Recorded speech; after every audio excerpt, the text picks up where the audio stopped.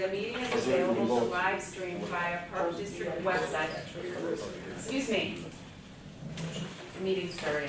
The meeting is available to live stream via Park District website. All information about Park District meetings can be found at winpark.org under the Park District info tab by selecting board meetings and videos.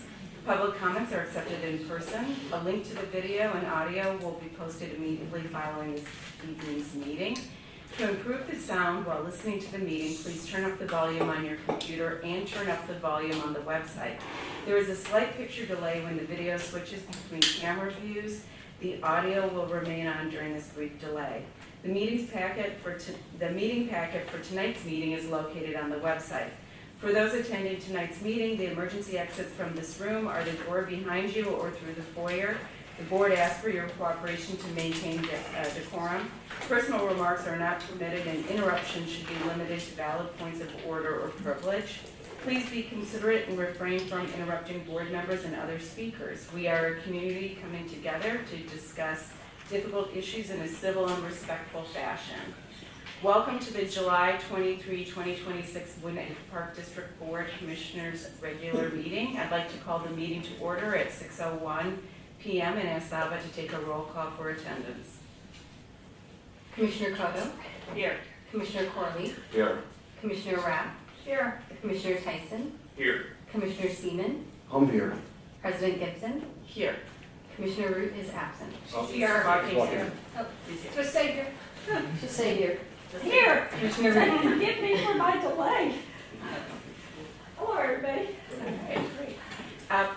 We're now moving on to section 1.2 of the agenda, the Pledge of Allegiance. Please stand if you are able for the Pledge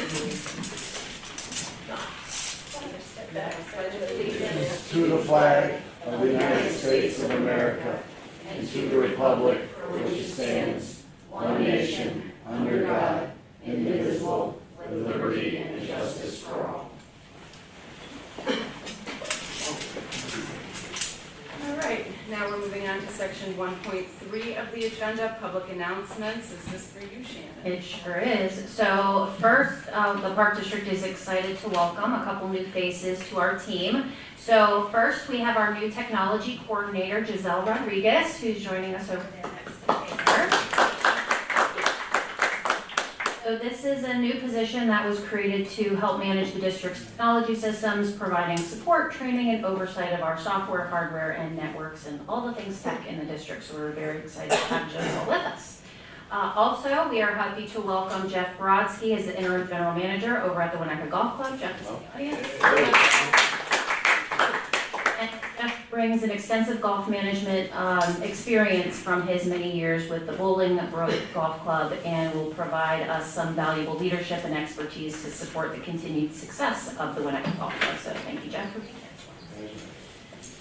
And let's see, what else do we have going on? Okay, so both the Skokie Playfield Campus Master Plan and the ADA Transition Plan continue to make excellent progress. Last week, our master planning team hosted a successful community conversations event at the Skokie Playfield campus where residents had the opportunity to share ideas, priorities, and vision for the future of the campus. For those that were unable to attend, we encourage you to visit the project website and complete the online community survey. Your feedback will help shape the long-term vision for this important community asset. In the coming weeks, we will be launching an additional community survey as a part of the ADA Transition Plan. This survey is designed to gather input from individuals with disabilities, their families, caregivers, and other community members regarding accessibility throughout our parks, facilities, programs, and services. The feedback received will help us better understand community priorities and guide the planning and prioritization of future accessibility improvements, and all responses will remain anonymous. We encourage everyone to participate in these important planning efforts, and thank you in advance for taking the time to share your feedback. There's also a lot going on still this summer at the Park District. Upcoming events include family camp night at Lloyd Beach, family yoga, the summer luau, park takeover, Wednesdays in the woods, of course, and so much more. Visit our website to explore upcoming events and start planning your next adventure. Registration may be required, so visit our website to see all that we have going on. Thank you. Thanks, Shannon. Moving on to section 1.4, and it's approval of the July 23, 2026 meeting agenda.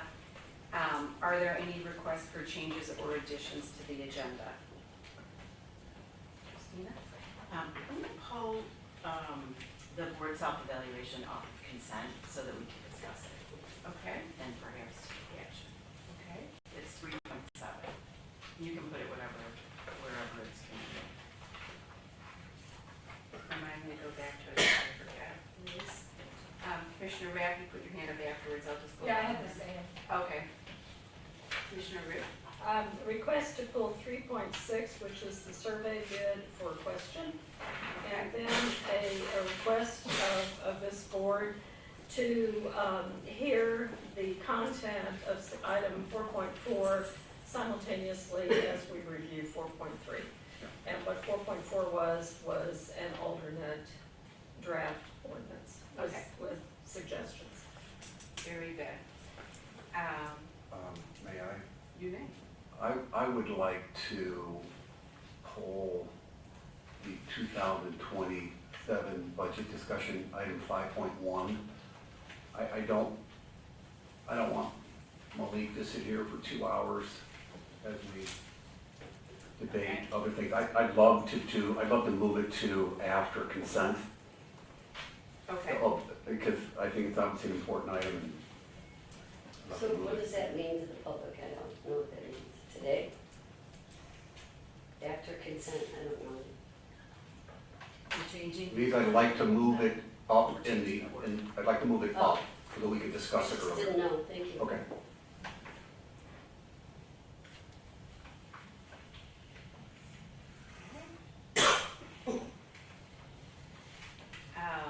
All right, are there, let me see. Okay, may I have a motion to approve the July 23, 2026 regular meeting agenda as amended? So moved. Second. And this is a voice vote. All in favor? Aye. Opposed? All right. This is section 2 of our agenda, and this is your opportunity to address this is the opportunity for the public to address the board on any issue. When called upon, please come to the center position in front of the commissioners, stand at the podium, speak into the microphone, and state your name for the record. Please address your comments directly to the board. In accordance with section 4.29 of the board policy manual and as referenced in Public Access Counselor Opinion 2024 PAC 81900, each speaker is permitted up to 3 minutes to provide public comment after being recognized. Speakers may not combine, transfer, or yield their allotted time to others. If you would prefer to submit your comments in writing this evening, you may do so by providing them to a member of the Park District staff. Do we want to start with the front row tonight? Good evening, I'm Alan Welch, 40-year resident of Winnetka.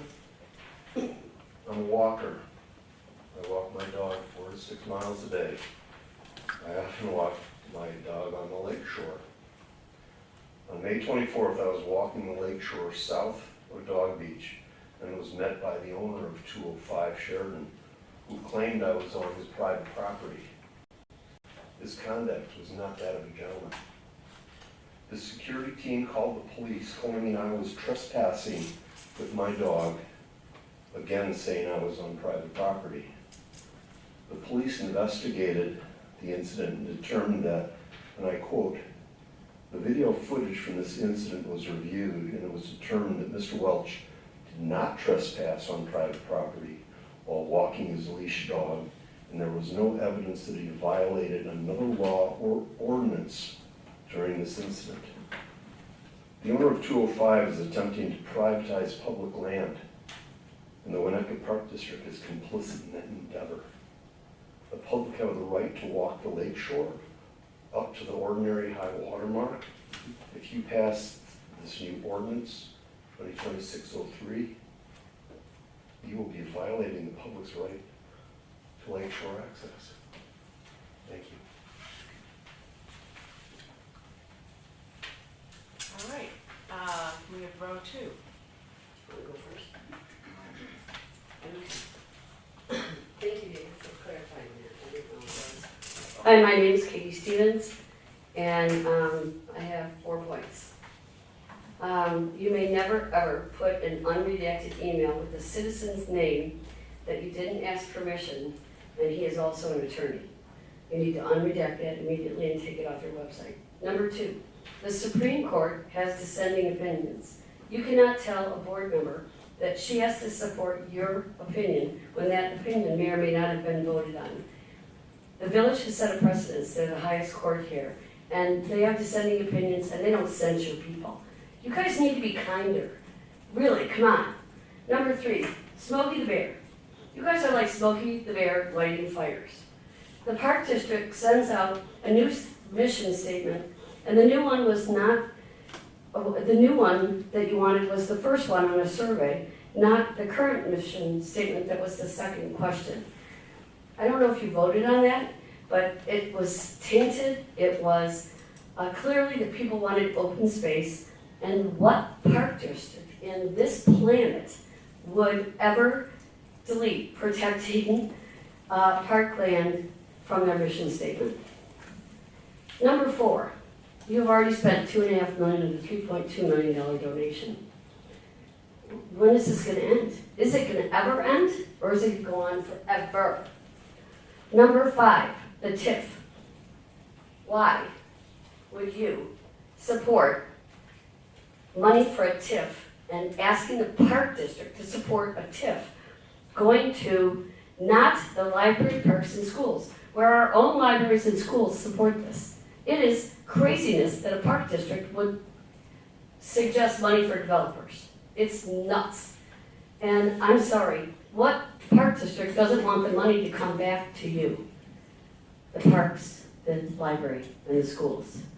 I think this is a joke. I think it's a conflict of interest with the Park District, with real estate developers, and real estate people.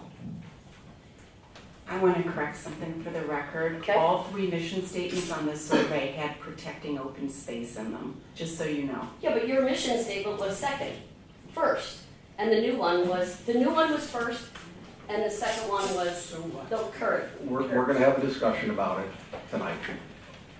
Stay tuned. All right, anyone else in the second row?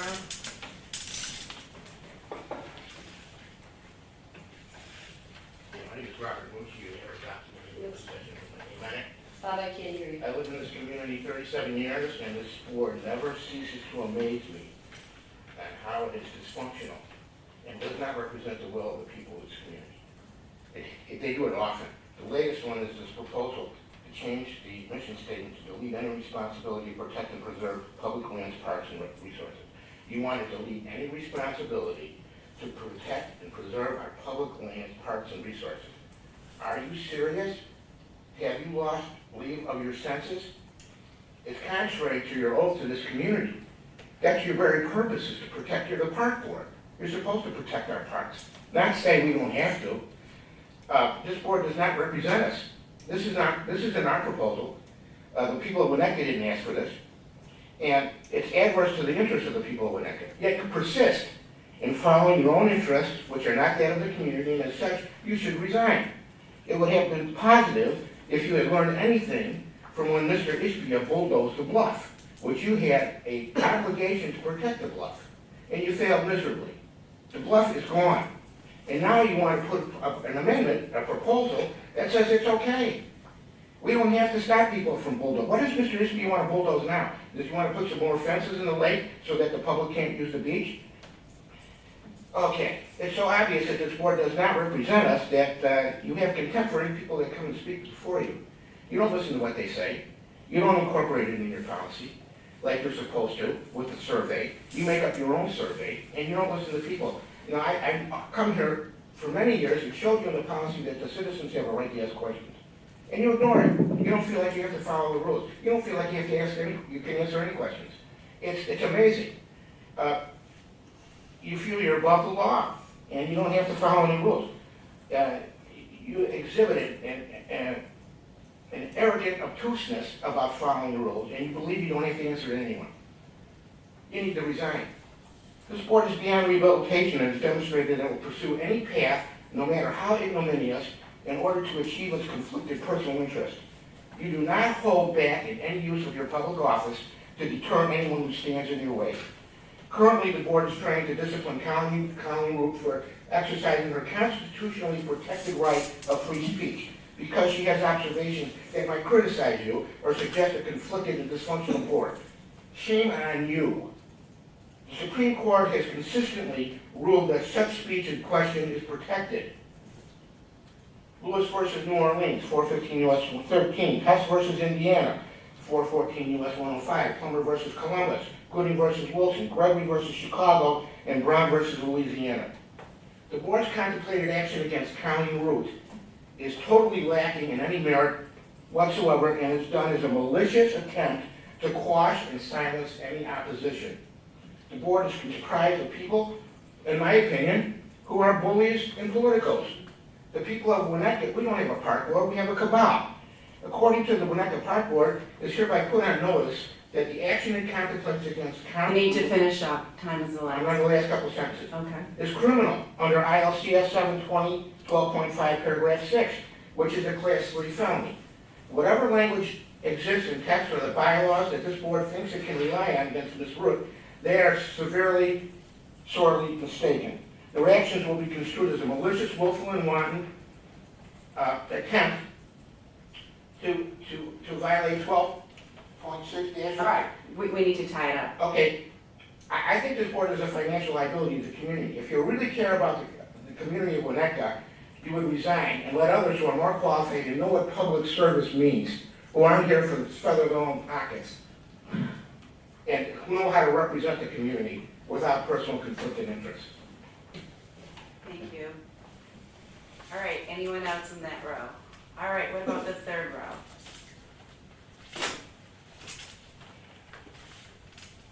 Fourth row?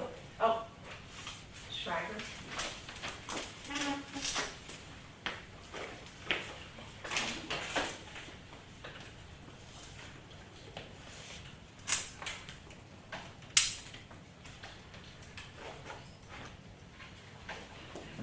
Not much open space back there. Good job. So, my name is Susie Schreiber. I have lived here most of my life, which encompasses a number of decades. And I'm here to speak with great concern over the disregard that you apparently have on open space. Open space was the foundation of the Winnetka Park District way back in 1904. People wanted to reserve space for the public. You look to the Village Green, which is owned by the Village of Winnetka, and used to be there to house your cows and things like that. But somewhere in the late World War I era, the cows no longer have rights to the Village Green. But anyway, that is a revered space. We have our cenotaph there. Everybody enjoys the openness of the Village Green. Everybody enjoys the north-south openness of the Green Bay Trail. But you can have a small open space, a medium, or a large. But please do not change the mission statement that is currently in place and clearly supports open space in the village of Winnetka. And if you are going to do anything about selling land or exchanging land, take it to a public referendum and hear from every single member who has the right to vote in the village, in the Winnetka Park District elections. And I thank you very much. Thank you.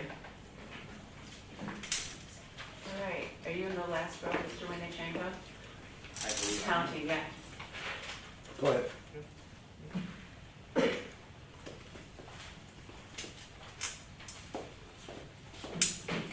Call me Dr. Court. Oh, doctor, sorry. I'm joking. It's all PR. Anyways, first, I came here to speak about it, but I want to point out that, yes, I agree with the comments about ordinances that have the appearance of supporting a particular resident or their desires.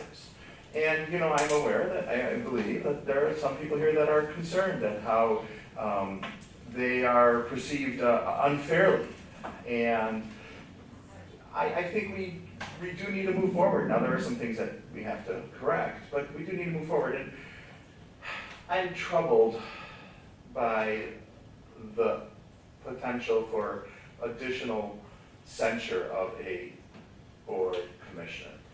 So I read the email, and I'm troubled by how it's being presented and what it says. So first of all, the email is a selective clip of apparently a private communication between two citizens. When I read that email, I don't see that as a board member representing the board or speaking on behalf of the Park District. I see that as people communicating. And it is clear that all of the board members communicate privately with individuals. Perhaps not through emails, or perhaps not through emails that have somehow made their way to the Park District. But I am certain, and I would say I have evidence that board members will speak to members of the public in their personal capacity about board issues, Park District issues. And it's really troubling to me that when we should be trying to move forward, because appearances do matter, and there is an appearance that a lot of the stuff that's happened in the Park District has been intentionally or unintentionally been for the benefit of particular individuals. And those individuals have no problem taking advantage of that, which only makes the appearance worse for board commissioners. That rather than trying to move forward, you guys are going to now consider an email that is being presented out of context. We don't know where it came from, who sent it, what personal grind they might have, axe to grind they might have. And that email doesn't represent the board or the Park District. And honestly, it's nothing different than anything any of you would have done, I am certain. I am certain that if we scoured all of your emails, we would find similar communications that could be called into question. But rather than moving forward, we're staying in the past. Any other? Mr. Orr? Save the best for last, thank you. First of all, thank you for this. Now we can all see each other when we're in there, so I think this is a huge improvement in visual communications. Thank you. Second of all, I would like to thank Hosta, Shannon, and all of you. It just proves that when you make public comment sometimes and all the time, hopefully things get done and accomplished. I want to thank you for the lightning detection system that's been installed at Northfield Park. I think it's a huge improvement for safety for the park. And one of the other good things that comes out of it is that it also benefits the neighborhood, because obviously if hopefully people are smart enough when the siren goes off, if there is a situation where there's lightning detected in the air, that they will also use that as an advantage to go inside. And we can lead the horse to water, we can't make them drink, but hopefully they'll use that as a safety measure. So thank you a million times for that. It happened pretty quickly considering I'm not sure exactly when I first spoke about it, but thank you Shannon, thank Costa, and thank you for all that. Second of all, I'd like to thank Shannon for her participation in the JRB. I'm here as Northfield Charlie Orth private resident, not as anything else but that. I just want to make that perfectly clear for the record. Shannon, also thank you for attending the village board meeting on Tuesday to hear what's been going on with this other word that I won't discuss, which I know you'll be discussing later on. So again, thank you for everything. Thank you for everything you're doing. Especially thank you for this, and thank you for the work at the park. So I know you don't always hear good things up here, and there's a lot of criticism, sometimes noted, sometimes not noted, sometimes good, sometimes bad. So again, thank you for your time. Thank you for everything you're doing. It's a difficult position to be in, I know. So thanks again. Thank you. Thanks, Costa. Is that it for public comment? Case, we will move on. President Gibson? Yes. One thing that we neglected to put into the script, which was on the agenda, was a proclamation for Parks and Recreation Month. If we could go back to that item really quick. That's Oh, yeah, my fault. 1.5. I apologize for Yeah, that not being back. Yeah.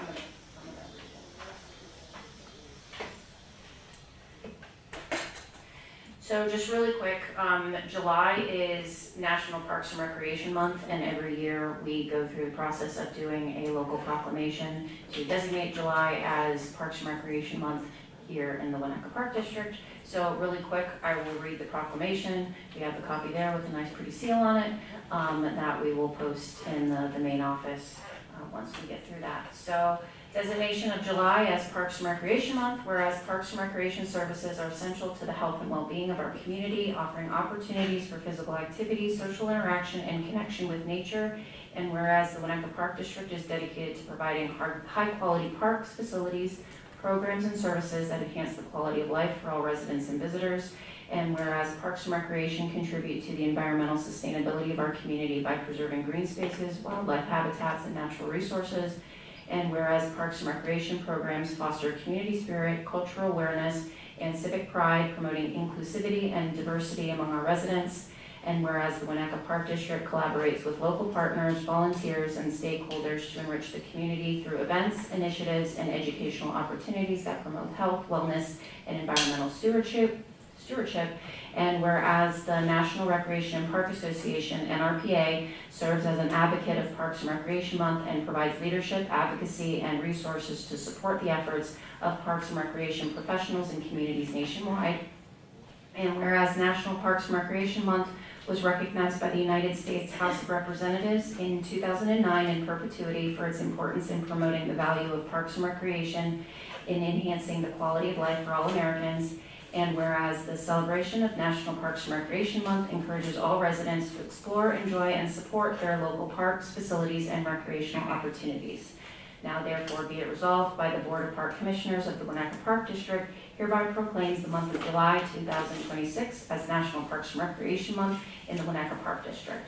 Be it further resolved that the Board of Park Commissioners encourages all residents to participate in parks and recreation activities to celebrate the contributions of Parks and Recreation to our community and thank the dedicated Winnetka Park District employees for their hard work and to advocate for the continued support and enhancement of Parks and Recreation services. In witness whereof, I appear to set my hand and cause the seal of Winnetka Park District to be affixed this 23rd of July, 2026. Do we need to pass the resolution, do a motion and everything? Sure. Yeah. May I have a motion to adopt the proclamation just presented by E. Gazal? So moved. Second. All right, could you do a roll call vote on that,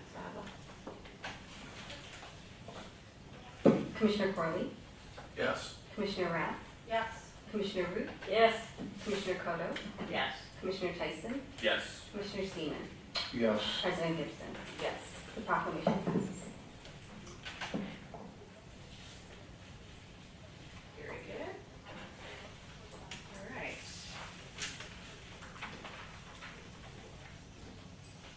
All right.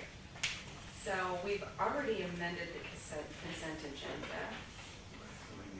Next should be 5.1. No. No, we need to pass on the Yeah. consent agenda. And then talk about two that were taken out, Oh, sure. I think. Yes, so, may I have a motion to approve the consent agenda as amended? So moved. Second. That's a roll call vote, Saba. You need to list the things that were. Oh, we're gonna pass on 3.1, I'll read the whole thing. 3.1, June 25, 2026 regular meeting minutes. 3.2, June 25, 2026 closed meeting minutes. 3.3, July 1, 2026 special meeting minutes. 3.4, June 2026 financial report. 3.5, Winnetka Ice Arena facility request review. That's all. Do you have to do a roll call vote? Yes. Commissioner Rath, Yes. Commissioner Kodo, Yes. Commissioner Root, Yes. Commissioner Tyson, Yes. Commissioner Corley, Yes. Commissioner Seaman, Yes. President Gibson. Yes. Motion passes. Thank you. As we move through tonight's agenda, I'd like to ask commissioners to keep comments to 3 minutes per item unless otherwise noted, with one opportunity to speak on each item. If there are matters that require additional follow-up from staff and cannot be addressed immediately, those items may be tabled by a majority board vote to a future meeting. It's important that we respect the time of our community, staff, and fellow commissioners while ensuring our discussions stay focused on board-level decisions that best serve our community. Just a point of order. I believe the policy we adopted included 1 minute for a response. It does. Okay. I didn't read the time or anything, I'm just saying we need to be mindful. I thought you said the 3 minutes. Did I? Yes. Okay, so Oh, 3 minutes, yes, with a minute response, yes. Okay. Yep, okay. We'll put that in the regular scripts.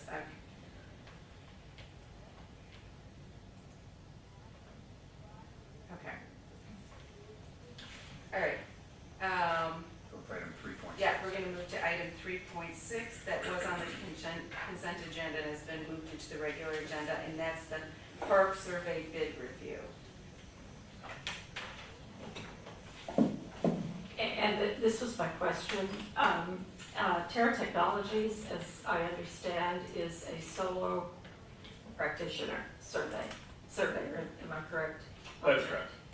And the question that I had, because I don't know the answer, is whether we are availing ourselves of a lesser quality survey. Because if you have an established firm, and I'm thinking of Craigie and Associates, they have an archive of surveys of the area. I don't know if Terra Technologies does. And they also have more than one individual, so there's an opportunity to balance questions and look at things. In other words, 2 heads are typically better than 1. So my question really is whether we as a park district, by taking Terra Technology as a sole practitioner and the lowest bid, may actually be harming ourselves ultimately with the quality of the survey work. And I don't know the answer to this, but I really felt that was something that as a board and with our staff and council, we might like to have some consideration of before we vote. I'll just make the comment that the surveyor, in this case, Venus Ricasas, is a licensed practitioner of surveying in Illinois, and he has to be licensed by the state of Illinois to do that work. So there's testing procedures, and same thing with this company that he holds. He does do survey work. He's done survey work for us for, I would venture, over 10 years plus for work along through the lakefront. We branched out to some other locations with him as well, one-off applications, and his work has been, it's been right in line with any other work that we had from Walt Hamilton, DLZ, or Crane and Associates, or Acer in this case, which is the same company. So at the cost savings of, in this case, about $27,000, I would argue that the services rendered are just as good as anybody else on the, that provided surveys or proposals for the survey work. But it's up to the board to decide, of course. Does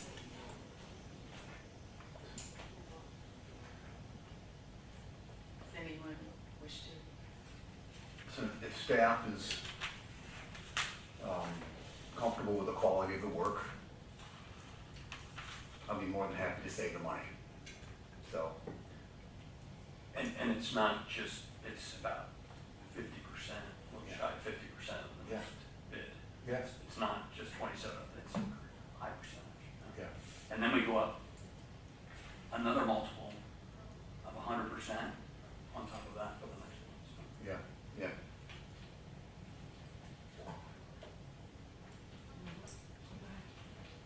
I just want to say thank you. In my report and subsequent communications, I asked a lot of similar questions.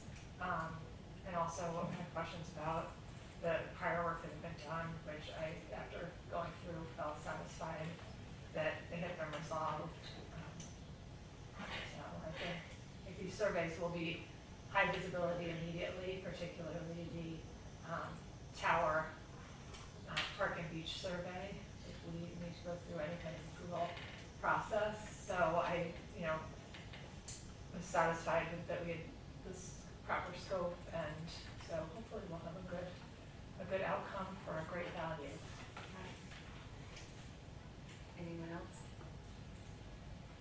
Yeah, that sounds good to me. Yeah. If they're better had surveys, then we'll use somebody else next time. Well, I have confidence in staff's ability, particularly with having had prior experience. So,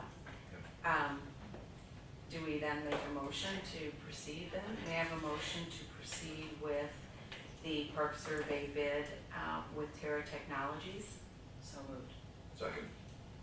The roll call vote, Evelyn? Commissioner Seaman, Yes. Commissioner Kodo, Yes. Commissioner Rapp, Yes. Commissioner Corley, Yes. Commissioner Root, Yes, and thank you. Commissioner Tyson, Yes. Commissioner Gibson. Yes. Motion passes. All right. President Gibson, there's one other item on that would be for potential consideration, and that is the, reserves the right to waive any informalities in the bid received. Right, Kristen? Yeah, he did not represent on the bid that he submitted of the attachment or the agenda. That was, Could you speak inaccuracy. into the mic? So we wanted to make sure that that was corrected and noted to the park board. They were aware of that issue, so. Can you start again? I'm Yeah. sorry. The bid submittal, there was questions that were received part of the bid process. And to answer those questions, we send out a formal addendum to all registered bidders of the bid packet. Okay. As part of that, to ensure that each bidder received and understands the scope, or in this case, maybe a change of scope or the specifications, we include that they acknowledge receiving and accepting the addendum in this case. He did not indicate that. I had conversations with him after. He said that he missed it. So we just want to make sure as a formality that is noted as the board's ability to waive that in this case and accept the bid as is. Did he make a verbal agreement to it? I can have him, we're going to structure a professional services agreement that will have him sign off, and I can note that that is included in as part of that. Okay, all right. So do you want to, should we revise the motion or do we just? You already passed the motion. Right, Yeah, so you would need an additional motion. Okay, may I have a motion to accept the process proposed for the bid amendment with Terra under the professional services agreement as outlined by Costa Catulus? So moved. Second. Commissioner Corley, Yes. Commissioner Kodo, Yes. Commissioner Seaman, Yes. Commissioner Root, Yes. Commissioner Rapp, Yes. Commissioner Tyson, Yes. President Gibson. Yes. Motion passes. All right, now we're moving on to item 3.7 that was moved into the regular agenda, and I think this is you, Commissioner Kodo. Yes. So I'm glad everyone has had a chance to look at a very simple self-evaluation for this board. We've talked about board self-evaluation on a number of occasions. We talked about it in our board self-evaluation process with Peter Murphy way back in September of 2023. We talked about it again in our board comments for the comprehensive master plan. And we spoke about it again in the strategic plan. It appears tangentially in a bunch of different places in section focus areas 3, 4, 5, and 6. I think it's a healthy exercise for this board to engage in. I think it articulates the expectations, and I think it specifically addresses what we do and how we do it, and how we do it is the code of ethics. So my proposal is that we'll create a survey for each board member. All of us will be on that survey list. We'll complete it, and it will go back confidentially to that individual board member. It will be ranked 1 through 5 together with comments. Any questions? Commissioner, I'm recognized, yes. You are. I said, Okay. go ahead. Okay. I don't, this isn't. Sorry, I didn't. So thank you, Christina, for putting something together and getting the ball rolling.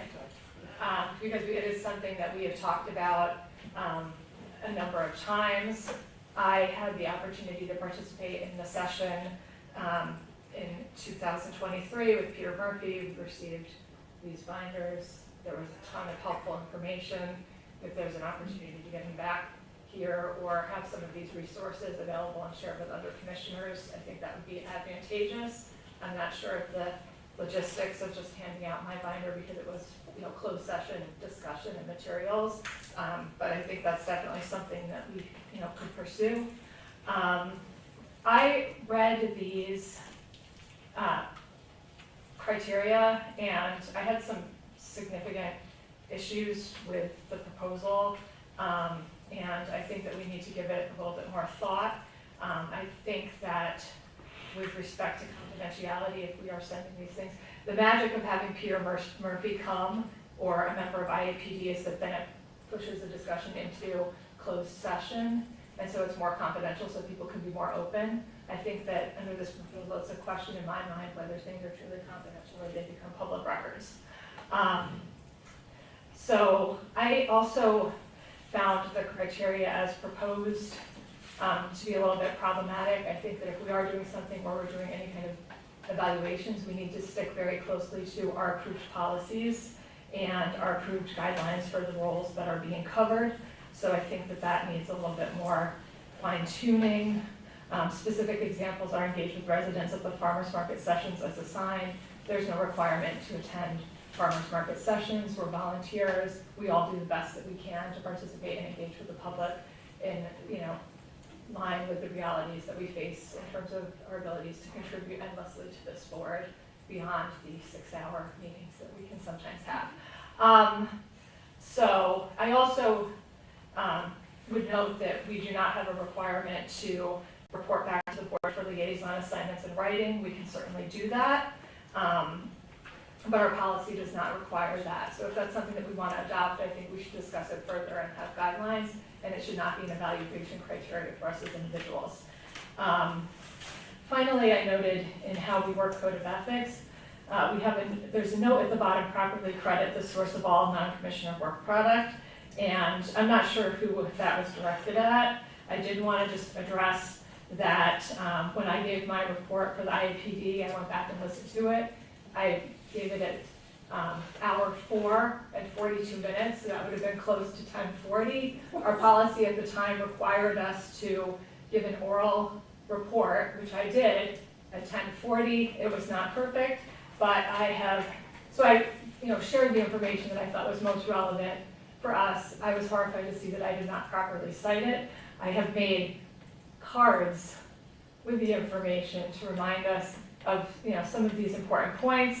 It was presented at the board member to board leader part 1 session at the IAPD IPRA Soaring to New Heights conference. It was presented by Danielle Wilson of Barry Dunn, who we had some contact with through our comprehensive master plan. So I will pass these out again so that as we have our meeting, we can remember some points about civility and making decisions in terms of listening, which they had identified as a very important attribute for a board member.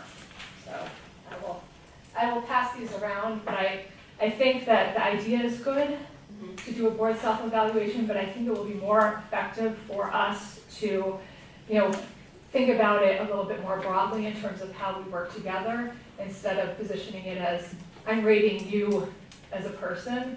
I think that that will help us as a board. We all have strengths and weaknesses, and I think that for me, when I think about board self-evaluation, it is really thinking about how can we work better together and be more efficient in our meetings. Can I ask a question? What you have there from Peter Murphy, was that a session that you attended where he talked about board self-evaluation? Came here. Or that's where he actually did it? Came here. Okay, yeah, got it. And FYI, I have been told he will not come back. He doesn't do repetitive board self-evaluations. He wants you to stand on your own 2 feet. I've been told we can certainly ask him. And it's not a personal evaluation in any way, shape, or form. Most of these, all of these aspects are how we work together as board members. So, I'll let it go yeah, back to that. I mean, when you read it, if you read it and you feel personally challenged, then I'm happy to consider different language. And I do have a question for Adam in response to your point about public records. If this is a personnel evaluation that is internal to the board, does that maintain a confidential status? It's not a personnel evaluation, because you guys are not employees. Okay. So it could become public. It could be. I'm unfamiliar with any exemptions under FOIA for board communications, internal board communications, unless they're preliminary drafts. Right. Documents which contain preliminary drafts where policies are being developed Great. are exempt, but the final results of the survey might not be. Gotcha. That's good to know. That might make this trickier.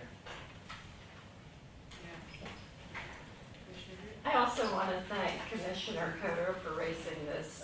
I had comments very similar to Commissioner Rapp's. I also brought my book, and much of the contents of this book were very helpful papers that were prepared by IEP staff. As I look around this table, I'm not certain President Gibson, Commissioner Corley, Commissioner Tyson, Commissioner Seaman. Were you part of it? Yes. Okay, forgive me. But No, we have. Appreciate you asking. We have 3 commissioners who did not have this opportunity. Peter Murphy, as we know, is extremely skilled. Quite frankly, he's excellent at this sort of thing, and he's had so many years of experience.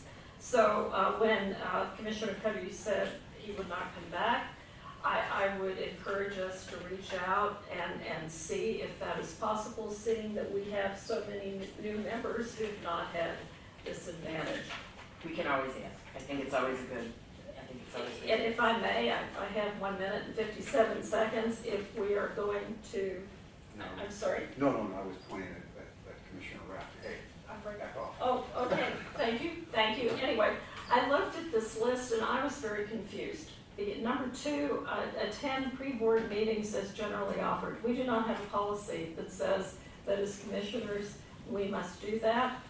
We try, I'm sure, to attend as we can.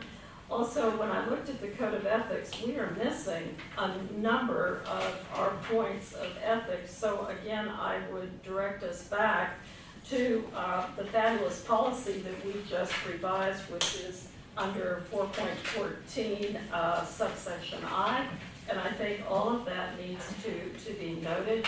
I too was very, very concerned that this might try to be used as some attempt at a demonization or a polemic.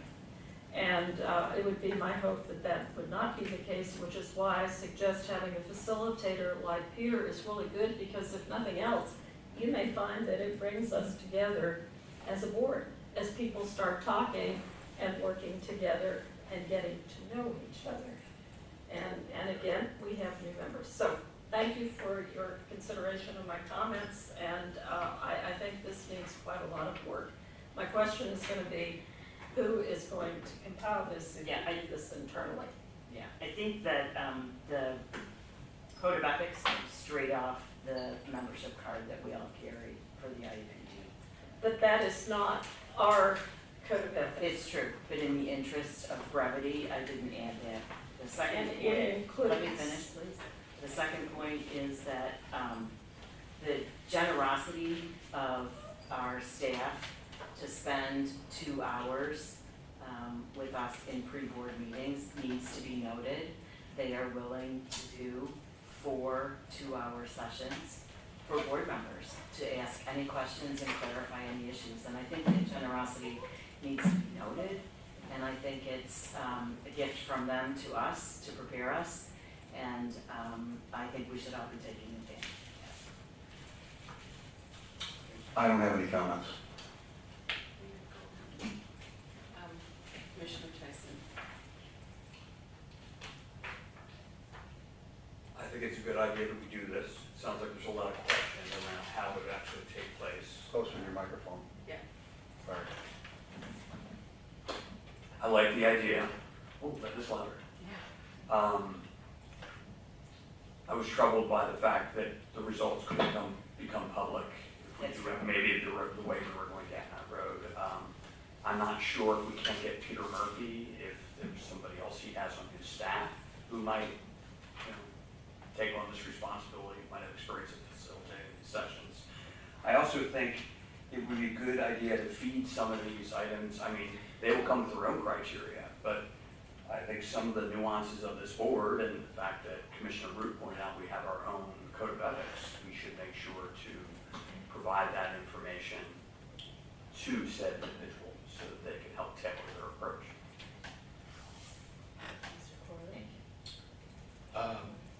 Yeah, I don't have any objection to this list as it is. These are all things that I already aspired to do, so.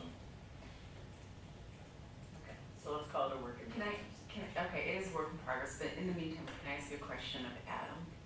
So it sounds like when IPD came in, made this presentation, somehow it was treated as closed session. So what is the criteria for that, and how would we recreate that? There is an exemption under the Open Meetings Act that permits public bodies to go into closed session for self-evaluation, review of practices and procedures, and ethics when it's facilitated by a representative of a statewide organization Okay. that you're a member. Okay, very good. And just to supplement my answer to Commissioner Cotto before, the minutes of closed session meetings are exempt from disclosure, but that's the representation of the discussion during the meeting, obviously. So I don't know for sure whether or not a survey circulated and collected would necessarily fall within that. Discussion during the meeting, if it was a closed session, would be exempt, but I can't say for certain whether the results of the survey would be. Good to know. Good to know. Commissioner Rack, did you have another question? Yes, I mean, I think also reaching out to IAPD to see if we can, circulate the surveys in this binder, because some of them, I feel like having individual 360 evaluations of us as people feels a little bit uncomfortable, but there are several survey instruments that I think are insightful as a board that are, would be fine to be public and disclosed, and that would actually help us. I would be happy to work on it. I don't know if you want to assign 2 people. Sure, good, yeah, sure. I think so. Okay. I'm in favor of having some board self-evaluation. Yes, just in terms of some of these items that are not in line with our policies, are you looking to make a proposal to incorporate them to our policies? So I think Or should we, so we have loosely done farmers markets, and we've all agreed to sign up, but some people don't sign up because we haven't voted on it. And so maybe we either make it a policy, or make it a recommendation, or create a menu of items for contribution. It's a really important outreach. It's a really important opportunity to connect with people and answer their questions, as Mr. Ricci pointed out. It's a really important opportunity. It's 5 hours on a Saturday where people come by to ask you questions, and there's usually a staff member there, there's 2 commissioners there. It's a good opportunity to hear what the public wants to say in a slightly different setting. I'd like to do motion to call the question. We talked about it, it's important, I think we agree on there's more work to do, but motion to call the question. What question are we calling? Well, it's on the agenda to be voted on, so I think at this point, we probably, It's a table. okay, Or postpone. it's a postpone. When would you like to postpone it to? Let's look at it again in September. September.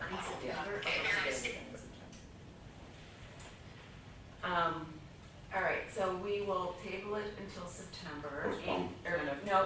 Excuse me, postpone. Yes. Postpone. I always Want a get motion confused. to postpone? Sure, let's take a motion to postpone it to, go ahead. I'll move that we postpone this until September, given the comments from legal and other commissioners. And for you and Cynthia to Work on it together. Okay. Does anyone want to second that motion? second it. I'd like to amend the motion to suggest that, as previously stated, but that during this interim period, you will reach out to IAPD and visit with Peter Murphy about the ability of an IAPD staff member to come to facilitate. Yes, ma'am? I'm happy to just reach out under the motion that we already have. Yeah, I think, Okay. I think that was Is that okay? assumed. That's great. Is that good? I did not know it Okay. was, and Well, we didn't say it, but. But thank you for clarifying. Okay, thank you. Could you do a roll call vote, please? Commissioner Corley, Yes. Commissioner Tyson, Yes. Commissioner Cotto, Yes. Commissioner Rapp, Yes. Commissioner Root, Yes. Commissioner Seaman, Yes. President Gibson. Yes. Motion passes. Wonderful. All right, we are now moving to what was 5.1 on the agenda, and that's the 2027 budget discussion. And Mr. Harper, this is you. Yes, thank you, President Gibson. Everyone have received the copies of the information I passed out. I do have copies for the public if they want, that's in attendance. We received the updated tax report from the Office of the Cook County Clerk on July 21st, 2026.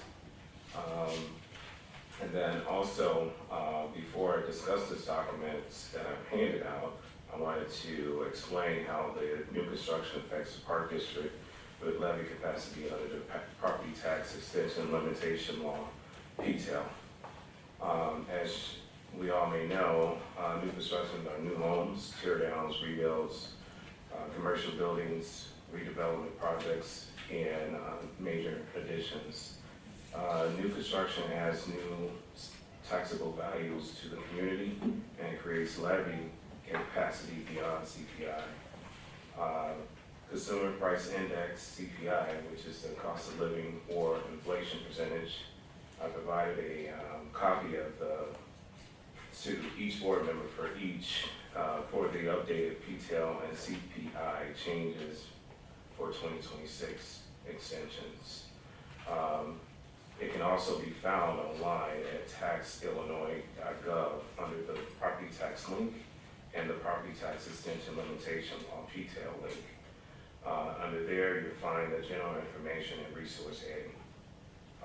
New construction matters because it broadens the tax base, creates the tax levy capacity beyond CPI, helps offset inflation, supports long-term sustainability, and reduces reliance on existing taxpayers alone. The levy decision will influence future levy capacity and budget flexibility. New construction also increases the value of overall tax base, which means the Park District can collect revenues associated with the growth. Assisting taxpayers are not solely responsible for generating additional revenue because the taxes are distributed across a larger tax base. This helps moderate the tax rate because the levy is distributed across more taxable values. As we review the as we review the agency tax report, this year's list of the current year 2025, if you look at that document, you'll see the amount in the middle column, upper center. Are you talking about this document right here? Yes. Okay. In the middle, you'll find 25.1 million is the new property amount for 2025. The new property is required to be added by the Cook County's clerk office. If you look over in the top left-hand box, that box is called PTEL limiting rate calculation. The extension base plus the CPI, that total is 6.7 million.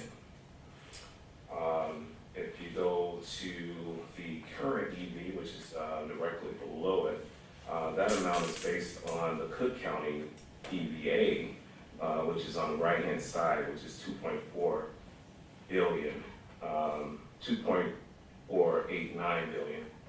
And then you take that amount minus the new property amount of 25.1 million, you get 2.464 billion, which is in the current box that you see on the left-hand side. That box is called PTEL limiting rate calculation.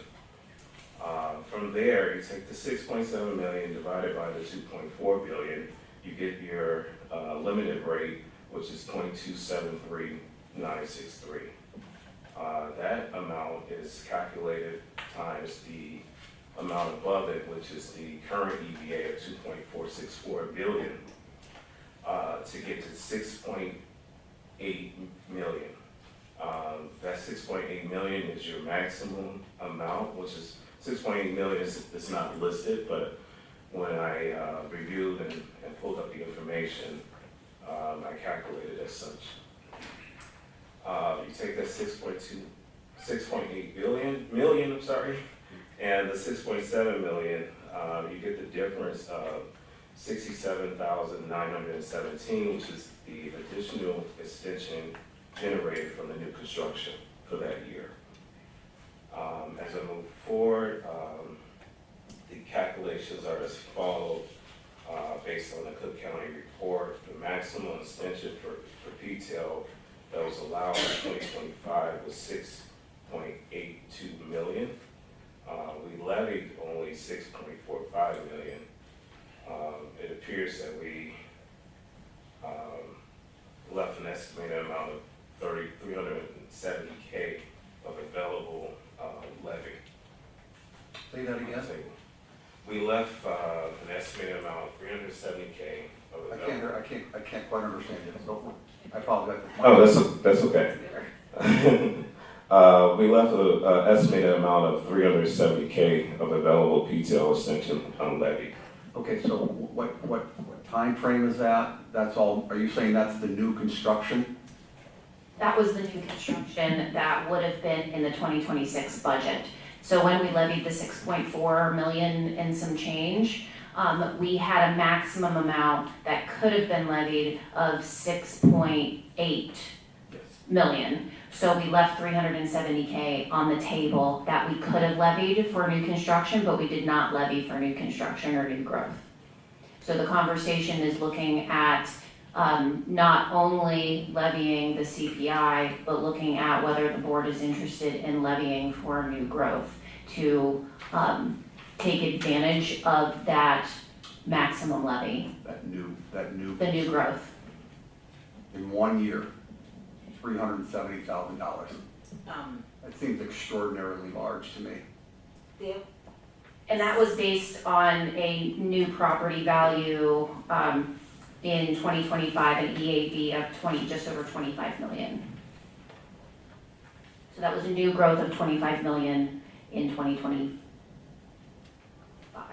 I'm equally confused because we could have levied on new construction more last year than this year? We don't know that.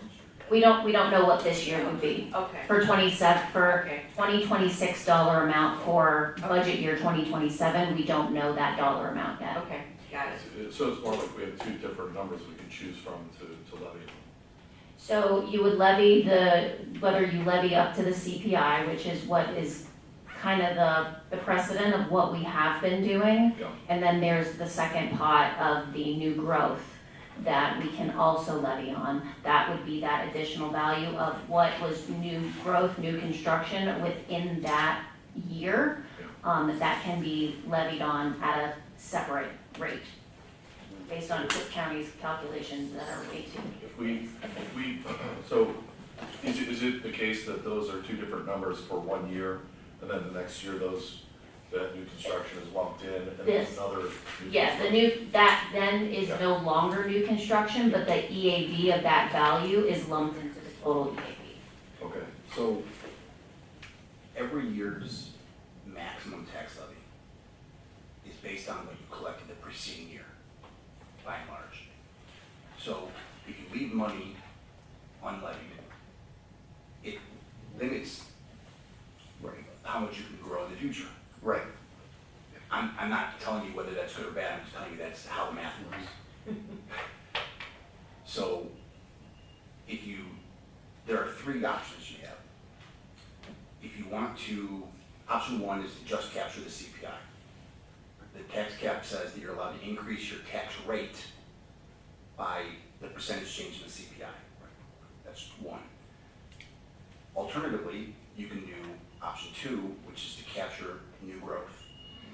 Staff can work on estimating an amount of the taxes that will result in the roughly same tax rate extended against the bigger pie, which will result in more revenue, but not also capture the CPI increase.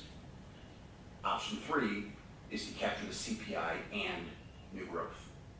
And option four is to leave it flat.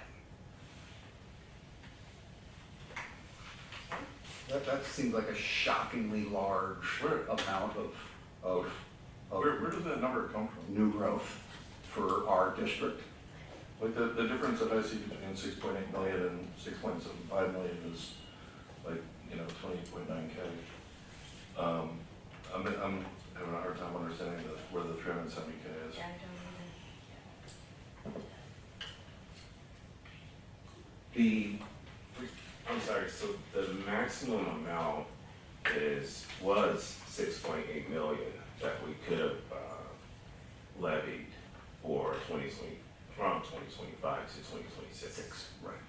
But we only levied six. But we only levied 6.4 This, billion. the number's not directly on the chart that you have. Oh, 6.4 is not on. Yeah. Okay, So- so 6.7. So the actual levy is on the chart that you have. Right. And that is where you see the row that says all capped funds. It says the maximum levy is 6,449. Got it. Because you can't, they're not gonna extend more than we asked for. However, if you apply the limiting rate, which is 0.273963, that's from the box in the upper left. If you multiply that by the total EAV, the 2,489,000,000, that results in a product of 6,820,000. That was the maximum you could have collected last year. So that difference between the 6,820,000 versus 6,449,000 is the gap you underlevied. Yeah, and no doubt the county's collecting that money, they're just not giving it to us. Is that right? They're having challenges collecting it and tracking it. Well, right, but they're, Anything at this it's not like, people are gonna be paying more taxes because we levy more, it's just that the county gets the lump. Someone else gets it. Right, someone else would get that money. No one else gets to capture the amount you underlevied. Who gets it? It's No. been paid. It's not levied. No, it's just not collected. They don't ask for it. The Okay. new construction doesn't Forward. have If you don't ask for it, the county doesn't collect it for you. So They don't- only collect the amount you ask for up to the statutory. Okay. state. Okay, but it's spread over everybody, not just new construction, it's not like the new. Yeah, but the rate that results from the calculation Yeah, applies to everyone in the district. okay. Got it. So the conversation on that within the budget discussion is whether or not the board wants staff to explore looking at that new growth rate levy for this Next. coming year's budget. Yeah, for 27. That's correct. And my answer is yes, Absolutely. So absolutely yes. when you say new growth, you're talking new construction. Correct. New construction, given what's happened post-COVID, all sorts of people moving up here, lots of new homes, that's what, Tear downs, rebuilds. got it, construction, okay. Yes, But it's only the 2020, it's only for that year. for the period of time that we're levying. Anything For whatever So the when you prior- go- architecturals that year. is. This year that we can, Or the new growth this year, everything that we missed before we missed. got it. But we get it going forward, every year we get it. Yes. So long as you levy for the new growth. So you're not looking for a motion on this, you just want to take us Direction. Guidance. Yeah, it basically is, as long as the board is fine, I mean, there's no decisions here, it's just, does the board want us to look at going that route while we go through the budget conversation? Listen, that seems like a lot of money, okay? Yep. That's a lot of money. And it could not to be controversial, but it could allow us to slightly lessen existing property taxes. Is that fair?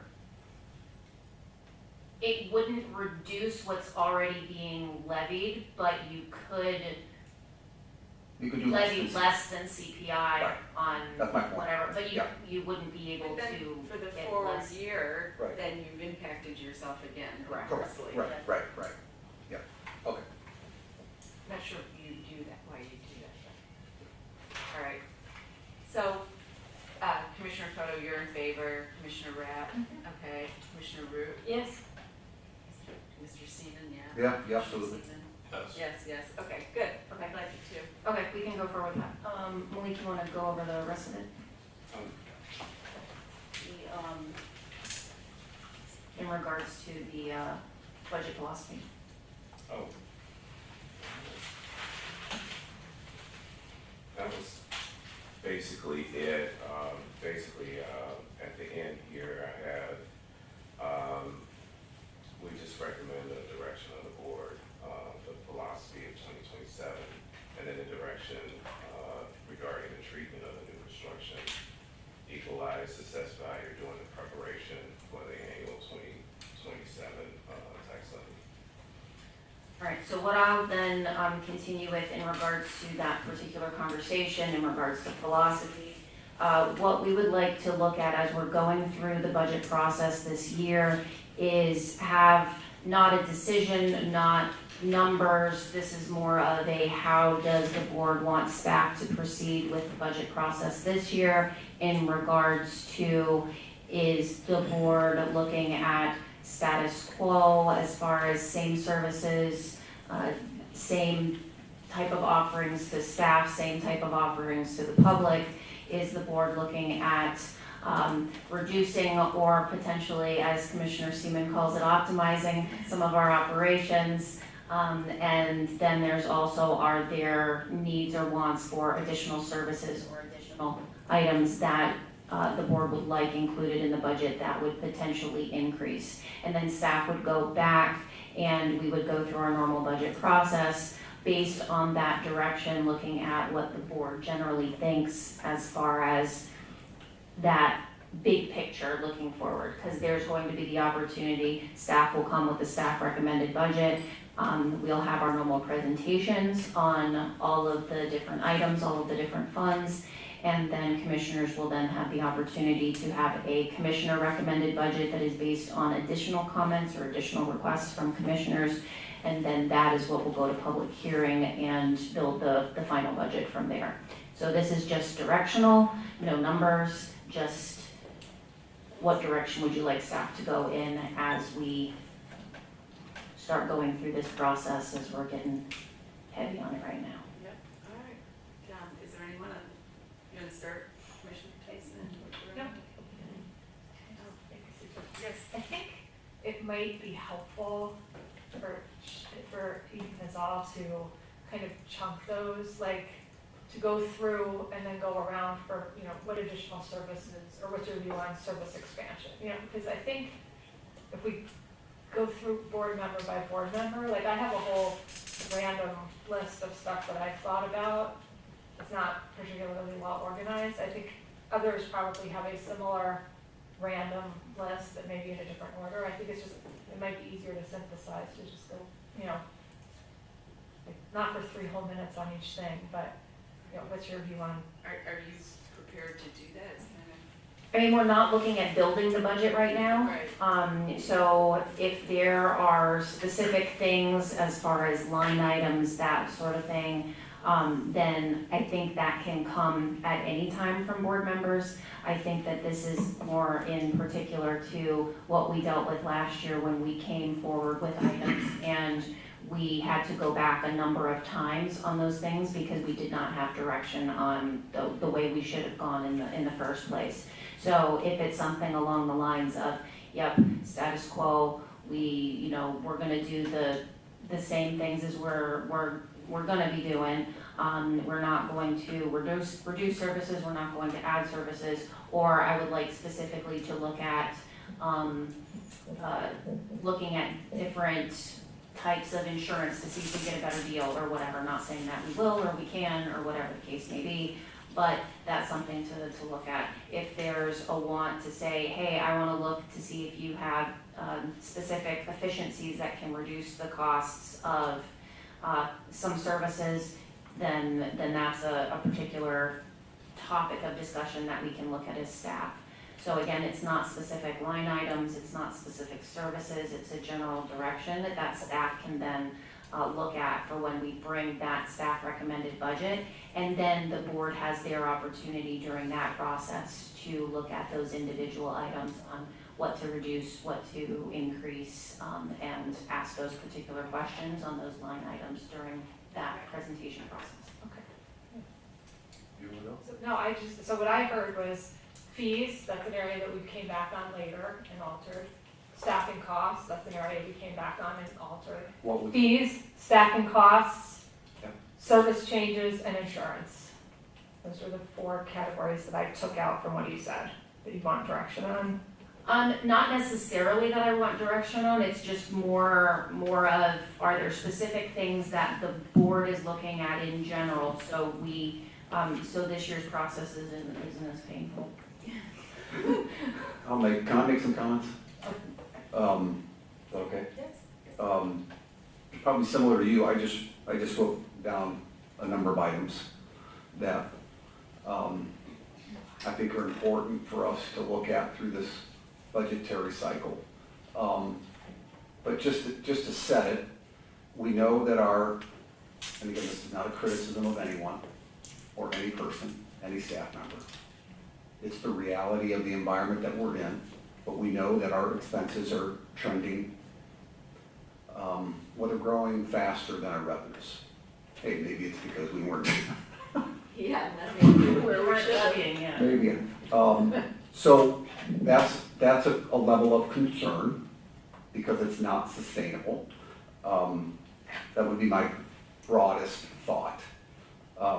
Secondly, a focus on net operating performance, not profitability, but performance. That ties into the optimization. I don't, listen, we're board members, I do not want to get into how Costa and Elisa and others operate their groups. I think that's too in the weeds, but I think we should definitely look to optimize our level of service. When Cynthia mentioned fees, because you said fees, there were some great things at that financial sustainability conference. I do believe, I know this is a lot of work, but I do believe there is a way to more, I guess we can refine our fee philosophy based upon who in the community is accessing that specific activity. We know that we effectively subsidize people enjoying parks, but obviously we have very specific, that's on one end, and on the other end, we have very specific clubs that may, that a very small niche group enjoy. So I would look at that financial sustainability conference information. I will resend the email that I sent out after we went, because obviously Malik, you were there, Shannon, you were there as well. I would like, listen, healthcare is really expensive. I would like there to be some level of study on, well, what else is out there? I don't know what the village does. I have no idea what D36 does. I don't know what the library does. But I think to make a more informed decision on the challenges of healthcare expenses, I think we should definitely do a study on it. And I'll leave it at that. But I think it's gonna be, listen, it's gonna be it's gonna be an arduous process, but it's gonna be a good process. And I think we're gonna be better for it. Commissioner Perez? So, we're in a competitive environment for talent, and we're a price taker for insurance to a certain degree. Mhm. We are, also in a competitive environment for fees. So what I would love to hear from the enterprise units who have the fee generation and the camp, recreation people who have the camp revenue generating programs. I'd like to make sure that we're competitive. I don't think we need to be the highest. I don't think we need to be the lowest. I think we need to be fair for the value that we deliver. And I think those professionals in those businesses know exactly what their competition is. That's their bread and butter business. That's number one. The business of this board is probably more on the benefit side and how to correctly price that. The revenue side is what I really want to focus on because, as David rightly pointed out last year, our revenue line has a shallower slope than our expense line. So is our revenue line correct and we need to adjust our expense line, or is our expense line correct and we need to adjust our revenue? That's where I would like. Is that clear?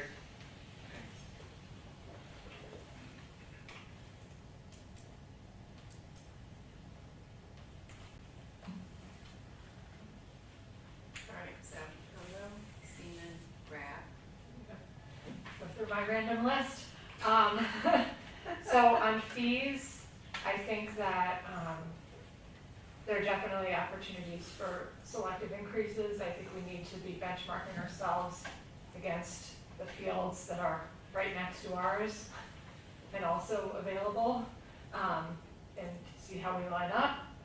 I think that the uncomfortable elephant in the room this time around is also the staffing expenses. I think that we need to really take a harder look at rationalizing all the different compensation elements around the salaries and also the bonuses, because the bonuses are very large, and when we do our benchmarking, they are difficult to incorporate properly, and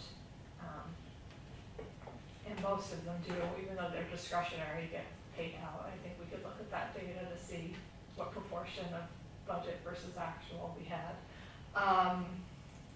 Insurance, I agree wholeheartedly that that's a big line item. In terms of service changes, I mean, I had small ones that I think would add a lot of value to the community. Commissioner Root had previously raised this, but I do think that plowing the path around Centennial, for example, would deliver a lot of value.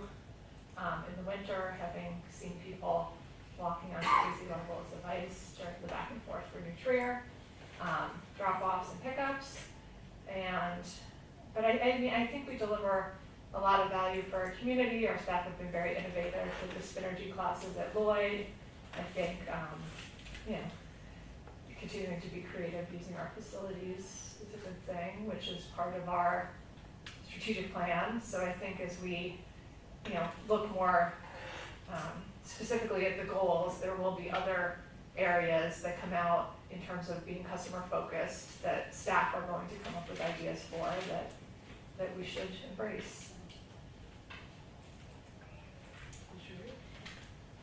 Again, pigtailing Commissioner Rapp here as far as plowing, particularly those areas where we have people walking, and I have witnessed 3 people fall during the Lincoln Centennial. And we're safety focused, and it would be nice to correct that problem if we can. But for our recreation team, I mean, our staff does an amazing job, and it would be wonderful if we could somehow continue with that creativity. I get feedback all the time. Why can't we do more like Lloyd Beach Bashes? Why can't we do that?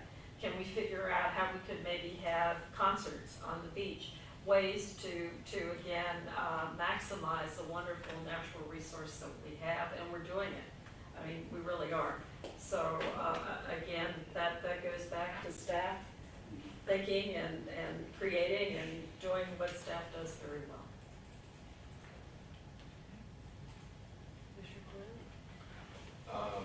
Yeah, so the request is here is for direction about the philosophy. Just overall, I think last year we had a austerity kind of approach because a lot of things were increasing and fees were not. We have a bit of a windfall all of a sudden.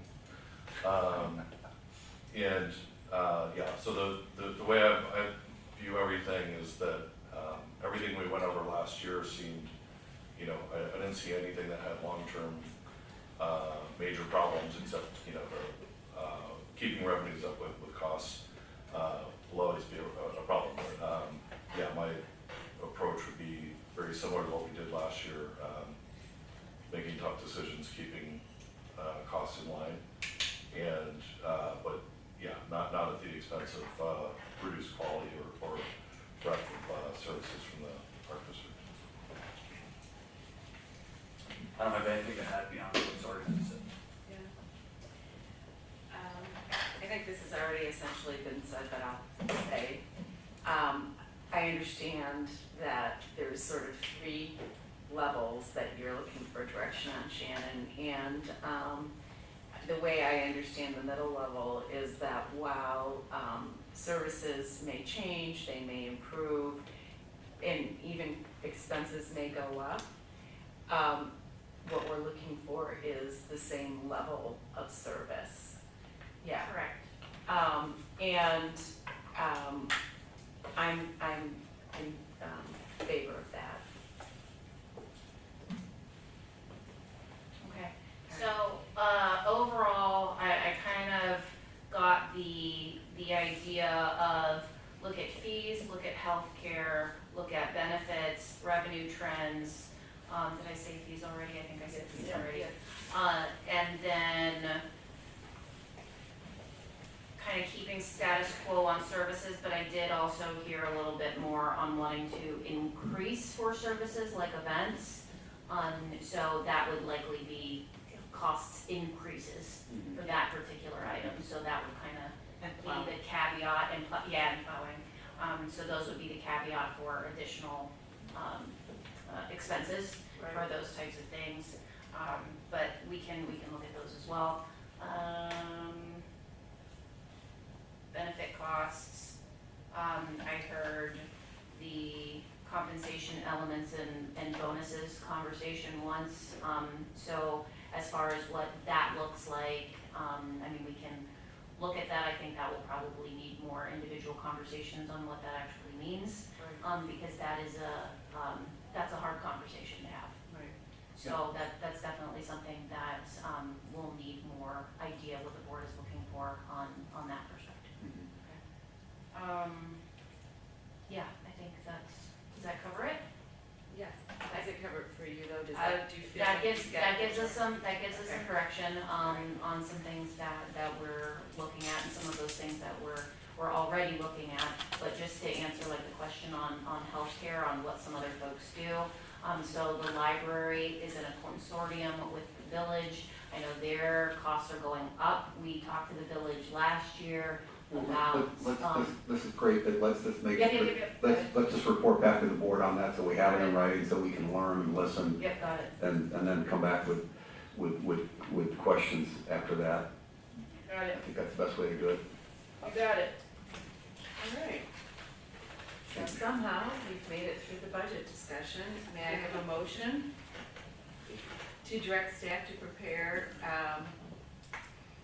a staff recommended budget as discussed, and also to prepare the tax levy to incorporate new growth? So moved. Second. It's a roll call vote. Commissioner Rath? Yes. Commissioner Cloto? Yes. Commissioner Root? Yes. Commissioner Tyson? Yes. Commissioner Corley? Yes. Commissioner Seaman? Yes. President Kitson? Yes. Motion passes. All right. Malik, we're saving your energy for the budget season. We're now moving on to section 4 of the agenda, unfinished business, and section 4.1 is discussion of a public relations firm engagement. Shannon? Okay, so this conversation, and I believe we have Jackie Yes. here, yes, with PCI, Public Communications, Inc. And so about a little over a year ago, it was brought to my attention to look at a public relations firm for public education and on specific items to bring forward in regards to the beach projects. And that kind of, it stalled once we paused the projects through the special use permit project with special use permit process with the village. And so that kind of halted. So it was then brought forward again to look at this again by President Gibson. And so we re-engaged with PCI to look at a potential option. We also talked to a couple other firms back in 2025, and PCI had a good amount of experience. And so this is in front of the board for consideration, and Jackie from PCI is here to answer any questions you may have.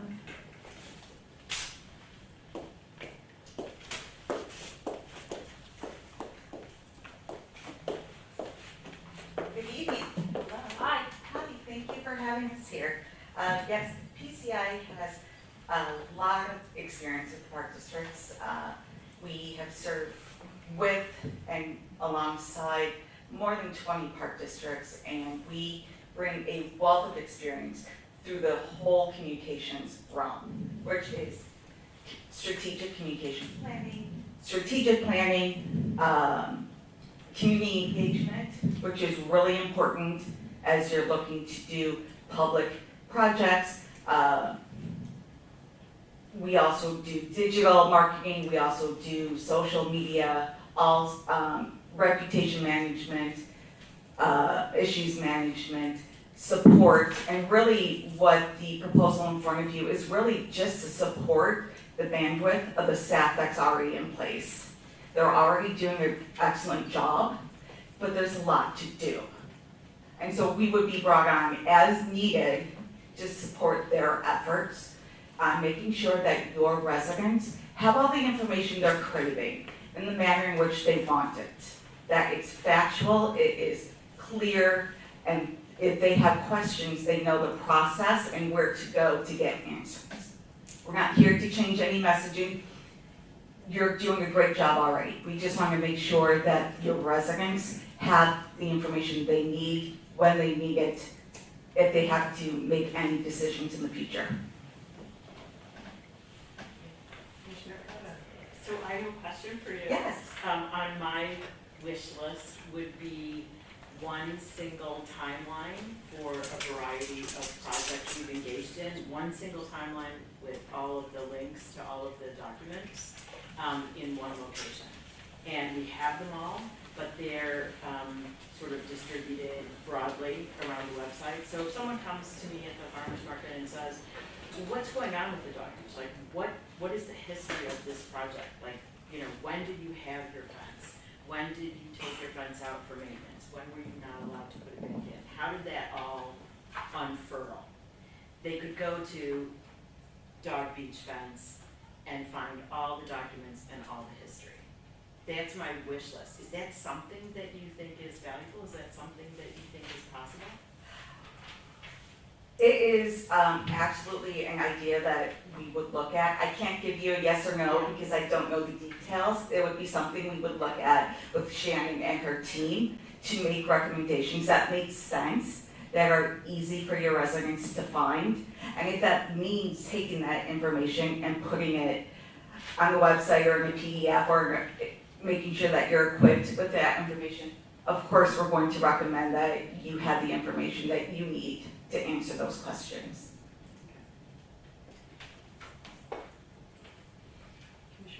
I have a question for you, Jackie, but also for Executive Director Lazal. Do I understand that the focus will be predominantly the lakefront, or are we talking across the board with communications? So the proposal in front of you is specifically for the, for Elder and Centennial. That is the budget amount, budget allocation amount that is referenced in the packet. I'm very excited about PCI because I view Jill Allreed as just a guru of. She's brilliant. Well, of lakefront. I mean, she, on the board of Open Lands for years. I mean, I actually have gone on YouTube to listen to some of her commentaries, and so what I'm wondering is whether we should perhaps increase the scope of this to maybe look at our lakefront and to see what she might do, and suggest with you or, you know, the team. I just mentioned her because, you know, I'm very excited about her association. She loves conservation, she loves the parks. It's a very important part of our practice at PCI. And she sends her regards. She was hoping to be here today. She would have loved to have heard that, but I will bring that back to her. Thank you. And then I think you did a fabulous job with South Beach, with Gilson, the South Beach, and your work there, which again, I think would be very helpful in this community because people are very, very confused. So, just a comment.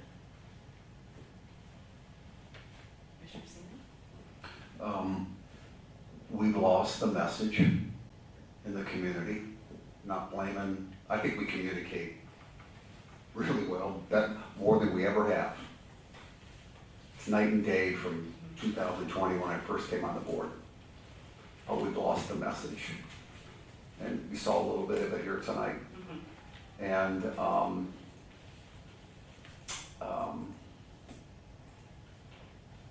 it really bums me out because I know that this agency, the folks, the staff, the board, work very hard to do the right thing for the broader community, and we need help. So I'm in support of it.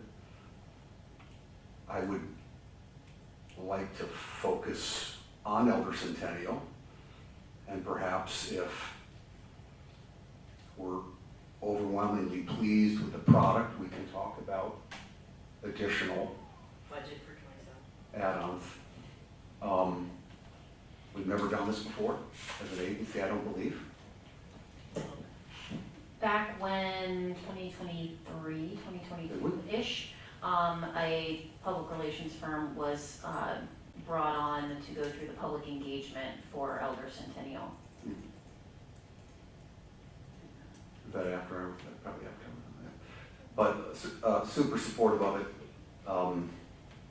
We gotta give it a shot, and we gotta control the message and get the message out to the community. So, thank you.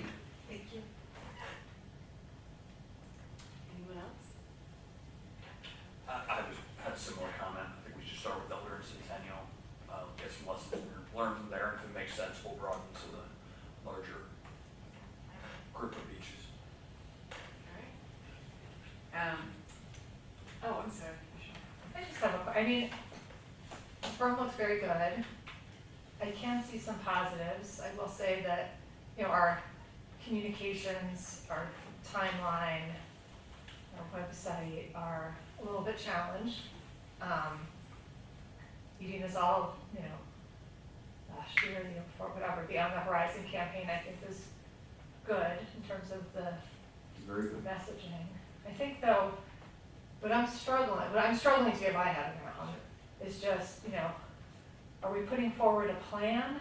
Are we, like, I don't see a lot of engagement of residents, so I'm struggling with like what the foundation is that we're looking to communicate about. I mean, I've been involved, I've been through all the phases, so We might have the wrong order on the agenda, because there's more conversations to have that might give you guidance on that. Okay. Yeah. 'Cause I mean, I feel like, In terms of like, I think there's and anyone can stop me on this, but I think there's a number of pieces to discuss. One piece is understanding the village's proposal to put our beaches and other properties into an open space district, and how would that potentially impact things. I think that I'd like to share some of the conversations that I've had with Bob Dearborn tonight, and that might give you some ideas. And then I think there's just a general update on Elder and Centennial that would also give some ideas. So is there a way that we can actually make a motion after those items have been presented? Isn't that your point, that you don't know where things are going? I don't, and sitting here right now saying we're gonna spend 28,000, like I don't want, there's certain messages that we've put out that I think are not going to be effective at moving us forward. Right, okay. And so I just do not have my head around at this exact moment of what those positive messages are. If we talk through those 3 items, would that give you more? It may not. I don't know. Don't talk All right. But is this a motion we can delay until later later in the meeting, or? You can postpone the item till later in the meeting. Okay, I probably want to do that. Okay, did you have something? I just had one other question. If, this again follows your comment, Commissioner Rapp, if our intent is that we are taking the plan that was rejected by the commissions and we're not changing it, then I don't know if any amount of publicity is going to help. So I'm hopeful that in the course of this is why I was so excited that Jill was going to be part of this, because she has a huge knowledge base about the lakefront and ecology. And so I was hopeful that maybe as staff worked on this, PCI might have some suggestions on ways to move forward with some changes. That'd be fine. I mean, I think mostly we'll be relying on engineers, but we certainly need help with sort of ward engineers too. So it's really, if I may, it's really about making sure that everybody understands the facts. Right. And that there is enough information available and easily accessible to the public, so that informs any conversation. Right.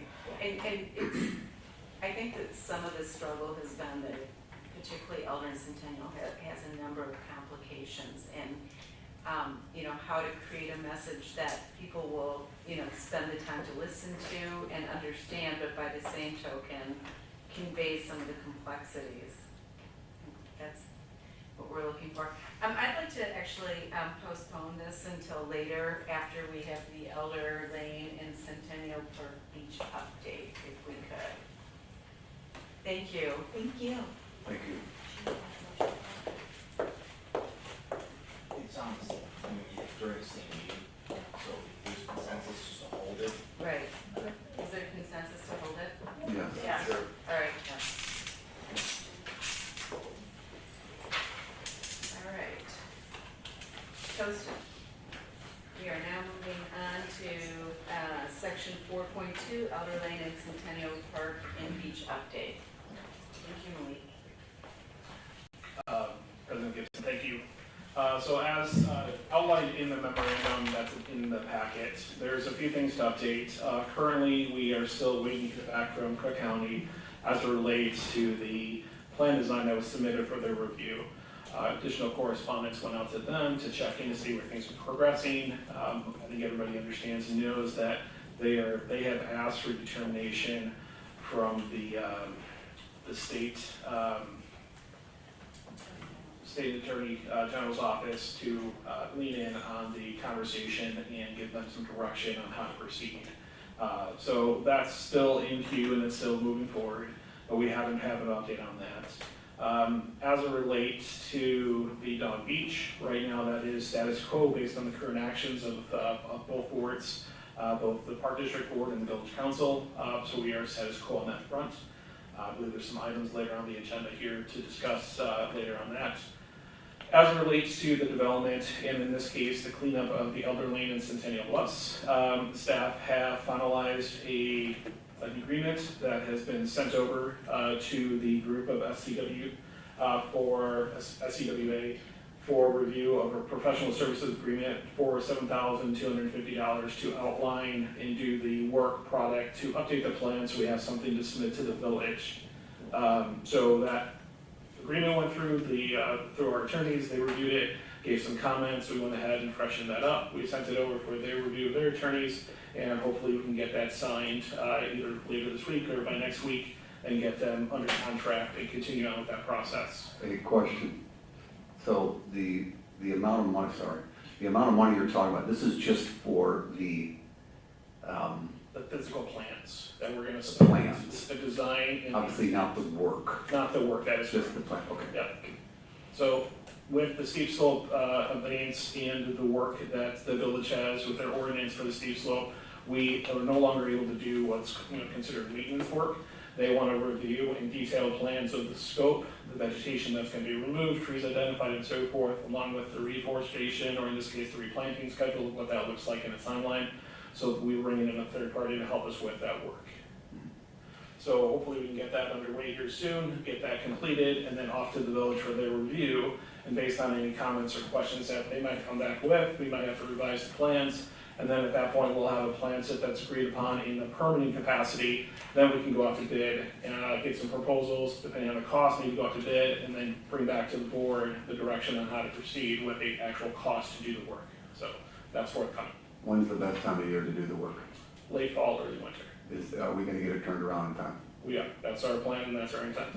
Okay. As we continue through the memorandum here, the other thing that you'll notice is there is an item in here including the unpausing, or in this case, bringing it back to the board for consideration for the Elder Centennial master plan discussion of the site itself.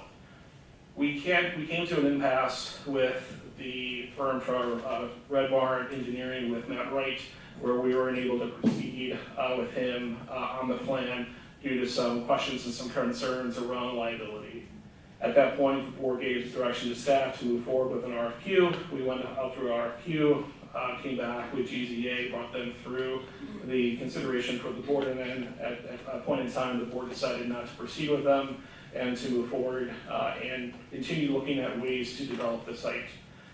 Since then, the Lakota team has been looking at opportunities to help the Park District, and they're coming to terms with the ability to bring in Matt Wright as part of their team as an engineer and changing the scope of their services, not only from a design firm, but design and engineering to work through this scenario.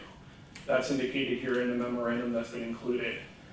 Tonight, I'd like to get an understanding from the park board as far as the desire for the plans and consideration of the plans from where we left it from the last schematic design that was presented and approved by the park board, and what we proceeded with for the special use engagement for both Elder and Centennial, to now understand and take the things that we've learned through that design process and that engagement process of special use and make changes or suggested changes that I can work back with the project team and put together a change order, or in this case, a change of scope for whatever services that might be, and bring that back to the board for consideration next month to continue proceeding down this path. So for this evening, I'd like to open the floor or open the discussion up to the park board to give staff direction on how to proceed with the design work or the intended scope of what should be included or not be included in the forthcoming design, if you will, on what we would come back with to be able to present to the park board, and then ultimately go up to design work and then bring that back in front of the village for consideration through the special use permit process. So that's something else that I'd like to discuss a little bit greater detail in the board. Looking back at the board minutes, stretching all the way back from 2023 to current, There's been direction in regards to a few elements, but nothing that has been formally motioned and approved to proceed with changes in the design.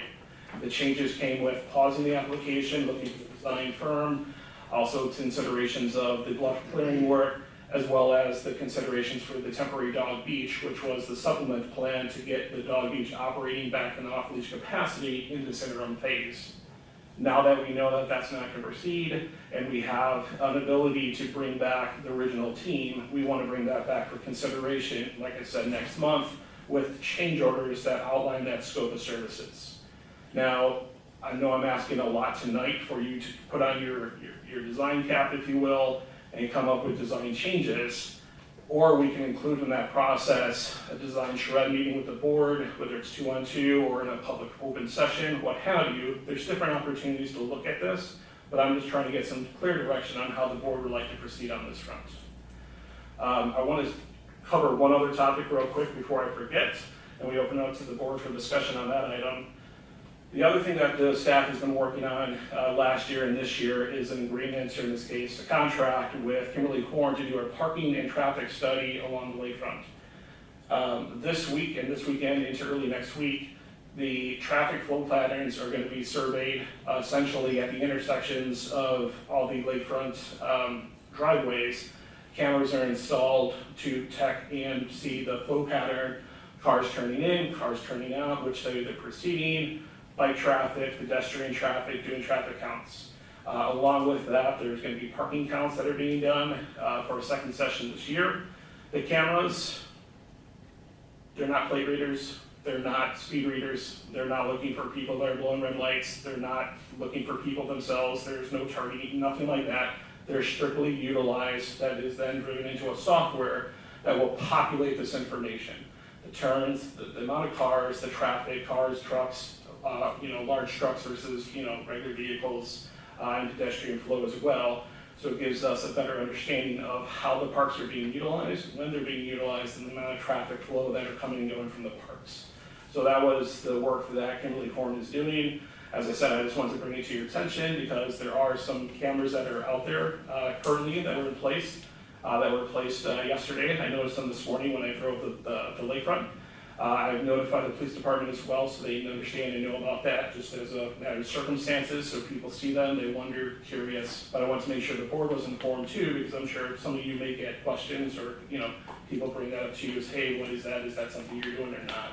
So I just want to make sure you guys knew about that as well. So, and I can share a memo if you'd like to capture that as well. I can send that to Shannon and she can forward that onto the board just to give you a little bit more particulars if need be. So. Thank you. We're going to open this up for discussion. Is there anyone who would like to start? Please start, Dave. I have one question for you, Krista. Is your buckthorn removal work started, ongoing, or finished? For which site? For Elders on Tenth. We are not allowed to move anything until we have a permit. Okay. So with the plan for. And that's been in place, that restriction has been in place since 2023? That, it went in place when we tried to do the removal 2 years ago now, or a year and a half ago now. Homeowners are able to do it without, but not our professional landscape staff.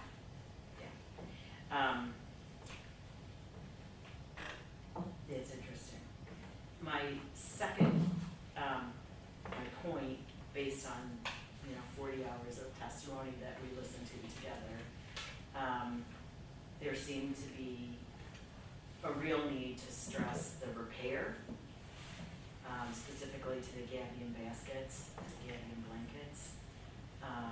Now, perhaps also to the pier at Eldred.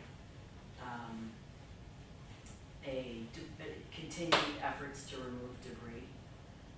So that would be item 1, repair and clean up. Item 2 would be protect. And there seems to be some knowledge of what it takes to protect a lakefront and what elements work well, like the ones that we've put in place at Lloyd.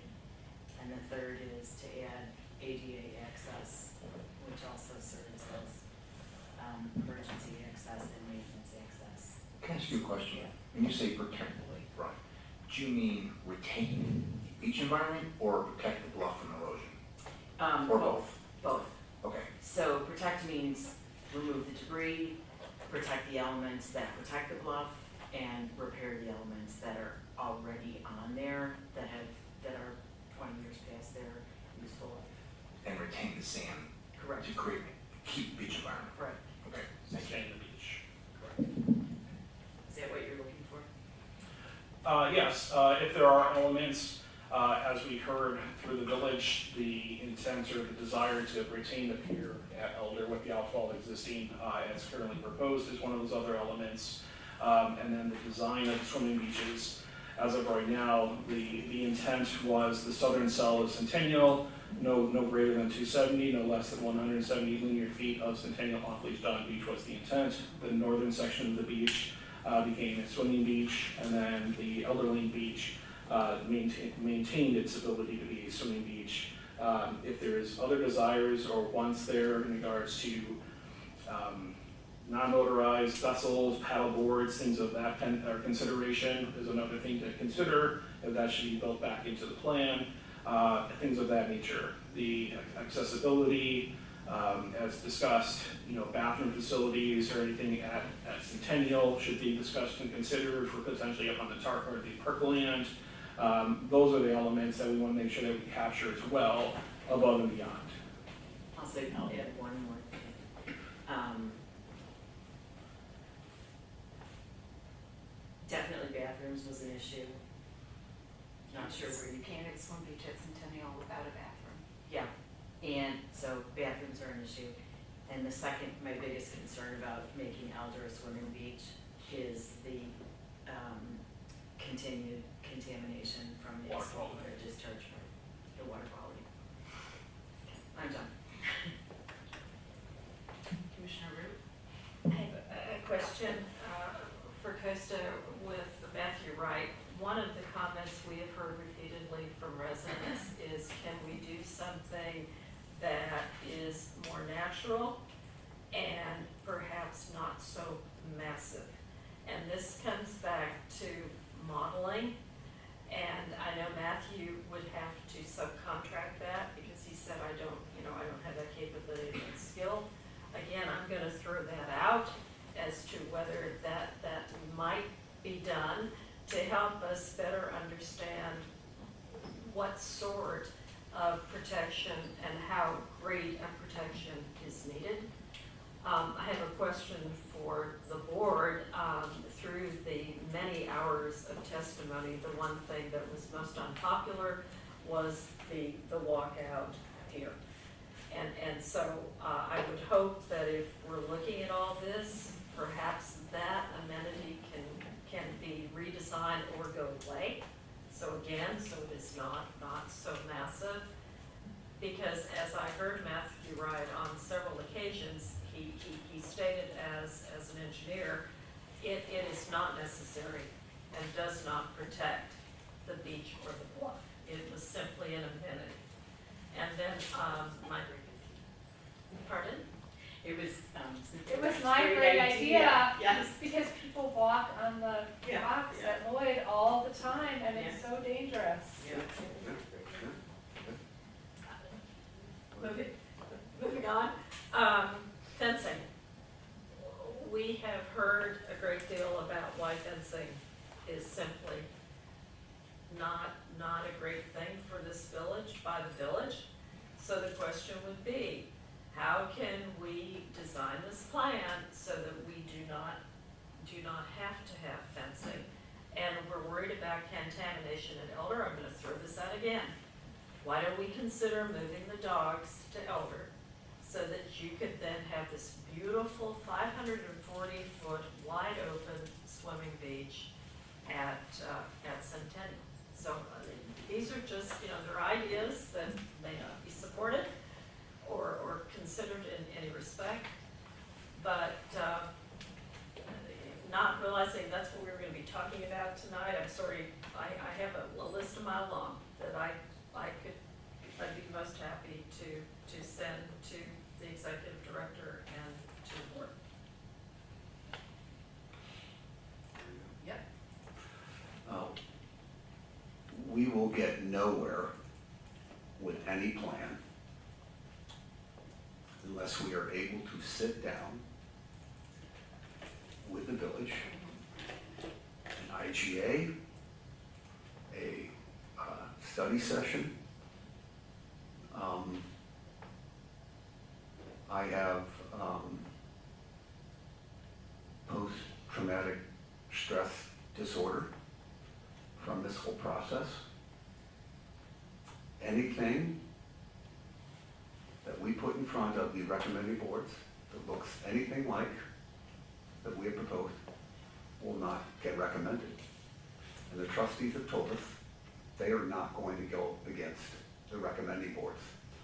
So, and with this new deposit of green space into this new, that limits us even further. I'm gonna just correct you. Having attended the meeting, I was there too. it's my understanding, it doesn't limit us further because basically what they said is we still will need special use permits. It may in phase 2 limit us, but in phase 1, we will not be limited. Fair. I agree, thank you. But, we can come up with a lot of plans and they will go nowhere. That's the reality. So, I will go back to my previous comments, pleading with the village to sit down with us, to work with us to find a plan that that all of us, not they, but collectively would be approved. So I'll stop there, thank you.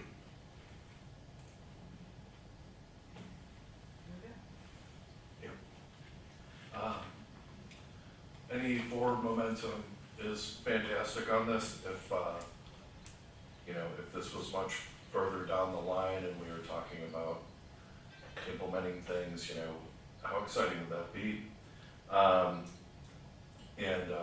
David, I want to reconcile two things that you said.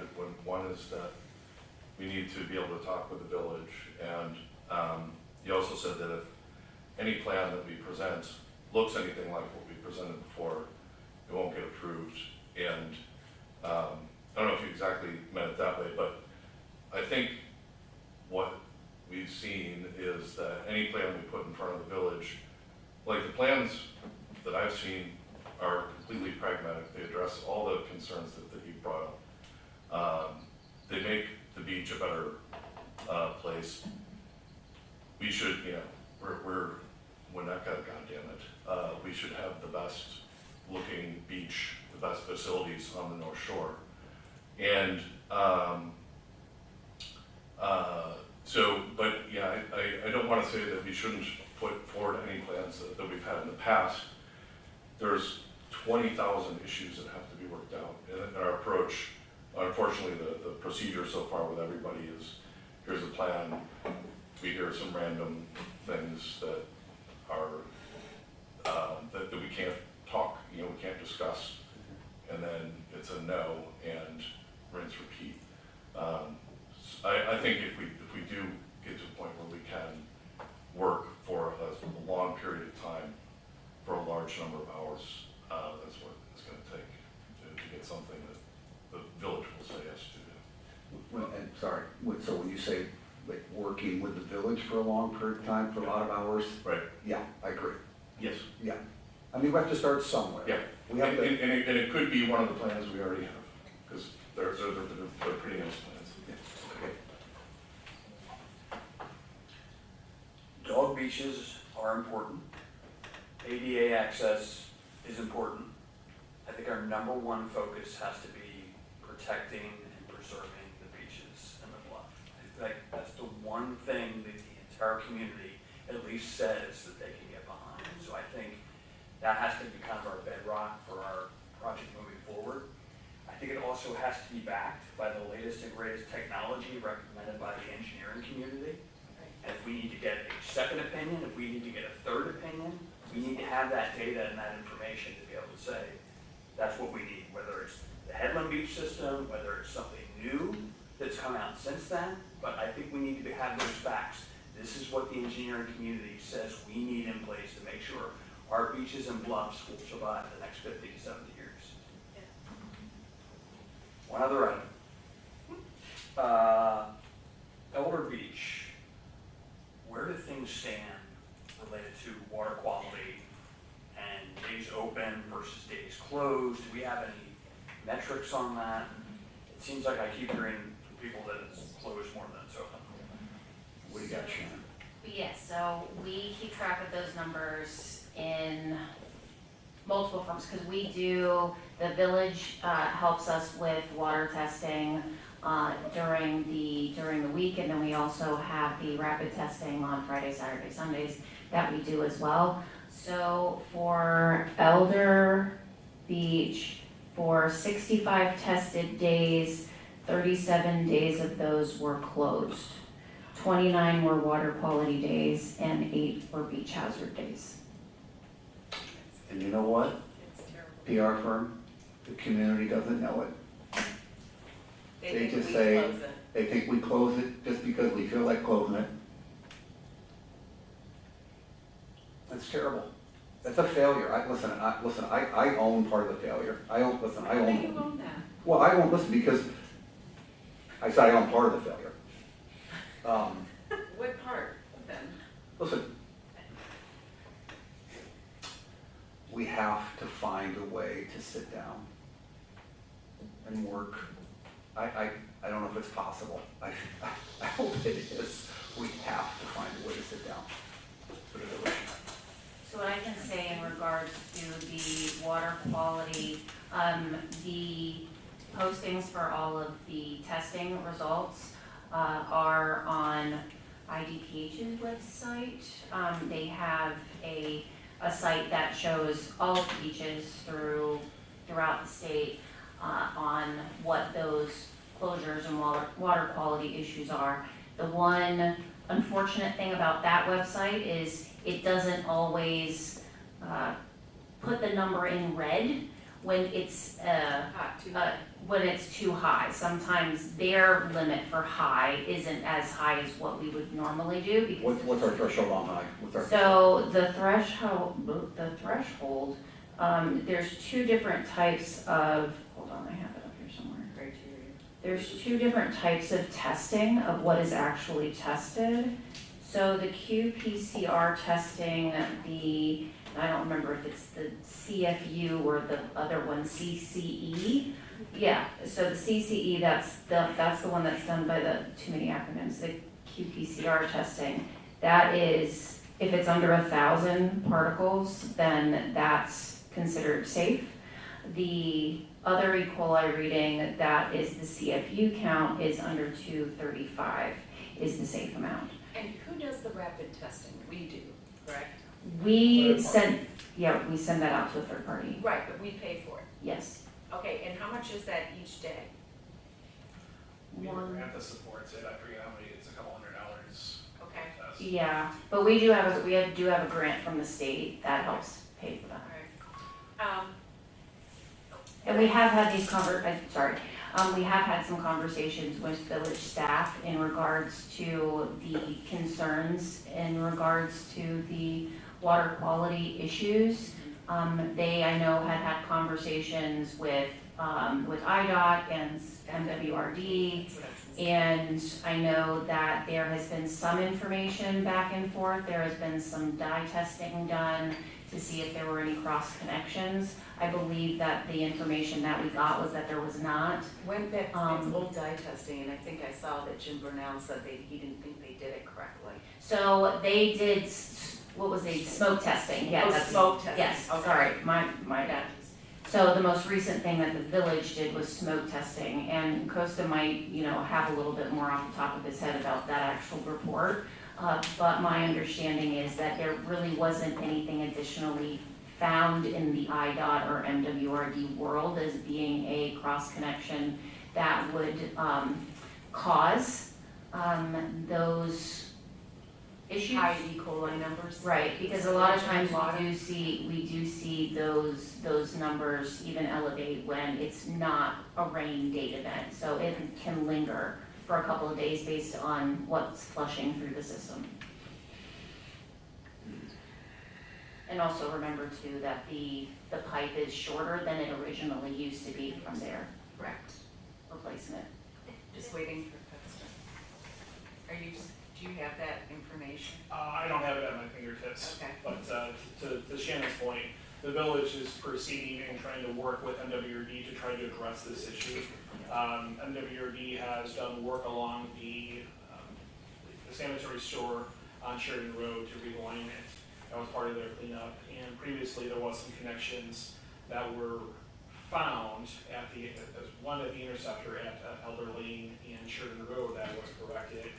And they are monitoring that, and they're monitoring other areas as well, and they're doing their own testing to combat this as well.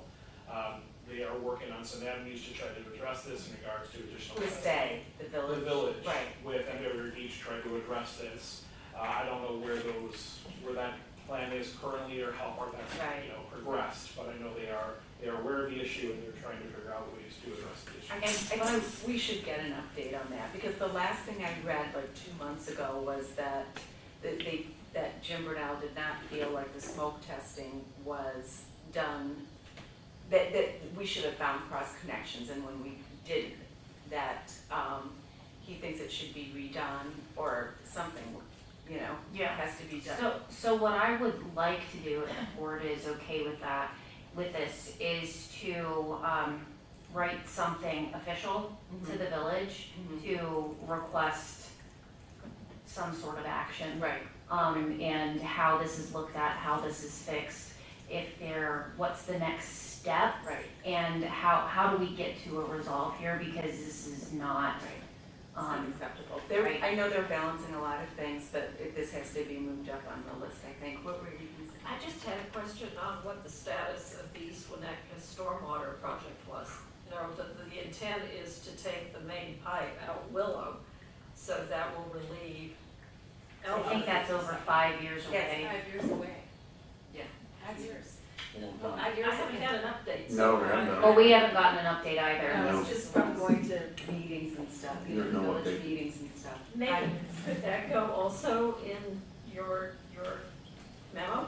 So, point of order, I think we're still on Jeff's time. Yeah, sorry. I'm good. Sorry. No. And then, sure? All right, I was done, thank you. all right. Cynthia, right? So, we had a pretty significant step back on our plans. So, I guess what I feel like would be helpful from a next step is that, I have not seen a written summary kind of problem matrix summarizing the feedback from the boards, because we got a lot of it, right? Like, people didn't like the single staircase, people didn't like the pier, people didn't like the bulkiness of the ADA path. Like, there were a lot of comments and feedback, and I just have not seen them collated in some meaningful way that we can kind of try to action and digest them.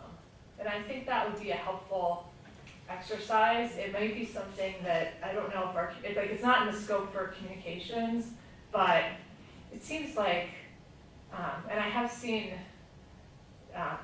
this done where, you have the keywords, and the more frequently they were mentioned, they're big, so that you know what the important things are. And I feel like going through some of that type of exercise before we're on to, okay, we've got a plan that's solving everything, I think we need a period still of digestion of the feedback. Because if we're coming up with a plan next month, I just don't think that's enough time for it to be credible that we've digested and heard things, unless we go through those steps saying, okay, we've heard it, here's how we addressed it. When D36 got the shock of a failed referendum, I mean, the playbook was, okay, let's really digest, let's really understand what people didn't like. Let's refine our plans so that we've addressed those concerns. Let's see what features were salient to people to get it passed again. I don't feel that we've gone through that process at this point in time. The other thought, I know there's a desire to engage with the village. I've thought through that. There, trustees and stuff, lovely people. I cannot see like organizationally how that can work. If we do a joint study session and we have a hash of all these things without a thoughtful, here were the most important concerns and here's how we've addressed them, I can't even imagine it. So the thought that I had this week, as I saw others doing it, was, I think, and the school district did it as well, is a task force. So I'm going to throw it at you. One park board person. Would you say that? What would? A task force.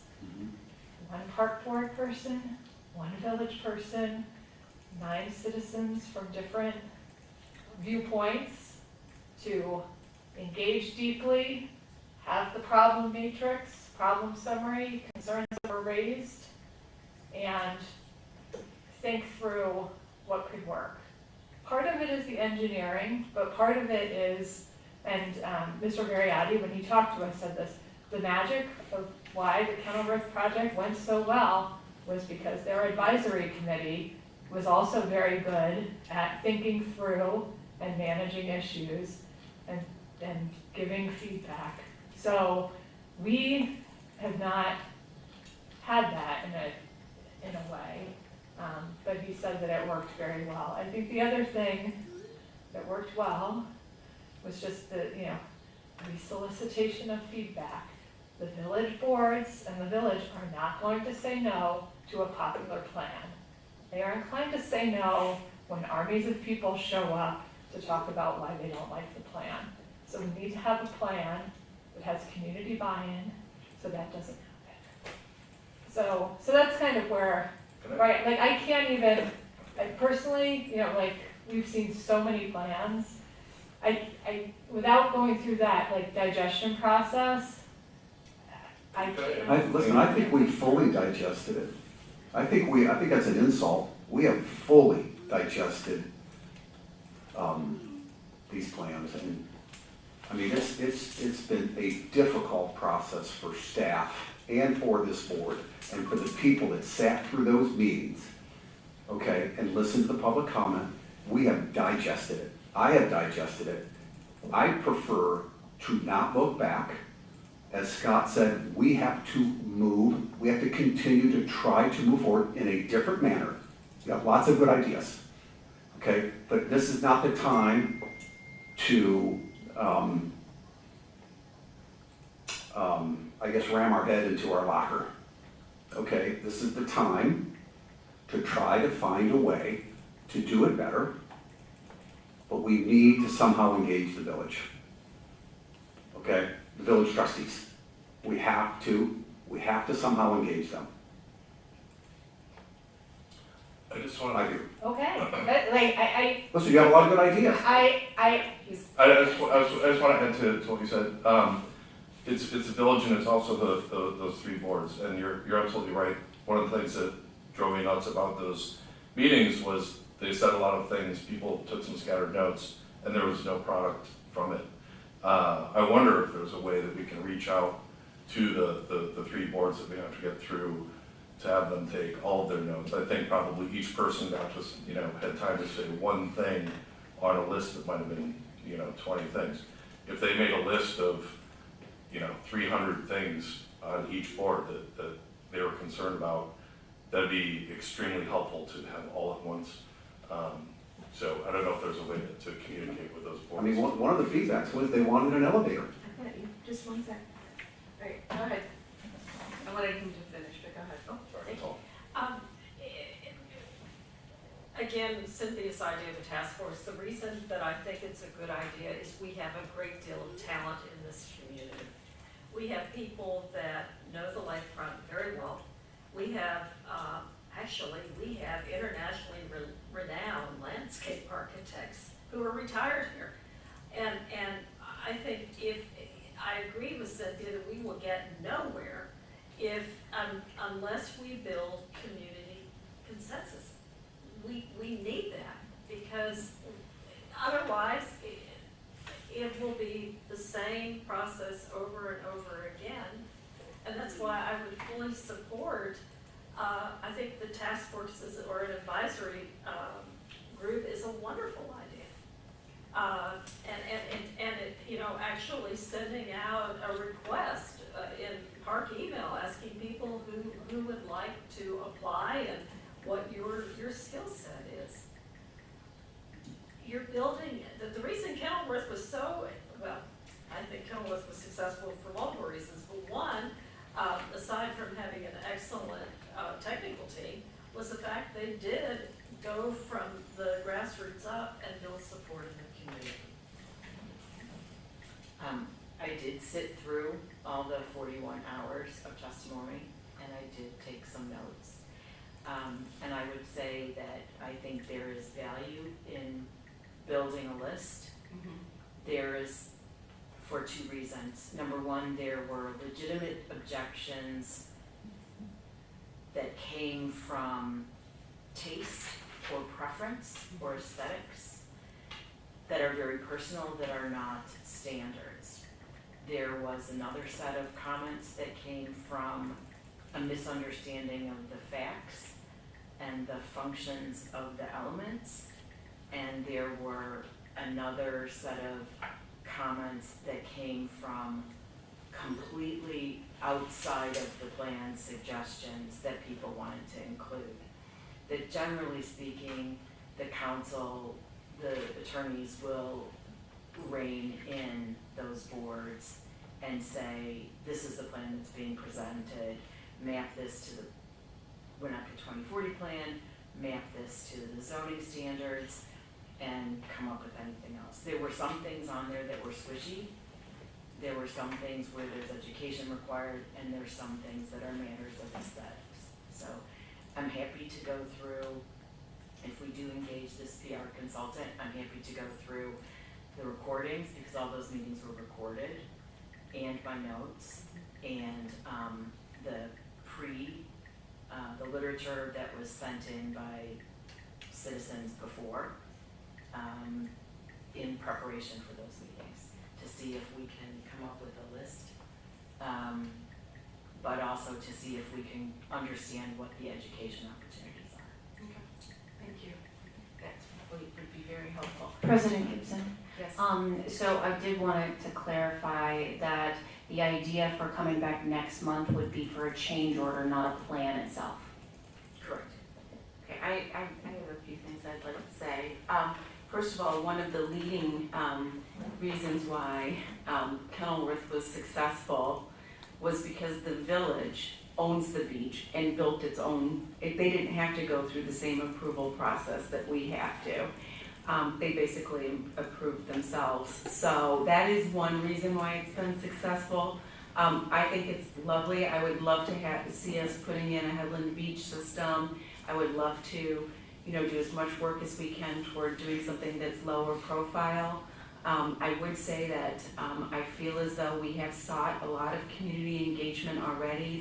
The Waterfront 2030 plan had an enormous amount of community engagement behind it.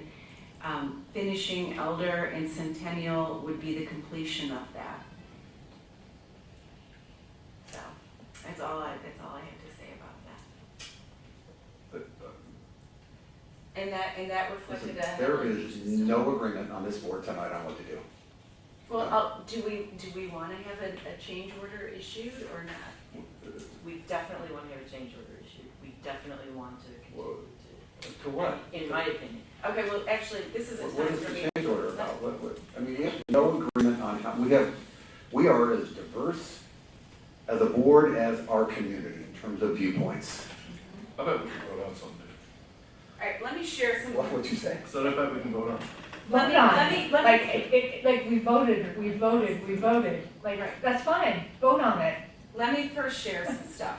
So I did have a conversation with Bob Dearborn on last Friday, and we talked about several topics. And one of the first things he told me was that the village council will consider other proposals by Winnetka Park District regarding the dog beach, but they will not revisit any fencing proposals. He also said that he does not believe Village Council will move forward with the Tower Road pilot dog beach program. So I think at this point, we notify our fob holders that that is no longer being offered. He said as far as the Lakefront 2030 plan, he thinks that Winnetka Park District should approach the Village Council in pieces, which is really surprising. I did point out to him that several of the advisory boards had said that their problem with our plans were that we weren't showing the whole plan, the whole system, but that's what he's suggesting. And he said rather right now we'd like to talk about with the villages for us to come to them with the beach breakwater protection and bluff protection plans. He said as far as a joint study session with the Winnetka Park District and the Village Council or an IGA, he doesn't think they make sense until a framework, and this is to your point, Commissioner Rapp, has been established, and for that he'd like representatives of each body to meet and discuss a framework. He proposed perhaps that the lakefront liaison meetings would be revived. I've not heard back from him. We did talk about that. And he said he's also not opposed to pursuing a joint study session or an IGA eventually, just not right now until more of a framework has been established.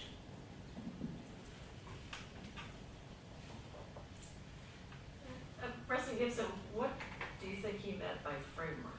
Can you expound upon that? My guess is he's looking for us to suggest a general plan, like, okay, we would love to see a Headland Beach system, or whatever it is, that he wants to move that forward more before we actually sit down. But he didn't really give me like great details. But he did, I'll tell you, the reason why I'm surmising that is because we've met and he has told me in the past, he points to the 2030 plan and he says, this is what I want to get to again. Okay. What was done for the 2030 lakefront plan. Okay. Yeah. Well, that helps. Yeah. So, I think, based on some of those discussions, there is movement forward. There is a place to move forward. And I think that, we should consider issuing a change order. And I'm not sure what the nature of the change order would be. Could you give us a little more detail? So this is based on what I've heard this evening. We're not ready to come through with design components of a plan to say, okay team, here's 10 components, 20 components, whatever it is, Right. that we want to see in this plan. We need to take a step back, divide back with what we heard from the review bodies, come together with a list that meets the 6 specialty standards that drives those initiatives for each one of those bodies. Right. That's what the driver for this plan has to be. It's got to meet those standards. If we can come up with a plan, or in this case, a conceptual design that meets those standards, I think at that time you take that conceptual concept to the liaisons, park board liaisons, village trustee liaisons, and whoever, Kristen and Shannon and whoever, sit down and say, okay, here's the concept. We're going to Headland Beach system. The components include X, Y, Z. We're going to address the EA by this. We're going to address the bathroom facilities for swimming here by that. We're going to keep the current outfall in. We want to consider putting in the upstream water quality structures as part of this plan to address some of the water quality issues. That's where I think that framework comes together and ties back to Commissioner Rapp and Commissioner Koto's point as far as going back and pulling the history of what we've learned into other commissioners as well from those review bodies. There was substantive information that we got, but there was a lot of misinformation, as Christina pointed out, that drove a lot of the frustration in the audience because they thought it was untruthful, which it wasn't the case. Right.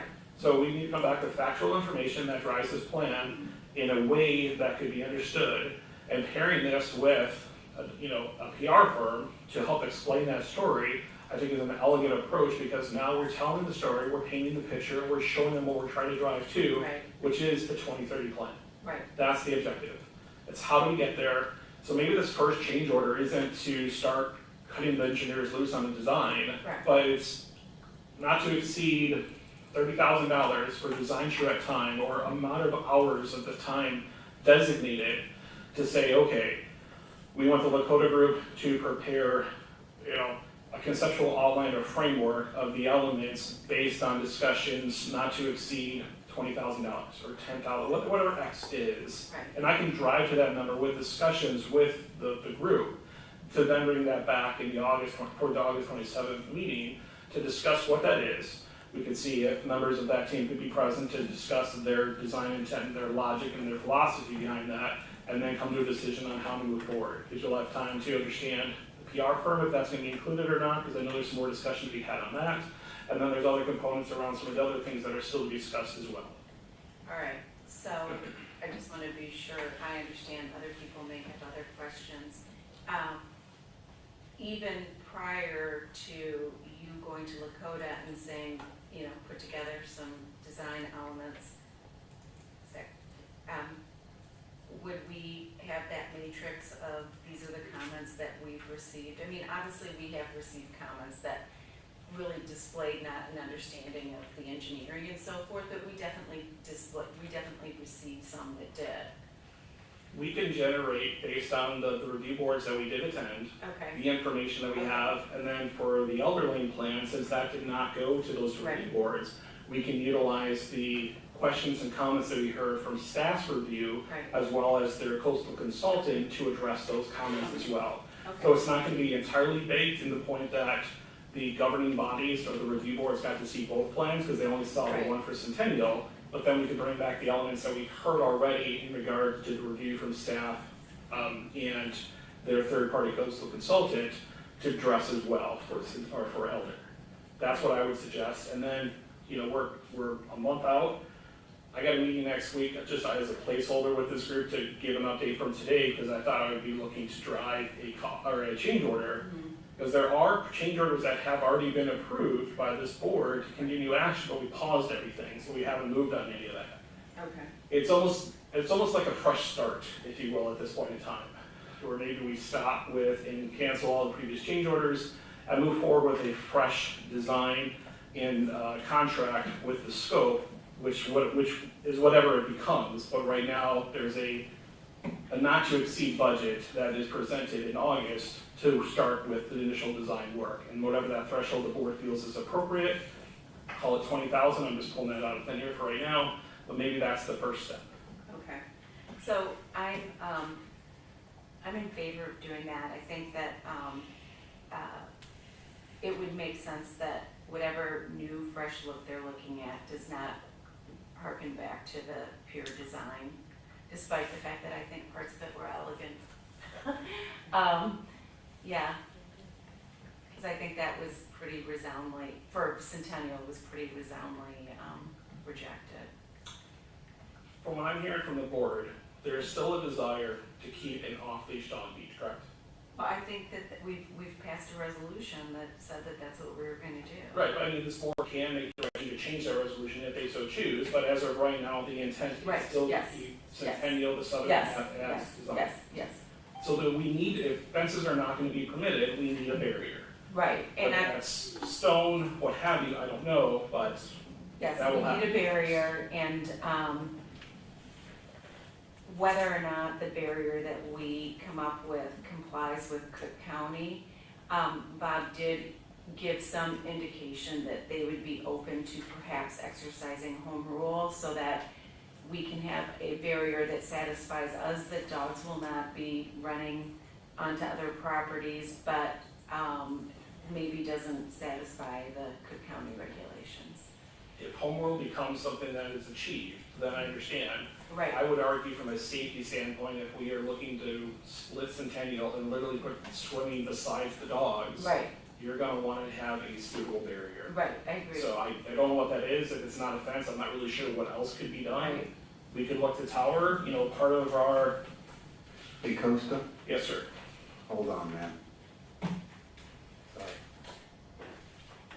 We're making the same mistakes, man. We're talking about what we want and what we think, and we can't even agree with the board. Sure. That's not what it's about. I That's not what it's about. Hold on. Another change order to pay Lakota, love them, another $20,000 to $30,000 on something that they came up with based upon some very inconsistent, irregular comments from us and feedback at the 0 for 49 at the recommending boards. Listen, I believe that's a terrible waste of time. Okay? Listen, I believe a priority for capital dollars should absolutely be spent on our most important jewel asset, that's the lakefront. But there is significant public disagreement on how we should go about that. Okay? So, I am not in favor of a change order. We have a lot more to discuss on this. I didn't think we were going to have this much of a discussion. I'm not exactly sure if Bob actually speaks for the board. I'm not either. Yeah, there you go. So we don't know. So we need to talk, engage with the village trustees. I don't know how it happens. I'm pleading with them to somehow sit down with us and figure out a framework together. Off-leash dog park, some type of beach protection, have people from the community. Otherwise, we're going to spend another $2.5 million of investment and be nowhere. I'm sorry. I think, again, we're putting the cart in front of the horse, and we need to somehow get together with the village trustees and have an informative conversation on what they believe to be, then go out to the community as a unified group of people, decision makers, park board and village trustees, as difficult as that is, come out as a unified front to say, listen, we have agreed on these concepts or these elements, thank you very much, elements for this design, then go to the community with it. It's the only way we're going to get anything done. I can share with you that when we were in our liaison meetings, and Bob has said the same thing to me a few times, is yes, we'll sit and talk to you and we'll, share our thoughts, but you need to come forward with a plan. Like, you have to share with us the plan. This isn't like our plan with you. So I think that's what Costa is going at, is that we have to walk in with something, not the peer plan. And I've tried walking in with some old Headland Beach plans, and that created more confusion. So we need a sort of depiction that shows sort of what we're thinking, what we think the community wants, and, start someplace. A starting point for a Right. conversation, a straw man. Right, we do, just like this was a starting point for a board self-evaluation, we need something that starts the conversation, that incorporates the feedback that we got in all those meetings, number one. Number two, that returns back to a Headland Beach system in some fashion. And then number three says, this is what these things do. This is what these elements do. This is what this work does. Which parts look good to you? Which parts should we amplify? So I'm in favor of a change order, because you gotta take a step forward and you gotta put your neck out and take a risk so that they get something to respond to. Commissioner? One of the questions I have is, we've been told under our new lakefront protection ordinances that we need to demonstrate what is minimally necessary. So I don't know if, again, Commissioner Tyson's comment about, we need whatever the new technology is, that we can actually show something to say, this is what we really need if we want the beach this side and the bluff protected. I don't know when that comes, but I would think maybe sooner rather than later, because we have not had that technical data. And we've gotten a lot of criticism because we haven't had it. All right. I just have one more comment, to be highly controversial, but I'm gonna throw it out there. I like the idea of a fresh start. I feel like, we need the data analysis of the comments. We need to have those categorized. Maybe Commissioner Koto's summary will do it. Personally, I feel like having some kind of external fresh face on it might be more effective because it will look different.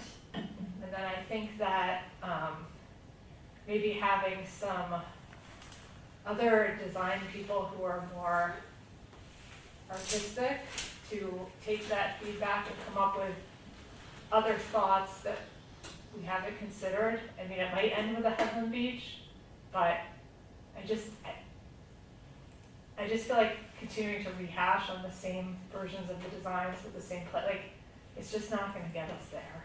There's a reason why up and down the lakefront, everyone has Headland Beach systems, including Kenilworth. That's what Kenilworth has. It's a Headland Beach system. I know that. But like, there's a reason why. Yeah, there's things that fall in the category, you know, I know. you stated some really nice categories. You know, there's things that are essential for engineering and, you know, reasons of saving the beach. And an artist, you know, an artist's depiction of something else doesn't change the fact that we need to be able to retain the sand on the beach. You know, the same with the outflow from the storm sewer. There's reasons why that should be moved. You know, the ADA access, there's reasons why the path has to be a certain width. Those things aren't really artistic or aesthetic choices. Fine. Thank you. I'm throwing things out. Yep.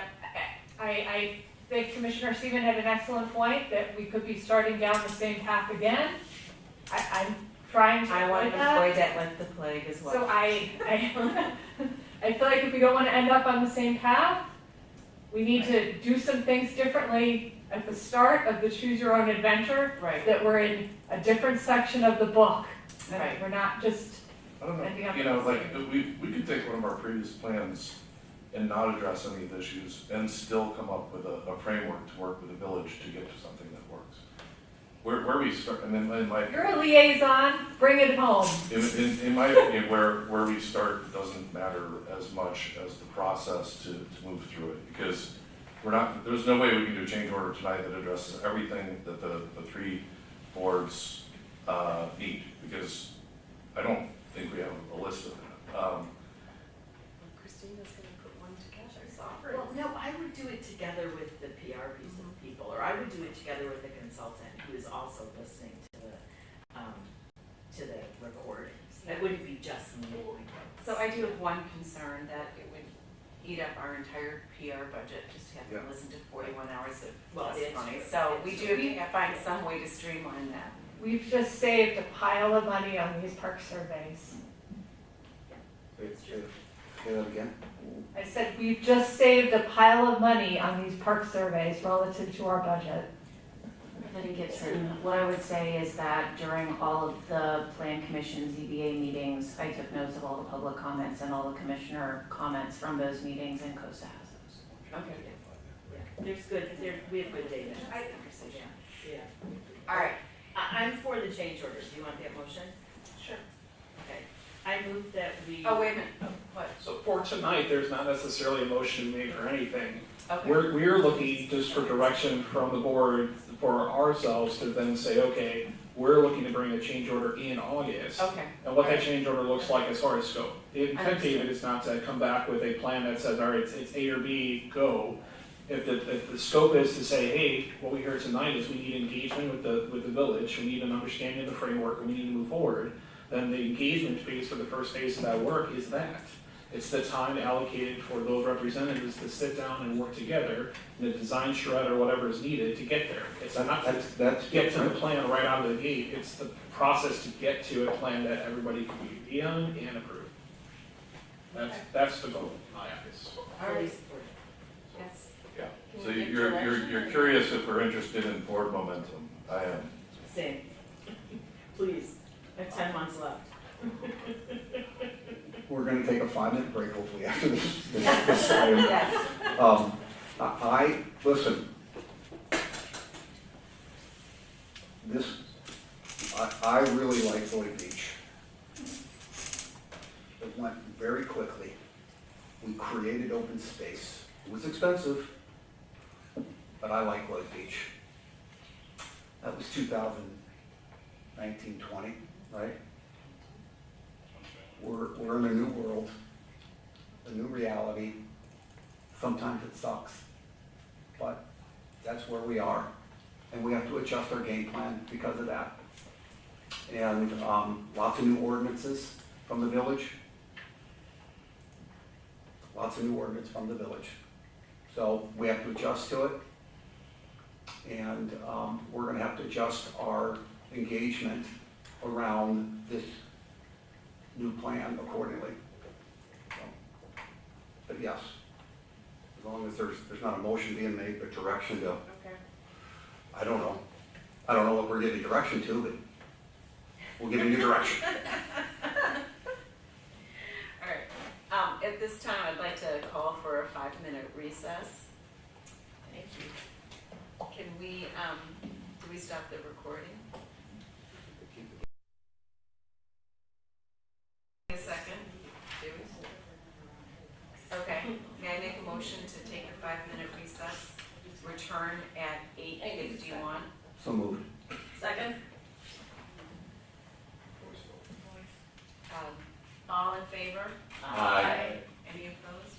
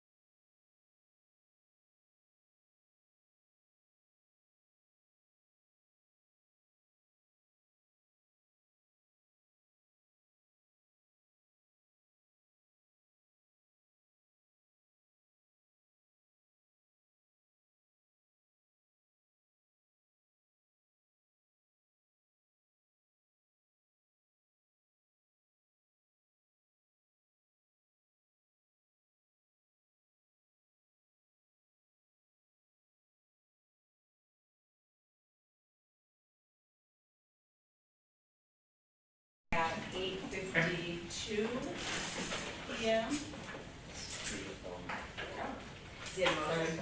May I make a motion to resume our regular meeting at 8:52 p.m.? Second.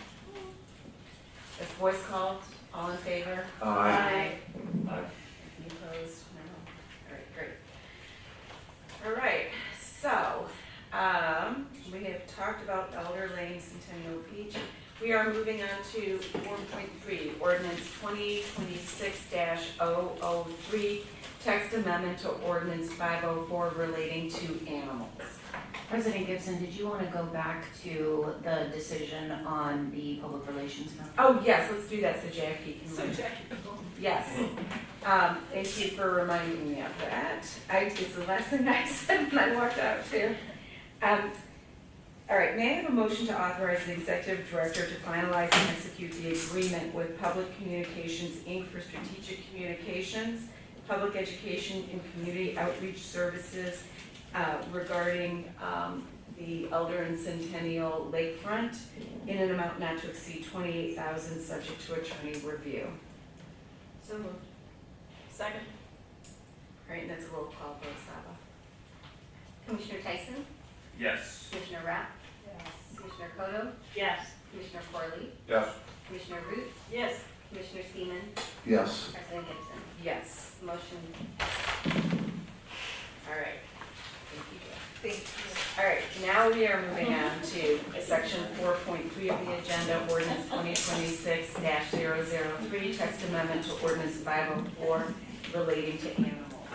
I think the agenda was revised earlier to open up 4.4. Oh, yes, okay, I'm sorry. Yeah, 4.4. Okay, wait a minute, I have to think about how to do that, though.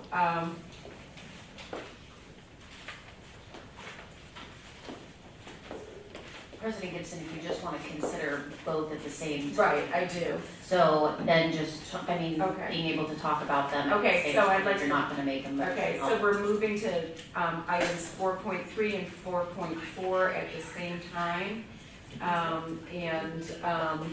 Maybe we can start with the text amendment to ordinance 504 that was presented in our last meeting by staff. So as far as what staff put back in the agenda, we had one update that was requested by President Gibson in regards to the not allowing dogs on the Skokie Playfield turf. That was the only change that was made to that particular ordinance selection. And this item, that was reviewed by council. That addition was reviewed. So other than that, no other changes were made. Okay. That's on or off leash? On what? On any. Right, yeah, Either, yeah, yeah. right, or any domesticated. You cannot bring your potbelly pig. Yeah. All right. And then we're going to consider at the same time an ordinance that Commissioner Root put forward. Do you want to? On July 1st, I sent around to all commissioners and to staff an alternate draft. And again, what I'm trying to accomplish is a PR move to build harmony in the village. And again, I am cognizant that Attorney David Williams sent a letter to us on July 10th where, he is demanding action. He's making a comment that I think is incorrect, that we have admitted that Cook County Animal Control governs us. I do not believe the board ever made any such formal admission. And the one comment I will say to his letter is what is missing in his letter is he has how many dogs were off leash, 529 dogs that were sitting off leash in Centennial. What he doesn't have is how many dogs ran onto 205 Sheridan. So I start with the premise that this is a solution that is looking for a problem. And again, it goes back to what has always been the elephant in the room, and that is that the owner of 205 wants a barrier, and he wants to stop people from traversing along his now public expanded beach. But The alternate draft ordinance, what I was proposing is that we are very clear, rather than talking about dog-friendly areas that not many people understand, people do understand what it means to have a dog on a leash. And so in the draft that I sent, you have to be on a leash when you're going down, you have to be on a leash when you're coming out, but on Centennial, because there has been no evidence that there is a problem, you can run your dogs off-leash subject to your duty to maintain supervision and control over that dog. If your dog runs out of the boundary, then that dog no longer has access to the Centennial Beach. However, you, as a beach patron, if you have a season beach pass, may access. And the other theory that I tried to wrap into this was what we're hearing from the community. Everybody wants to be able to come down to Centennial. They may not have a dog, but they'd like to be able to go down. So the theory would be that if you purchase a season beach pass, you have a fob with the understanding that you recognize that there may be dogs on the beach and that you accept that recognition. And also this does speak to those members of our community who have claimed that we discriminate. This would be a way that there would not be discrimination. I base this all on the fact that the village has home rule authority. I'm glad to hear that our President Dearborn was actually talking about considering that. And tonight, again, a way to let everyone have access to Centennial, saying to owners of dogs, we have a leash ordinance in this community. It is your duty to supervise and control your dog. If you don't, the onus is on you. It's not on the park district to be the nanny state, to have to enforce what is already on the books at the village, a village that has a police force that can issue citations and otherwise take action. So that was my proposal. I don't know if anyone has had an opportunity to read it or cares to. I was pretty strict in the second page of this alternate ordinance, talking about what is expected of a dog owner, and the fact, very clear, that if your dog runs outside the boundaries, they're out, and no second chances, they're out. But you may return as a beach patron.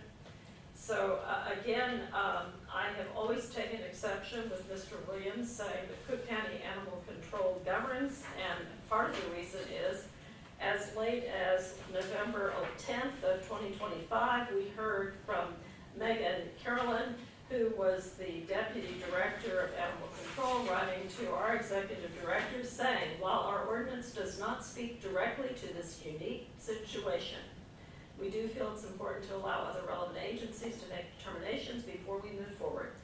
In the meantime, our Bureau still is reviewing the legalities. Those are legalities that this Bureau supposedly started reviewing, as I recall, in March of 2024. So I would think by now, if they wanted to enforce this, they could. It seems that Cook County may not want to actually have to deal with this. And again, this is my proposal. What I'm trying to do is to bring the community together and to stop people feeling like they are being unduly burdened and that it is unsafe for them to have a dog on a leash on a dog beach. I learned this week that the owner of 205 nearly lost his dog. His dog became entangled on an obstruction on his beach, and it was through the kindness of a beach walker who saw the dog struggling, called the police came, they rescued the dog, and so again, having dogs on leashes running in and out of the water is not necessarily the safest thing. I'm happy to report that the owner of 205's dog survived, and so that's great news. But anyway, that's my proposal. I'm sure that you may find fault with many things, but again, it is the idea, let's stop punishing our beach patrons. Let's give everyone an opportunity to come down to Centennial if they want to, and with the understanding we can write all sorts of releases and waivers if that is deemed necessary.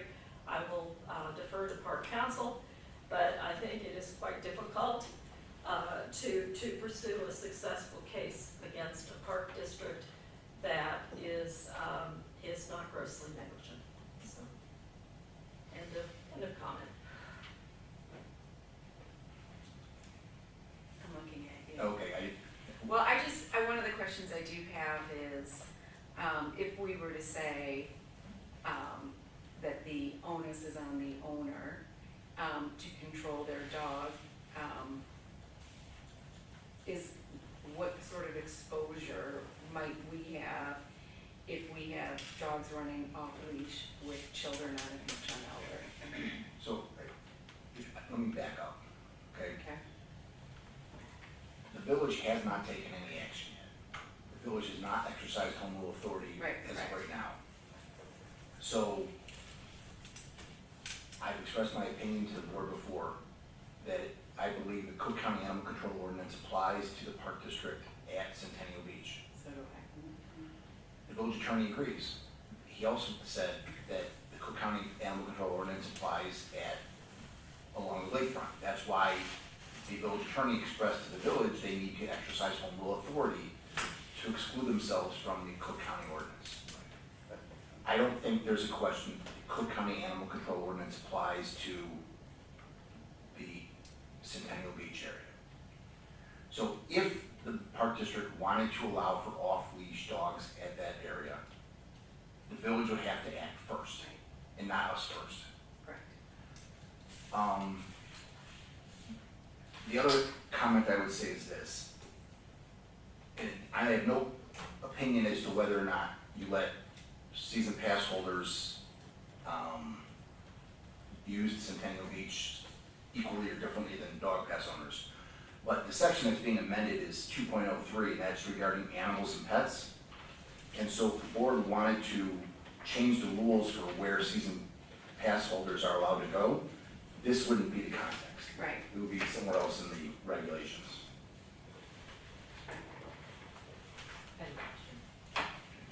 Has Perderma said anything about this? We have not relayed this particular item because we received it in electronic format earlier this week. We should definitely try to get their viewpoint. Can I ask a definition question of what unleash means? Sorry? On leash, what does that mean?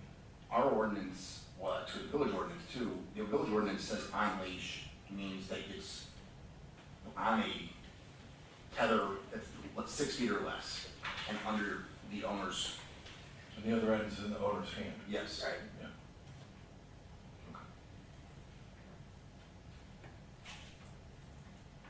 It's pretty common definition. I ask that because I think a lot of the discussions of the beach, there's, like the way I hear it talked about is dogs running out and swimming, like, they can't really go swim in the water if they're on leash, right? Right. Like they can't go chase a tennis ball in the water if they're on leash. So a lot of times I hear it kind of described that way. Hear it described that way. And just want to clarify that it doesn't mean that the dog only has a leash on and it can run free. It means it's under the control of the Got it. caretaker. Right. So I think what I'm hearing, and I agree, that Commissioner Root's proposed alternative would only work if we had the village exercise home rule. If you ask the village to. If we asked them to, and they would, yeah, I'm not sounding, Yeah. yeah, but if they did that. So I think that at a minimum, Commissioner Root's proposal needs to be postponed. I'd like to make a motion that we move forward to ask the village of Winnetka whether they would consider exercising home rule jurisdiction for purposes of an off-leash dog beach on second. I'll second that. Thank you. Hold on, we haven't finished. We haven't even talked about it. Sorry, I'm not saying that we're gonna make that motion, but we haven't finished discussion, because I know one of the, hey, speaking of feedback, when we had our second, fenced-in dog beach plan, we had said the northern part of Centennial would be passive, non-dog beach. And one of the pieces of feedback, a lot more activity, what are you gonna do about parking? You don't have enough parking spots. They also talked about safety of non-dog folk mixing with dog on leash folk on that one stairwell. So, I also believe that if we were to mix the two, we'd need a special use permit. Yes, Because right now the only special use permit we have is for a dog beach. I wanna be clear, hold on, I'm not, listen. I want an off-leash dog park at Centennial, okay? I want an off-leash dog park. But we would have to go back to get a special use for people without dogs on Centennial, because it is not permissioned for that. Is that correct? It is only permissioned as a dog park, right? So with the latest iteration of the special use permit process, when we were going through the fencing, we originally thought we did not have to get a special use, but then they required us to go through special use because it was changing from a on-leash to an off-leash. However, there was never a special use permit to require it to have it go to on-leash. So, but we were still required to go through the process for the fencing, which I have an opinion on that, but that doesn't matter. The requirement that the village had us go through was a special use permit process to change it from on-leash to off-leash.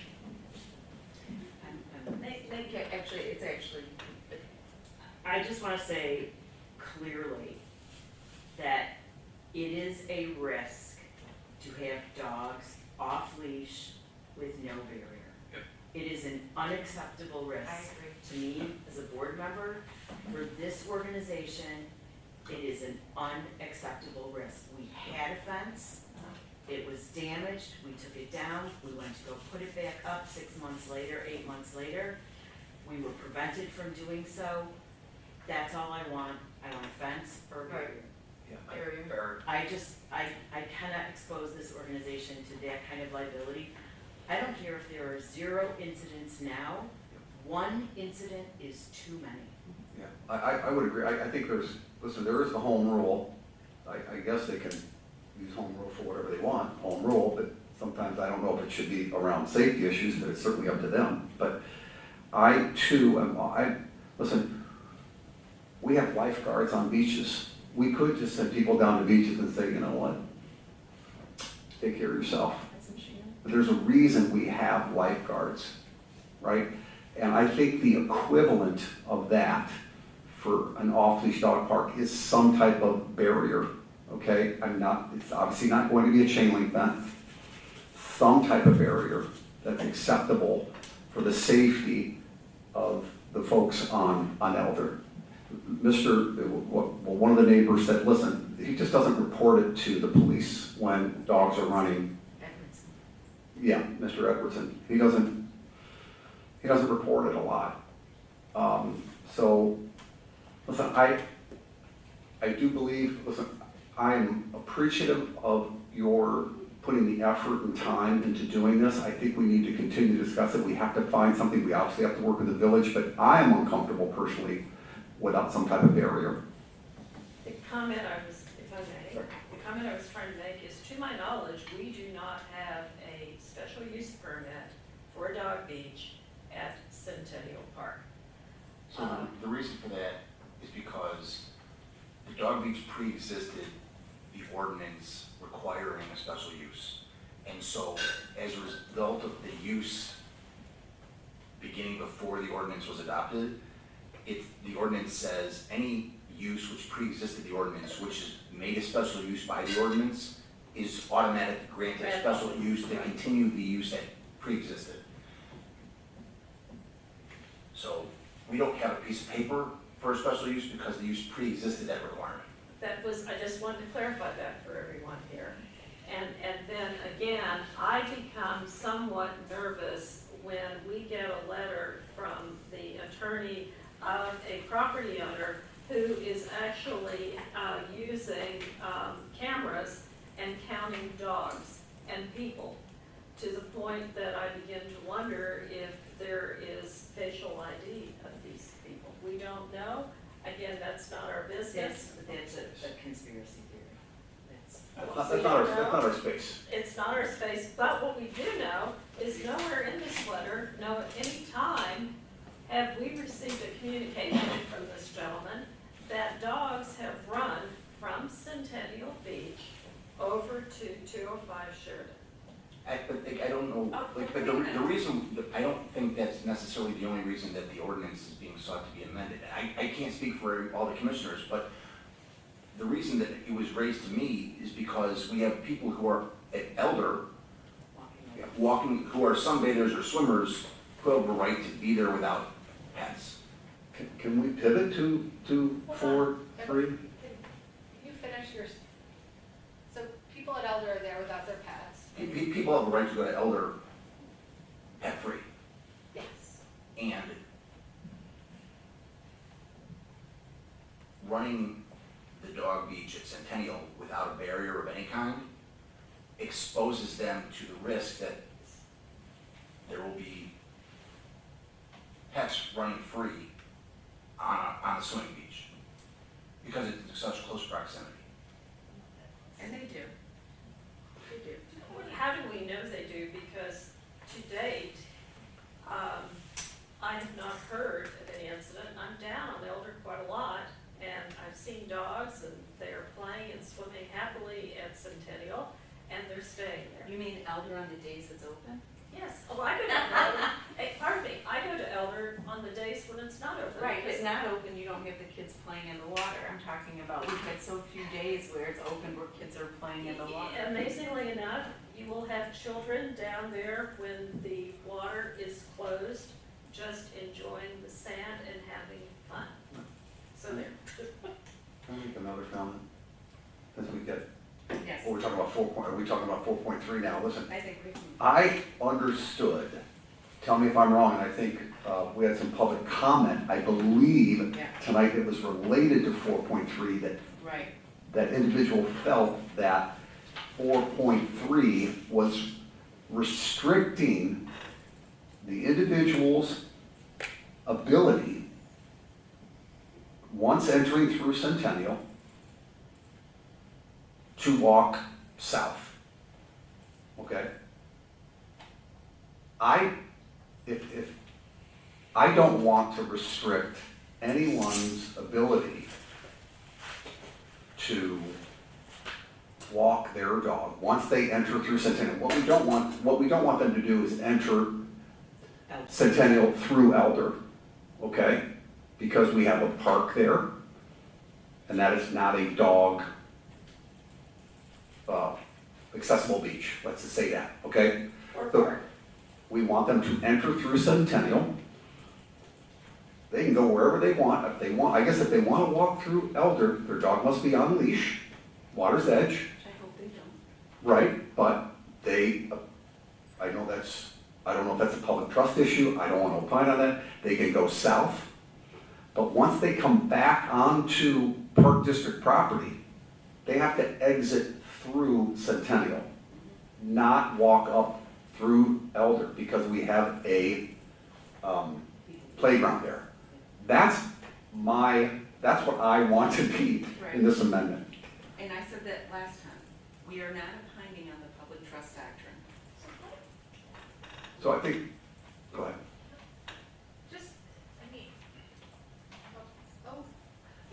I had to save battery while we were on break.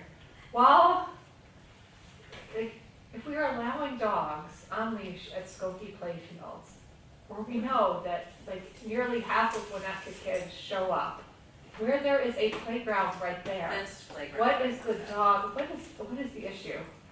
But the ordinance proposes to ban dogs from Skokie playgrounds. Yeah, because beach. Ours does, but the one that we're talking about now in 4.3 It's the same is one. not. Yes, it does, it has that language in it. It was, as Edie has all said, that they were adopting your suggestion. And that's not what It is. the foregoing notwithstanding, no potential dogs are to be permitted on the turf at Skokie Right. Fields. But, so, I did ask about the playground, your playground point over there. The playground is actually fenced in. We fenced the kids in over there. Not the dogs. Yeah. We don't say anywhere they can't go on the playground in our ordinance.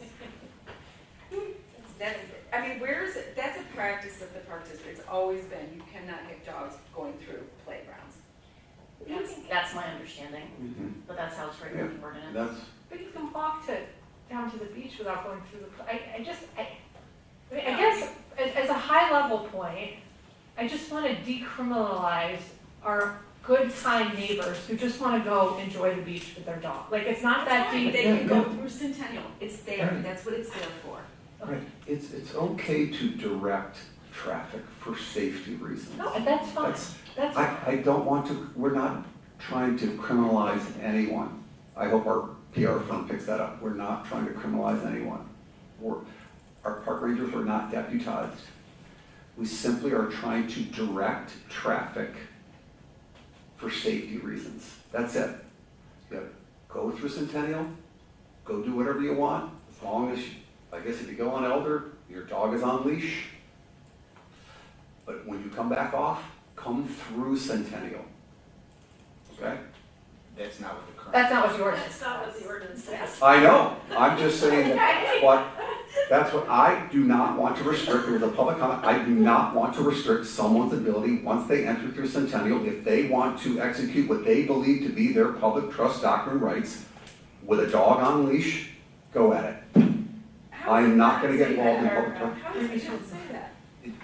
The ordinance says that where there is a access control, where there's an access control regulation, Right. they can only enter and exit the dog beach through the access Right. control measure. They can't exit anywhere except through the exit. Right. But it doesn't say anywhere here that they can't exercise their public trust. To the extent that there is one for dogs, I don't know, but It says, this is what it says, as a condition of having the privilege of using the park district's dog beach, they have to agree to enter and exit through the access control mechanism. If they don't agree to that condition, then the park district can withdraw their privilege of using the dog beach. It doesn't comment about public trust, it just says, as one of the conditions of having the privilege of using the dog beach, you have to agree to enter and exit the dog beach Right. through the defined entryway. Which means you could head south, then head back north, come back into the Centennial Beach and still No, go back. if you leave the designated dog area anywhere except the designated entryway, that would violate the rule as it's written right now. That doesn't work. It doesn't work because someone could enter Centennial Dog Beach, have a friend south of Dog Beach or north, at the dog party, walks his or her dog south or north, exits through that individual, that private citizen's driveway. I'm just saying, enter. But once you step back onto Park District property, Elder or Centennial, you must exit through Centennial so that we can control traffic. I understand what you're. That's what I want. I understand what you're recommending. I'm suggesting that the ordinance as written is not intended to have a ruling on public trust doctrine. Right. For quiet in the audience. Excuse me, this has to end the chatter. We're trying to have a conversation here. You're welcome to listen to it, but we can't even hear ourselves talking. thank you. Go ahead. Can you say that again? The ordinance specifically does not give an opinion about people's public trust doctrine rights. Correct. It doesn't define what part of our neighbor's property is public or private. It says that the area that we have reserved for dogs is the dog-friendly area, and that's where we consider it safe for dogs to be. And so as a condition of having the privilege of using the dog beach, you have to enter and exit where we tell you to exit. And that's it, that's all it says. It doesn't say where the public trust doctrine begins and ends. Right. It just says this is a condition of your privilege of using the dog beach. Just, can I clarify? Yeah. So if someone walks over the steps and then comes back, are they in violation or not in violation? That would be a violation of this ordinance. Okay, that wasn't. I think that's, Yeah. I think that's a problem, in my opinion. Yeah, so that's different than what you just said, well, at least what I thought you said. I know. And again, I'm not a lawyer. I do not want to restrict someone's ability to exit Centennial with their dog on leash, okay? But here's the thing, once they leave Centennial, we don't have any ability to regulate whether they're on the leash or not. Because they're not within our jurisdiction. Correct. But you just said it's a violation of this ordinance for them to leave Centennial with their dog. It's a violation of this ordinance for them to leave Centennial anywhere except through the gate system. But it's also violate, because we're designating a dog-friendly area, if they leave the dog-friendly area any way other than the fobbed entrance, i.e. if they go over the steps onto the beach. Or they go north and cross Elder. Right. They can do it without their dog. They can do it with, yes. That doesn't, listen, that just doesn't work for me. I have actually a solution to this, and that would be after, and I think I raised this the last time, after the words ingress and egress, unless the dog is on leash and the dog and dog owner are walking the high water.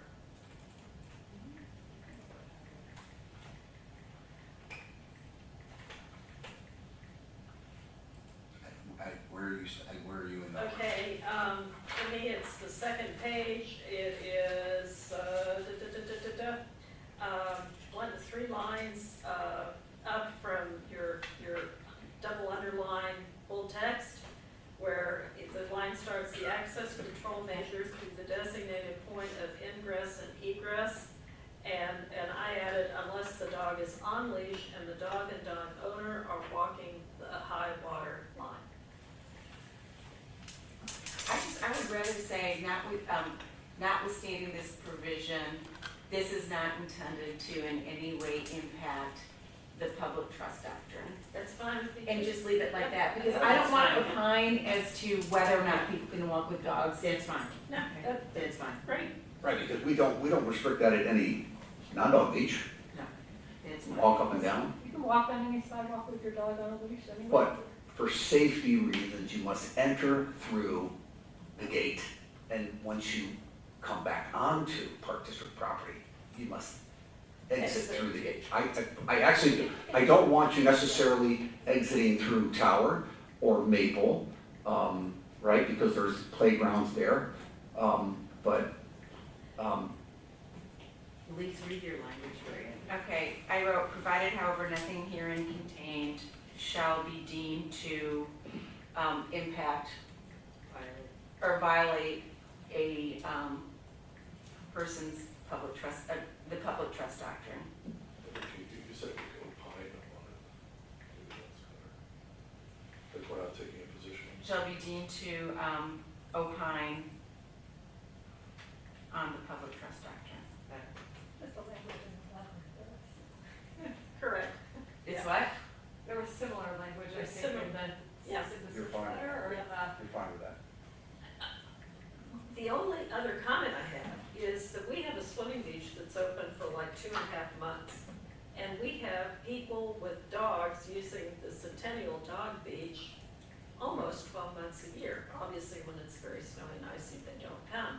So, again, you know, we're being punitive, we're enforcing, and I'm going, well, what happens when there are no longer swimmers on Elder? Meaning you want dogs to be able to exit at Elder? No, why not? Because the playground. But you can walk up the road. You can actually walk, the dog's on the leash. We're gonna regulate dogs using a fob, that way we know what their vaccines are and everything. So, did you get that, Adam? So I'm gonna read the whole paragraph at the top of page 2. Okay. In any park, beach, or designated dog-friendly area where the village or park district adopts or implements any access control measure, which could be a gate, a fence, staff, police, security officer, park ranger, to regulate access for dogs to such park, beach, or designated dog-friendly area. It is an express condition of the park district granting access or awarding the owner a key, fob, code, pass, or license which permits such access, that the owner enter and exit the access controlled area by the access control measure through the designated point of ingress and egress. Provided, however, nothing herein shall be deemed to opine on anyone's exercise of their public trust rights. In addition to any other penalties described in this ordinance, entry or exit in violation of this regulation is punishable by revocation or suspension of dog access privileges, including any key, fob, code, pass, or license.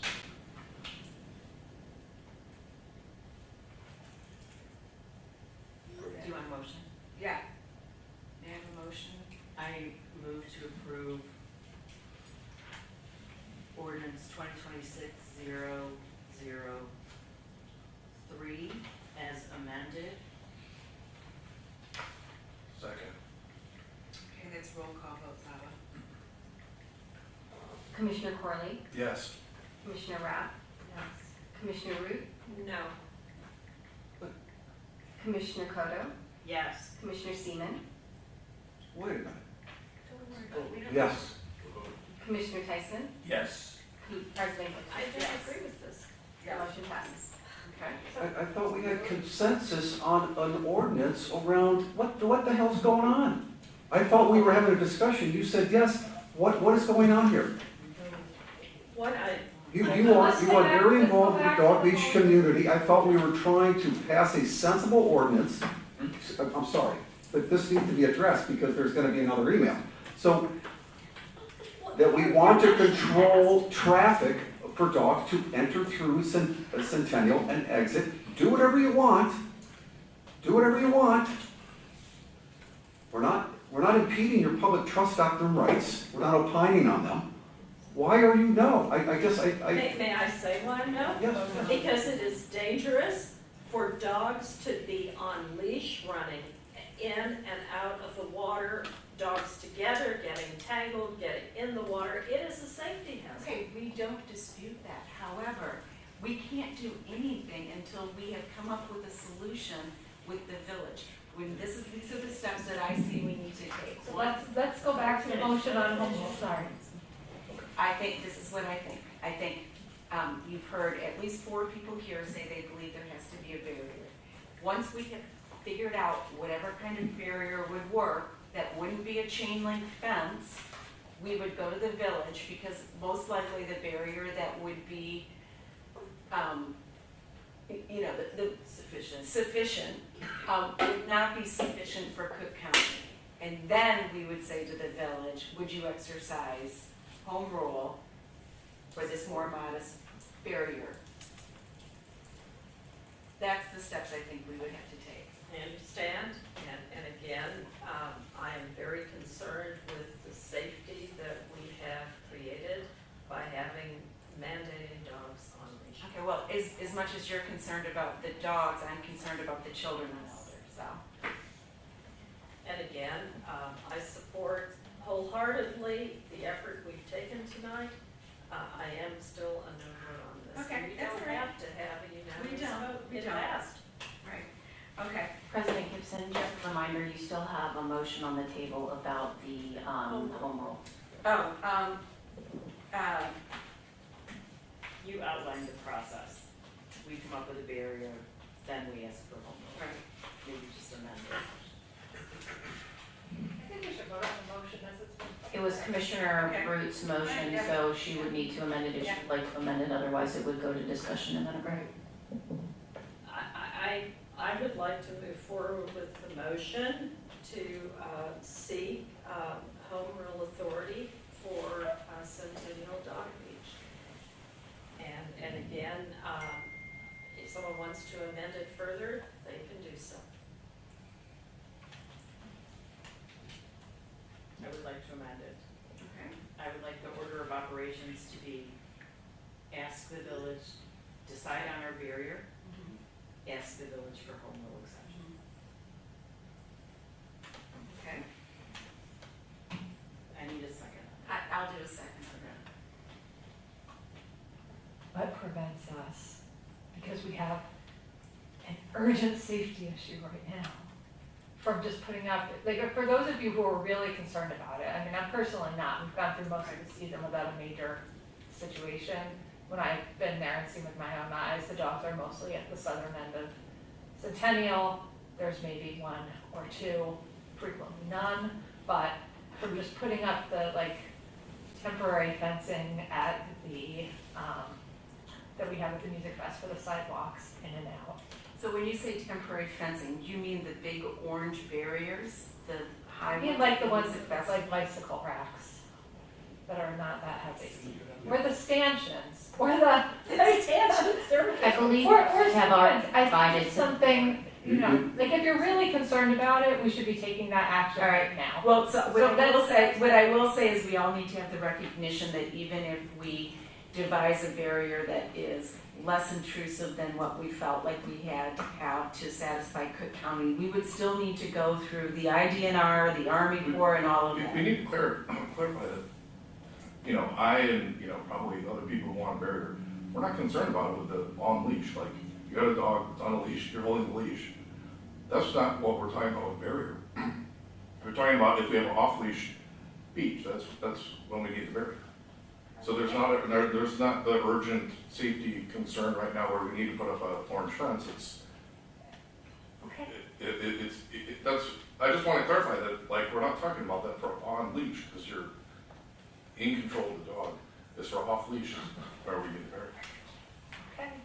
And the comments and the data we've presented with are that a very small percentage are actually on leash, because it is not safe for them to be on leash to catch a tennis ball when you're attached to them. So, like, all the people who were coming to give public comment are a good portion are having a dog off leash.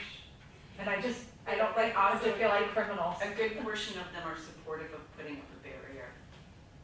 Sometimes. And let's all work together to get a barrier. Yeah.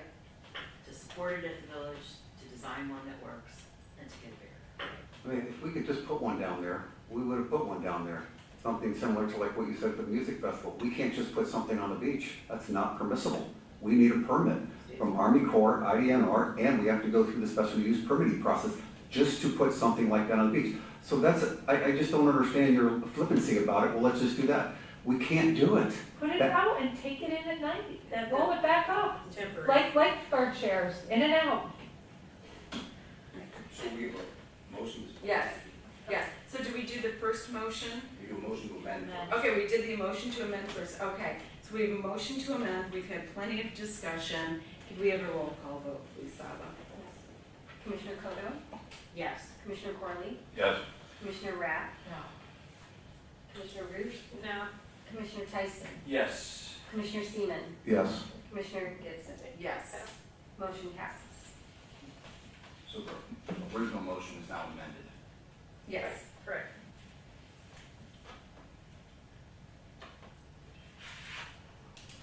All right. We are now moving on. We have to vote on the. Oh, this next one, okay, I thought if we amended it, it passed, okay. Let's vote on, can you do the roll call vote on the first, motion, please, Saba? As amended. No, we already did. You voted on whether to You amend amended? Commissioner Root's motion. Yes, which we did. Right, so now you have to vote on the motion as it's been amended. Oh, okay, got it, okay. May I have a motion to, to devise a barrier, on Centennial Beach in order to make it an off-leash dog beach, along with approaching, or subject to, the Follow village's that. agreement to, exercise home rule President Gibson, is this a new motion that you're making? I'm trying to do the amended one. That's, I think you're restating. you're just restating it? Oh, yeah. Yes. Okay, because they're already the motion and. Well, that's what I thought it already passed, so what am I doing? You're We asking. we just you're need a asking- roll call vote at this point. Oh, I thought we just did one, okay. Do another All one right. for the Okay. motion. All right. Commissioner Tyson, Yes. Commissioner Corley, Yes. Commissioner Rapp, Yes. Commissioner Root, Yes. Commissioner Seaman, Yes. Commissioner Kodo, Yes. President Gibson. Yes. Motion passes. Okay. Sorry about that. Okay, we are now moving on to section 4.5, mission, vision, values update, and this is Shannon. Okay, so this is a continued item from the last couple of meetings. And so the direction for staff was to go out to the public with a survey on 3 options for the mission and vision. So we did that, we received 355 responses. And in your packet, the items that were selected as the most voted on options were for the mission, the current mission, and for the vision, one of the alternate options that was presented by Commissioner Seaman the last meeting.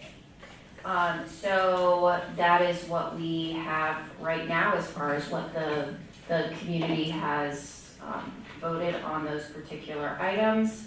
And now I bring it back to the board for any further discussion or consideration for those particular items. What I would say too, when it comes to the strategic plan, whatever is passed as far as the mission and vision will be then, or mission, vision, and values, I would clarify that we didn't have that in the survey. There was no concern about adding those values. So all of those will be included in the strategic plan, however it's voted on today. Okay. Do we have any discussion on this?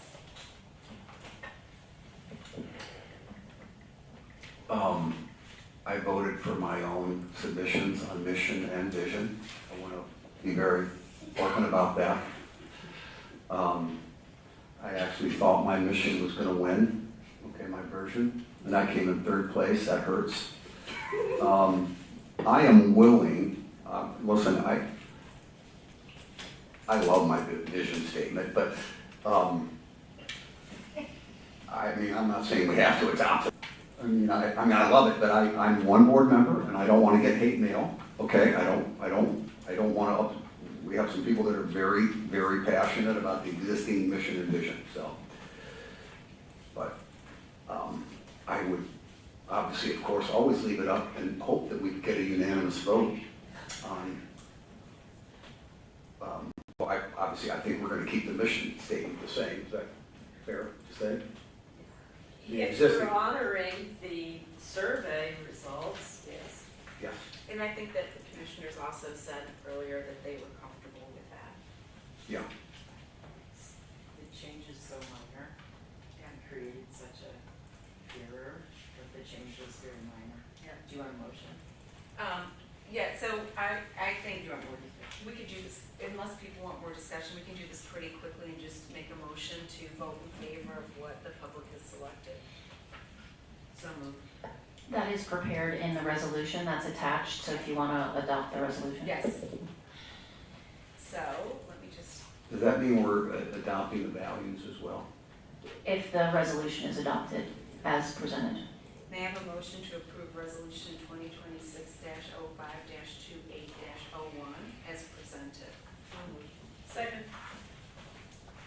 Roll call vote, Saba. Commissioner Tyson, Yes. Commissioner Rapp, Yes. Commissioner Kodo, Yes. Commissioner Corley, Yes. Commissioner Seaman, Yes. Commissioner Root, Yes. President Gibson. Yes. Motion passes. Thanks for all your work, David. Oh, gosh. I Okay. did 20 drafts. All right. We're now moving on to section 4.6 of the agenda, 2027-2031 strategic plan final draft. Shannon? Thanks, Jeff. Sit loud. Glad keeping you awake over here. So with the strategic plan, we took all of the information from the last meeting and the comments that were provided by the board, and we included that information in this packet as well as additional responses to those individual questions and how they were tracked in the document itself. Attached to the packet, you have a couple of versions. So you have the draft, just the Word version of the strategic plan that shows those track changes, and then you also have the pretty version of the strategic plan that is what it would look like in final form. The only change to that would be, again, the mission, vision that was, and values that were just adopted by the board. So that would be the only other change, unless the board has any other considerations for potential changes to this document itself. And if the board is looking to potentially adopt the document as it is, then staff would go through the process of outreach and making sure the public is aware of this, put it up on the website, let everybody know that it's out there, that these are the things we're working on. And then staff will go through our process of internally looking at all of the goals and objectives and how we are measuring them and how to apply those into the upcoming budget process that we talked about earlier today.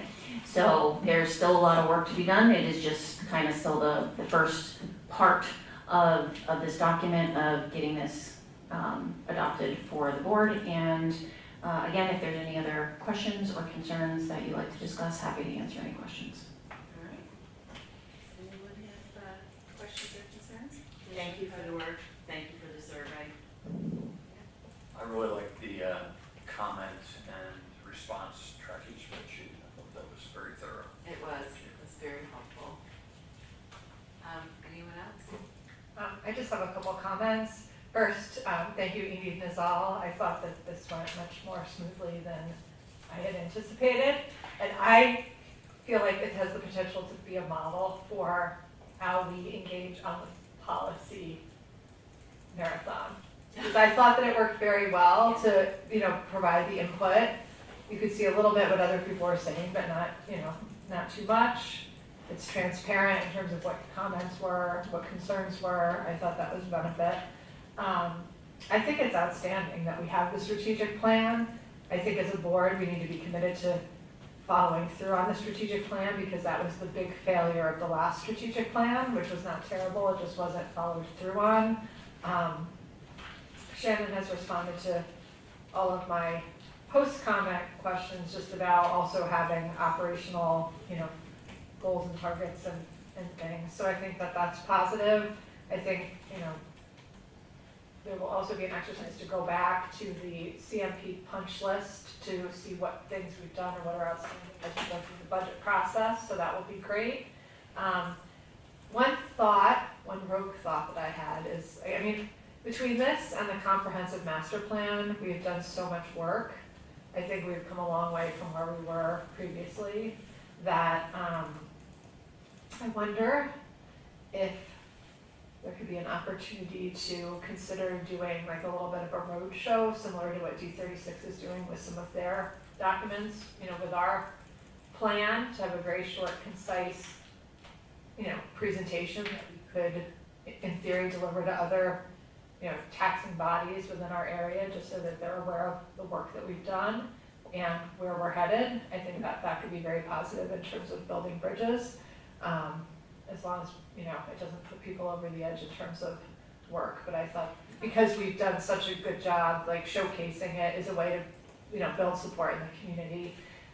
It has been customary for past plans to outreach, like the lakefront, master plan was presented to the village. Like other plans have been presented, so I, like as on an informational basis. So I was thinking that might be like a positive thing that we could do.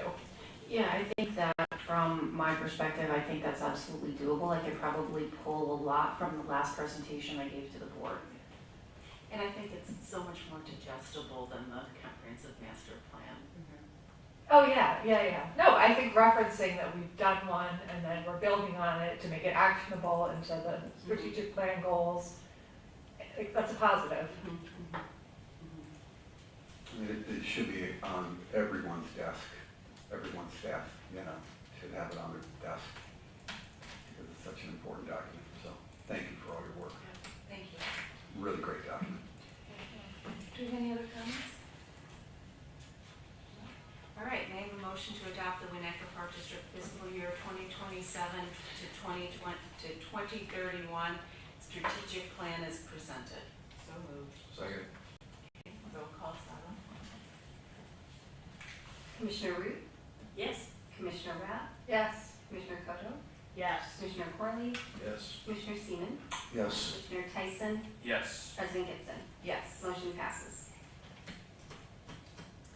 All right, at this point, we are in section 4.7 of the agenda, Village of Northfield TIF District discussion. And I know Shannon, you're gonna make the presentation, but I wanna make a quick statement first. With an abundance of caution, I would like to sort of recuse myself from discussion and vote. There is a very tenuous possible conflict of interest, and I just don't want to in any way, shed a light on the work that this board is going to do, so I'm going to recuse myself. President Gibson, can I have a bit of clarification here? It came to me this week from public sources that your husband, Fritz Duda, had been a principal associated with Reba Development Company. Many years ago. And is it the case that he is no longer associated? It is. And or with any other project that would otherwise benefit should the TIF move forward? It would not benefit should the TIF move forward. So he is no way associated? He is not associated with Reba. He's not associated with Reba, and he is not associated with any project that would benefit from TIF. And so your reason for recusal is otherwise? It's related, but I'm just being abundantly careful. Thank you for that. No, thank you, seriously. Okay. Do we want to address my issue now too?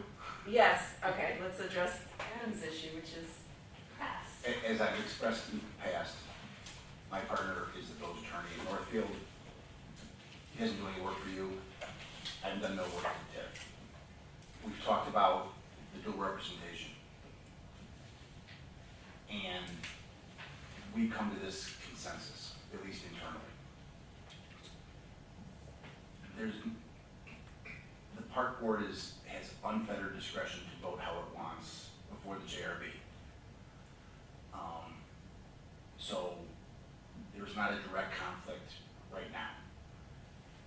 In the event the village and the park district were to engage directly in negotiations of an intergovernmental agreement to address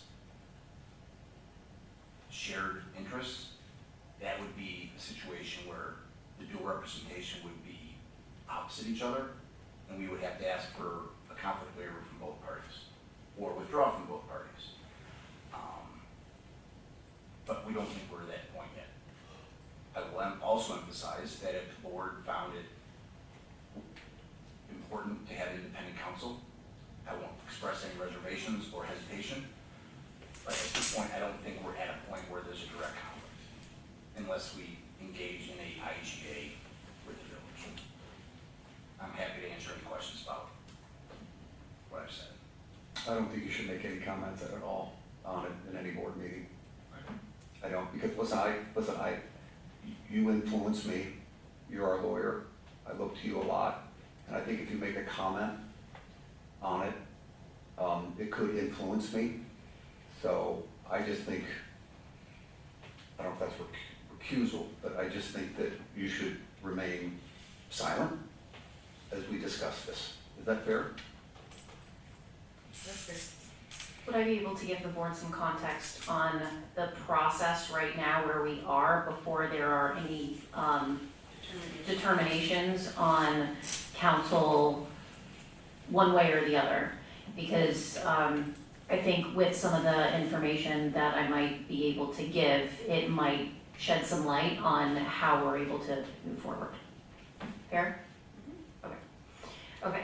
So I attended the JRB meeting that took place a week ago or so. And with that particular meeting, there was a presentation made by the Village Northfield's consultant, and there was a public member that was appointed to the board, in which I abstained from the vote on that because I didn't receive any information ahead of time on either of those nominations, so I didn't feel comfortable making a vote on individuals that I wasn't familiar with or didn't have any background information on, so I abstained from those votes. Chris Johnson from New Trier School District, High School District, was voted in as the chair of the JRB for these purposes. Then they went into presentations from, again, S.B. Friedman, which is the Village of Northfield's consultant, and then the school districts asked for a presentation from their consultant as well. So there are two separate sides of presentations, and the links were provided to the board, and they're also on the Village of Northfield's website on their TIF webpage. So in that particular meeting, we were also presented the ordinances as they were shown as well, and there was a good number of public comment. Mostly the public comment was against the TIF redevelopment plan. However, based on the information that we as the JRB had at the time, there was some discussion about what to do next, and with some of the comments that I heard from the public as well as some of my counterparts on the JRB, that I made the motion to delay a vote to another future meeting. So we had more time to review, so all of our taxing body boards had the opportunity to review in more detail and get more information on the process itself. What was a little bit confusing too was the actual purview of the JRB, what we were actually tasked to do. There was some confusion on do we like the TIF, or what are the qualifications of the TIF, and does it meet the act? So I provided to the board today the JRB procedures that are based on the Tax Increment Allocation Redevelopment Act, on what the actual procedures and purview of a JRB is based on state law. And basically that's to determine whether or not the redevelopment plan meets the criteria and the qualifications of the TIF district. TIF Act. Yes. So with that, again, there's some conflicting information from the two different reports. So that's neither helpful nor not helpful, because there's conflicting information on what that actually looks like. So as far as having enough information to say does it or doesn't it, I don't feel at this time that we have the information that allows us to make that determination. I've requested more information from the village manager over at Northfield on some of the information that was in their report. So I'm waiting to get more information back on that. To look at some of those qualifications on does it or doesn't it meet the particular act itself, the qualifications of the act itself. The next JRB meeting is scheduled for August 13th. That was relayed to the general public on Northfield's meeting the other night on the 21st, which I was in attendance for to listen to that presentation. where the village went through some of the comments and concerns that the school district had in regards to the other types of funding options that may be available, which was different types of programs, and the village responded why some were good, some were bad, those types of things, why they couldn't or could use other different types of funding.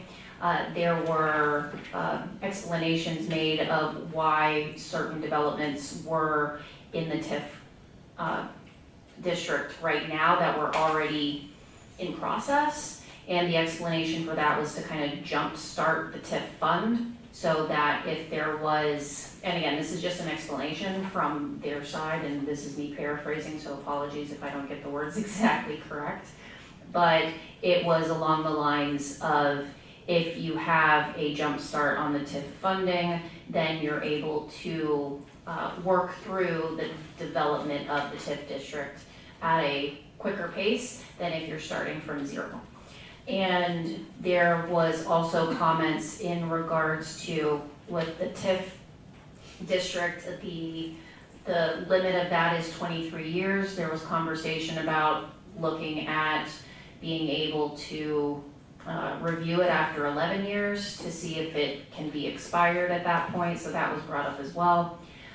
The information that we received the day before the JRB meeting, the letter that President Gibson received that was forwarded to the board on things that they would potentially look to do as the village to assist the two park districts, that was mentioned later on in the meeting. There was a couple of things that popped up on the screen about, working together on joint purchasing, looking at their zoning ordinance in regards to the impact fee and acreage allocation and removing that. So, but there wasn't much discussion on that particular item, so I don't believe I received any additional information that could help you as the board to determine whether or not that's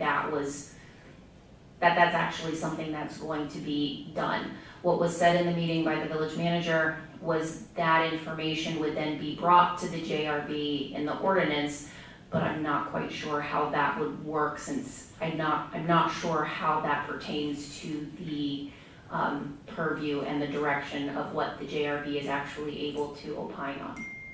So there's still a lot of questions out there. I'm still working on trying to get some of that information from the village. I know that the Northfield Park District, they have a meeting with their board on Monday for them to discuss this issue as well. But that's basically the update that I have now at this point. And from the JRB perspective, it is just an advisory board.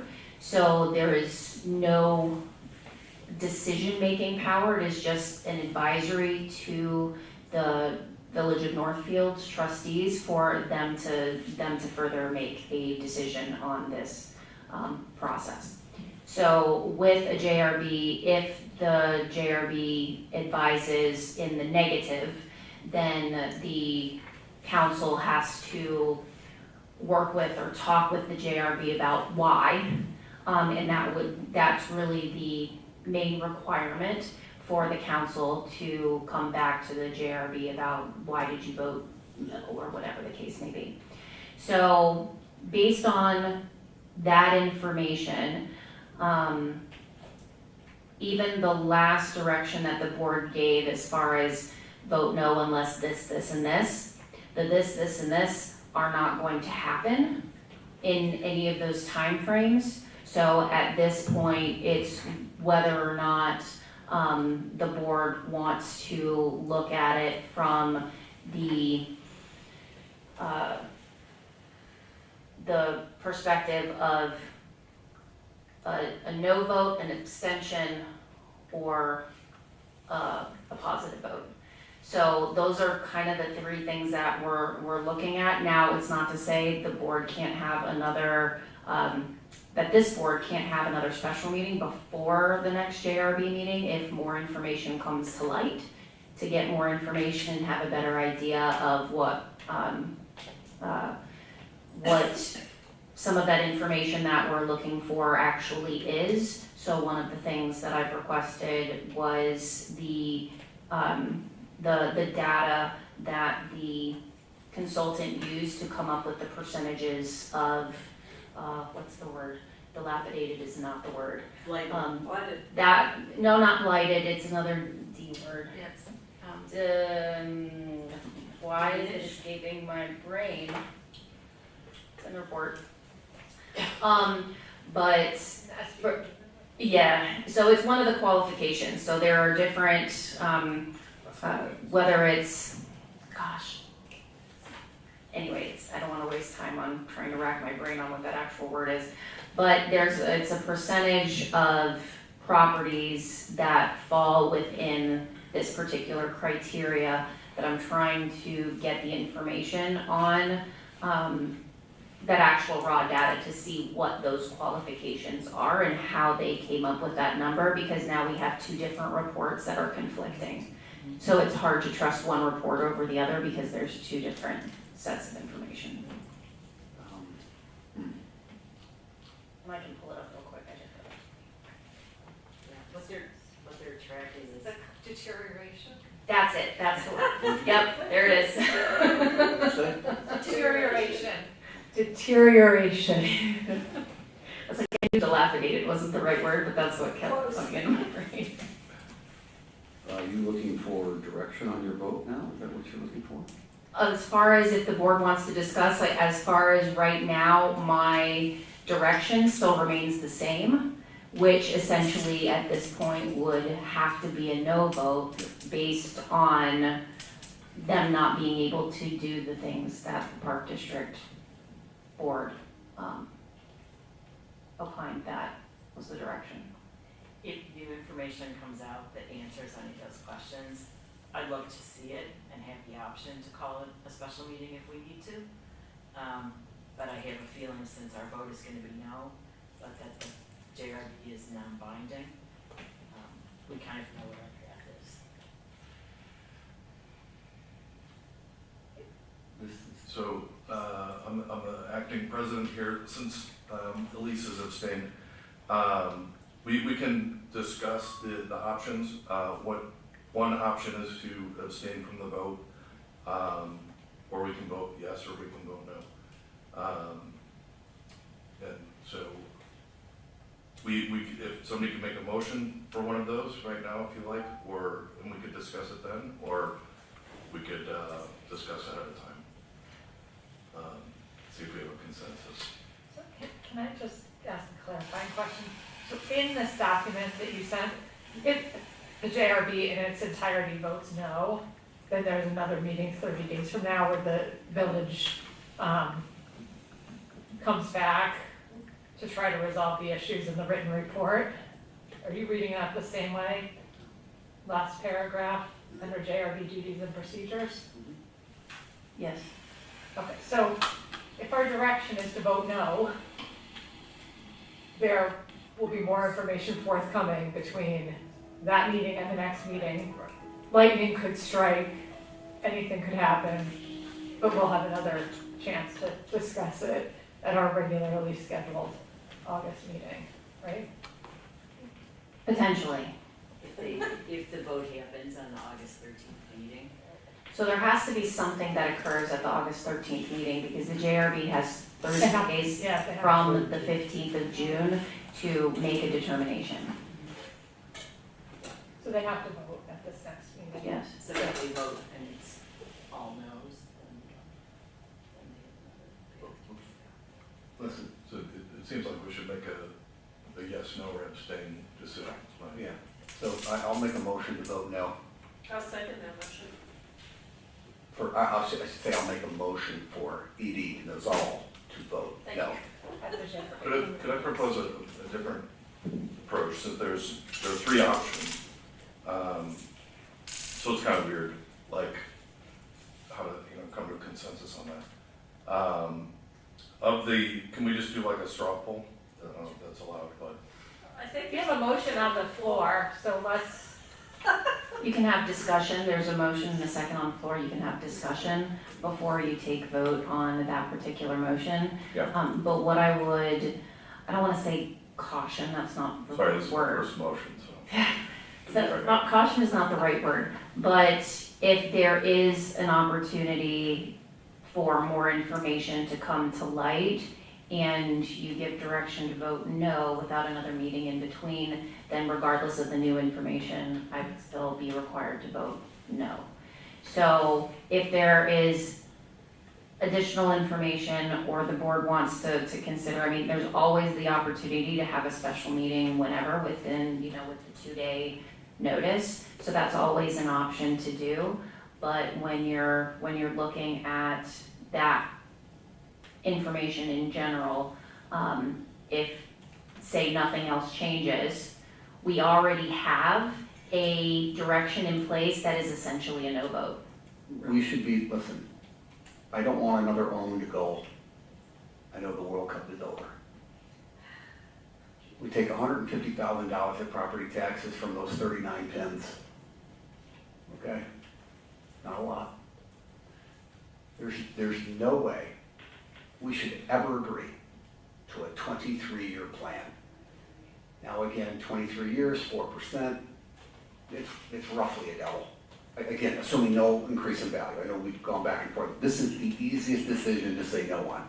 Yeah. There's no way I would sign a 23-year contract with anyone. I know we're not signing a contract. New Trier, which is highly dependent upon taxes, has said, no thanks. We should be respectful of their insight on TIFs. So we have spent way too much time on this. You're now a TIF expert, cool. But we're not going to influence it one way or another, so I think we should put it to bed, vote no, and move on. We got too many others. So we're discussing the motion, so let's hear from everybody. Yep. Thanks, David. Cynthia? I have nothing else to add to that. Okay. Christina? If there's new information and, I want to keep that option. I mean, I'm not saying there will be information that's substantial enough to cause us to call another meeting, but I do want them to know that we're paying attention to the response, and I want to see what that information is, and I think we make that decision about a special meeting. So, I'm a vote no, but if there's new information, I'd like to be able to change, to call a meeting if we feel it's necessary. If the new information is trivial, we're not calling a special meeting. So, I would say vote no unless the new information is compelling otherwise. I would just say for Commissioner Corley acting in the role of president, you can unilaterally call a special meeting and then determine if there's a quorum, or any two of us, can come and say we want to call a special meeting. But that's the path. But you have to get But you have to, the key thing is the quorum for the meeting, which is Right. Mark. I mean, we don't have to make a motion to plan to do that or anything. No. No, Yeah. you can just do it. Great. If you think the information is material. Yep. Okay. Kelly? Again, I'm a no on this. I know that Executive Director Nizal will keep us informed, and at that point, if there's a need for a special meeting, we can make that decision. Agreed. Okay. I don't have anything to add. Just a point of order to clarify before we vote, a yes vote on this is to vote no for ED Nizal. So, I'll read it again. Or I haven't I read it. just want to Oh, make really? sure if I'm first. It's late. So which one is this one? Okay, so, I'm gonna read it again, and can we do the motion again, because I didn't really read exactly what this says. Okay. Okay. May I have a motion to direct the Executive Director Nizal to vote in opposition of the redevelopment plan at the JRB meeting scheduled for August 13th, 2026. So moved. Second.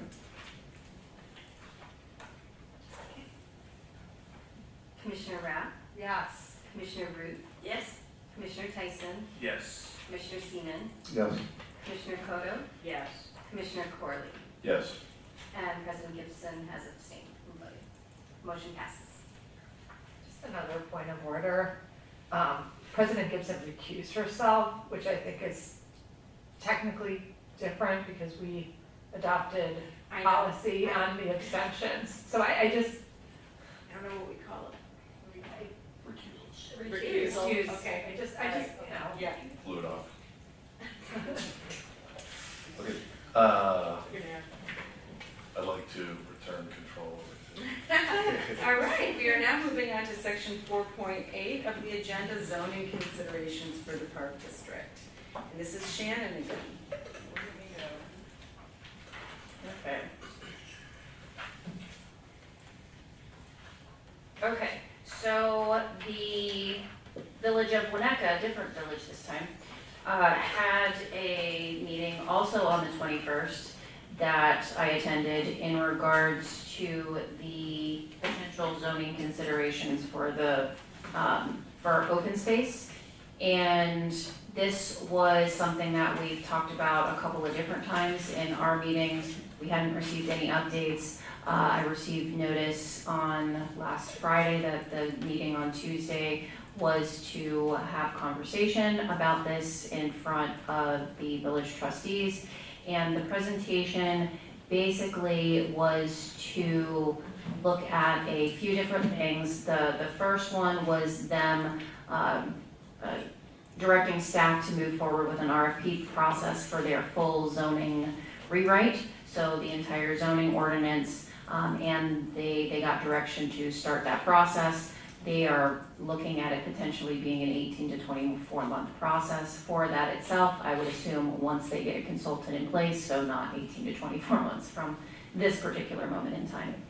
The second part of that conversation was specific in looking at that open space zoning district for removing parcels that meet any sort of criteria for an open space district out of their current R2, R4, whatever district they are in currently, to this new open space district.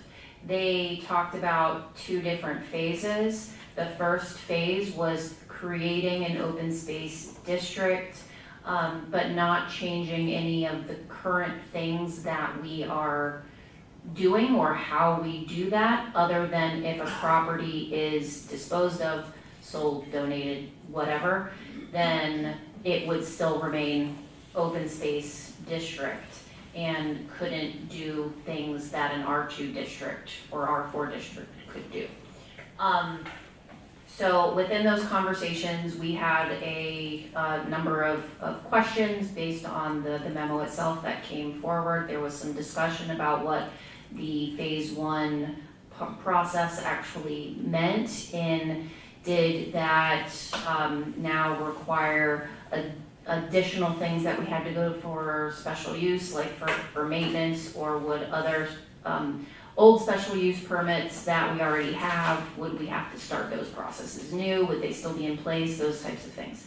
So what was said in the meeting, now we don't have any documentation, we don't have any actual ordinance or what the language actually looks like, but it was said in the meeting that materially nothing would change from our current processes for what we do now when it comes to development work.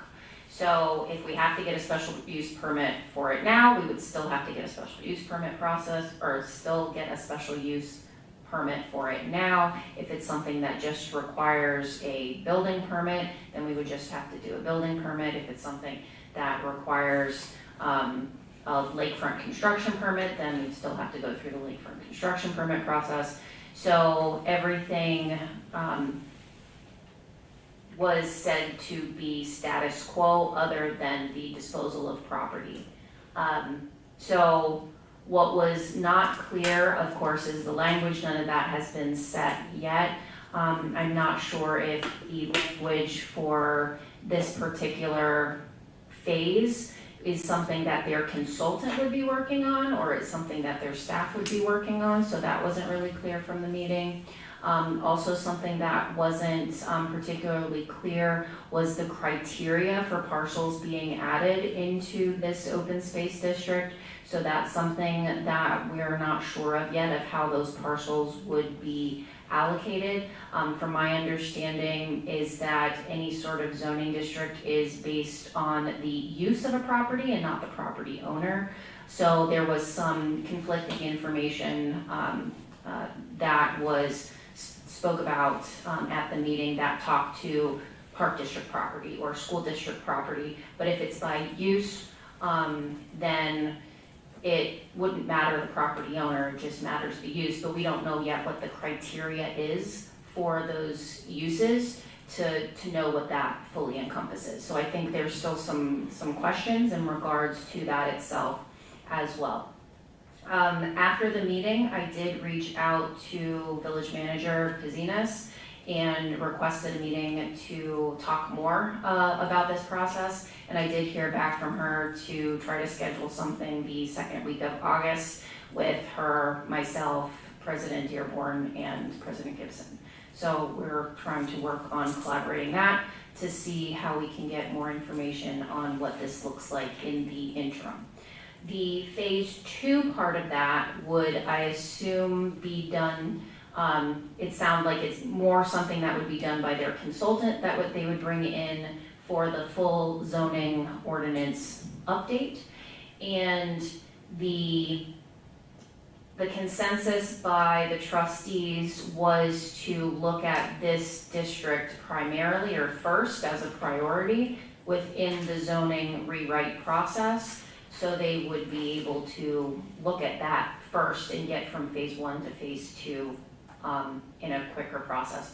Oh, the one thing that I forgot to mention about the phase 1 is that they plan on having a public hearing for that in front of the Plan Commission at their September Plan Commission meeting, right? September, yes. So my hope is to meet with the village before our August meeting to have more information that we can bring back to the board for our August meeting before they have their public hearing in September for the Plan Commission. I felt when I read the memo, the executive summary, which I understand you have to strike a balance between brevity and clarity. I felt like there were things that were unclear. So I'm hoping in that meeting that we can get a little bit more focus. But I did feel in the village council meeting itself that listening to their conversation and so forth really did help. It improved my understanding of the executive summary. Shannon, are they planning on having public hearings on the text amendment and the map amendments at the same time, or They something? didn't say. They didn't specify, but that is my assumption. Okay. Their executive summary does identify a logistical issue. Because of the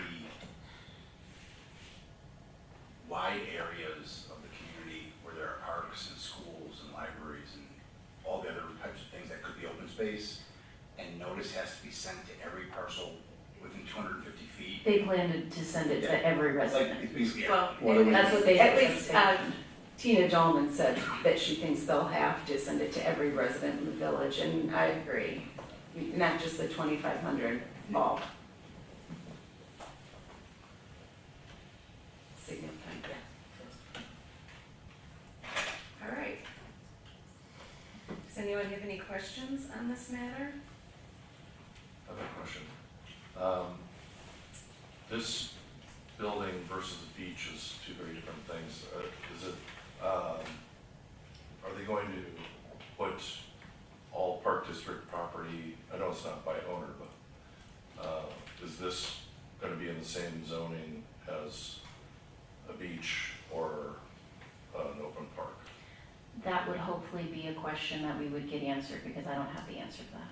Yeah, because it currently is all the same. It's currently all the same in R2, yeah. Well, to go a step further, every use in the proposed district, except for village-owned uses, would be a special use, essentially. Yeah. There will be no permitted uses except ones that are operated by the village. Yeah. During phase 1. During phase 1. Yeah, right. Yeah, I guess, just looking for that maybe opens that up a little bit. It seems, The memo recognizes that as a possibility. yeah, seems weird to have this building and a beach in the same bucket. I realize we didn't finish the conversation we should have, that we maybe want to go back to, which is your representation and how this board wants you on the tip. Sorry, I just feel like. Yeah, so, yeah, I forgot to mention, another point on that. So I have had brief conversation with, a representative from Tressler, who is also the general counsel for the Northfield Park District, and who are going through the same process as us with this particular process. And I've not had any engagement conversations or anything like that. I basically pinged them to see, hey, is this something that we might be able to talk about if the need arises? So that's a potential option for the board if that's more comfortable in looking at a potential engagement with a different firm for that particular issue. If we do get to the point of working on an IGA or any other particular issue that involves specifically with the Village of Northfield.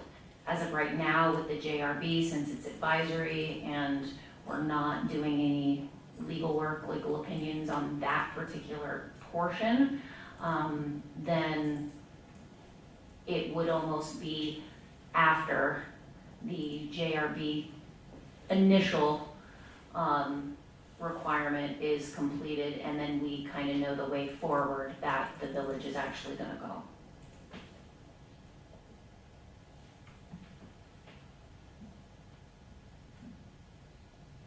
Just a question. We're getting it back to Scott.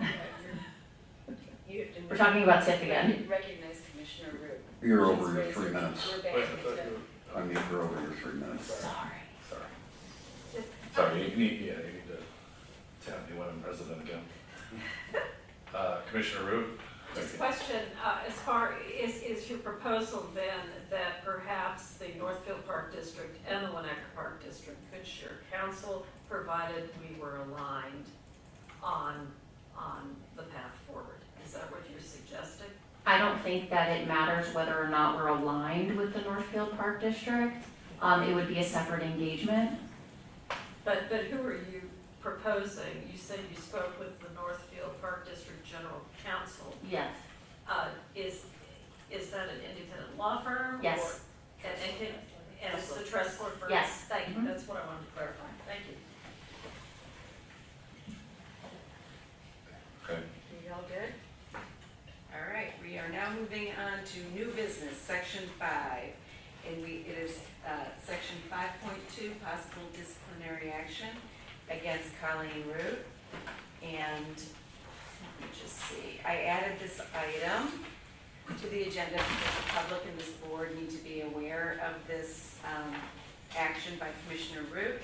Please refer to the agenda packet for a copy of a letter from a resident, Mr. Mucci, received by Commissioner Root and Commissioner Root's response to Mr. Mucci via her personal email. There are members of this board who may wish to ignore this item, and there are members of this board who may wish to discuss and address this item, but there's no way for me to know this until it's presented in open session, which is what is being done here. The members of this board have been made aware of this item at the same time as the public when the public agenda was posted. I'll turn this over to discussion if there's anyone that would like to start. All right, Commissioner Root. I'd like to make a formal statement. President Gibson, it's been 4 months. Once again, I find myself facing possible discipline without notice of the charge, the evidence, the policy allegedly violated, or sanctions being considered, and involving a recurring effort to transform a policy discussion and disagreement into personal misconduct. The document underlying this item was a personal email exchange between my friend, Robert Mucci, and me. Neither of us provided these documents to the Park District or authorized anyone to do so. This morning I sent President Gibson a written request to preserve all records relating to how this correspondence was obtained and published. I've not yet received a response. Once received by the district, it may become a public record, but that does not answer who supplied it, whether it was complete and authentic, and who decided to publish it as a basis for discipline. And I'd like to ask this board to consider this question beyond my own situation. Mr. Mucci's a private citizen. He has no duty to this district. If his private correspondence can end up in a public meeting packet without his knowledge or consent, that should concern everyone, regardless of what you think of me. During the prior harassment investigation, I was pressed by the investigator who requested that I provide the content of individuals of the public who contacted me. If I had written communications from them, she wanted to see them, and I declined to expose residents without their consent. That investigation, we know the conclusion, no harassment, no hostile work environment. Yet here we are again, based on private communication obtained from an unknown source. My response to Robert, in my response to him, concerned the matter pending before this board tonight, which was what mission statement we would adopt. I talked about open land and the comprehensive master plan, and I sought public participation in tonight's meeting. In my mind, this is protected political speech on a matter that was before this board. I did not write, nor did I adopt Robert's allegations concerning personal enrichment. I did use the phrase, quote, compromised board, end quote. By that, I meant a decision-making process compromised by inadequate disclosure and unresolved governance concerns. In no way did I mean any sort of allegation of bribery, corruption, or personal enrichment by members of this board. Those, if you want me to talk about what I meant, I think you already know.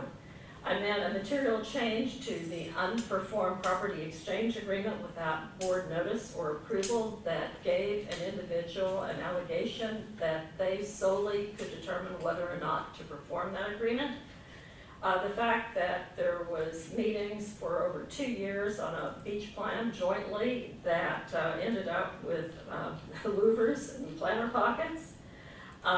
The fact that we were involved and agreed to a donor agreement tying a $3 million donation that we've yet to receive with a 50-year restricted covenant, which, by the way, also dealt with project elements mandating a fence on the south side of Centennial Beach.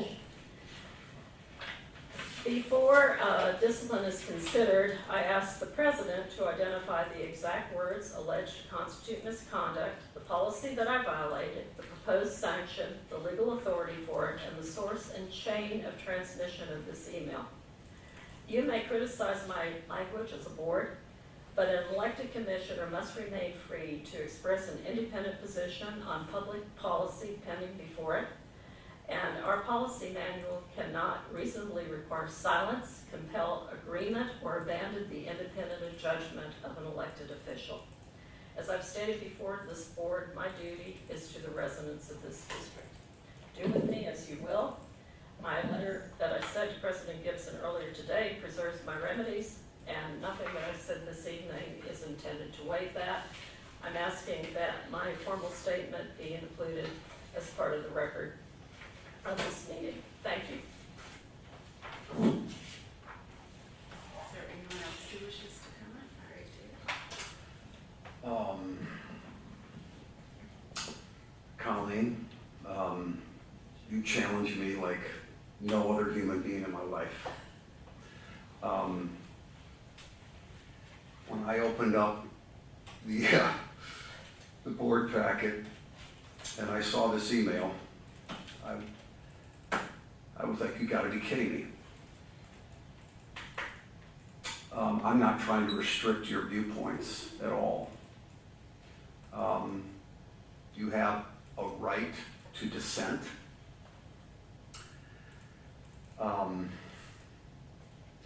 However, your response is a terrible response. In my estimation, it's an unethical response.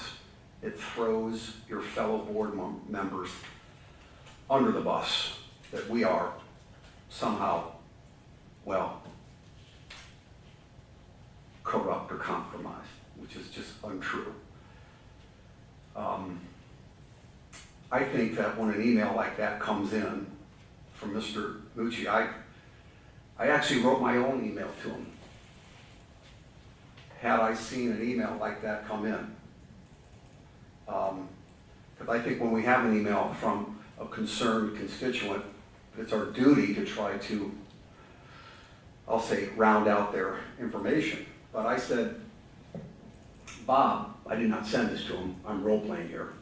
I said, Bob, thank you for your interest in the Mission and Vision Update Survey.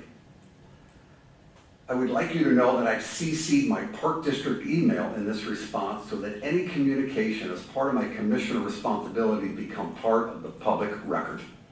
That's really important. Again, there's a reason we all get Park District emails, so that we don't have unfortunate instances where people use their personal email to communicate regarding or executing their duties as a commissioner. But I said, let me try to help you gain a better understanding of the Mission and Vision Update Survey. The Mission and Vision Update was led by staff and not the board. The board had no input on the initial suggested rewrites. Staff's suggested rewrite of the mission and vision statements were not supported by the board at the May board meeting. The board, along with Eden Azal's suggestion, decided to collect board feedback on mission and vision rewrites and then release a survey to the community. All mission statements, options on the survey included reference to open space. I agree with you that the current mission statement should have been highlighted. This was changed after community feedback. Secondly, your accusation that this survey is an attempt by some board members of the park board to circumvent and this is quote, circumvent and subvert legitimate governmental functions in order to further achieve personal achievement, unquote, is simply not true. We are elected Cook County officers and are subject to annual conflict of interest reporting. The park board has a substantial code of ethics document, see section 4.14 of the Park District Policy Document, and all commissioners are now required to complete ethics training. We just did it. I also want to discuss your reference to partnerships. By the way, partnership is actually listed in the original vision statement. I said public-private partnerships are critical to the success of any public agency. Public-private partnerships allow the Park District to offer additional programming, reduce costs, and also invest and maintain our facilities. Further, a plank from the 2023 caucus survey encouraged public-private partnerships. See below, plank number 2, public-private partnerships, okay?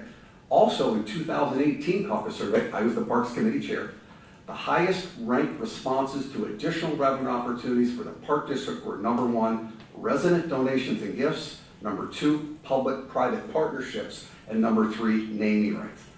Increased taxes, as you can imagine, was the least preferred. As a former member of the Caucus Council 2018 to 2020, I value our caucus system and the perspectives and insight it brings to our public agency boards. Thank you for your participation. Bob, I'm always willing to discuss and learn. That's how we're supposed to respond to the public, to inform and educate, not to sow distrust of this agency and this board. And I'm afraid, Colleen, that you have used your personal email more than once. I'm not sure if you submit your personal email to FOIA requests.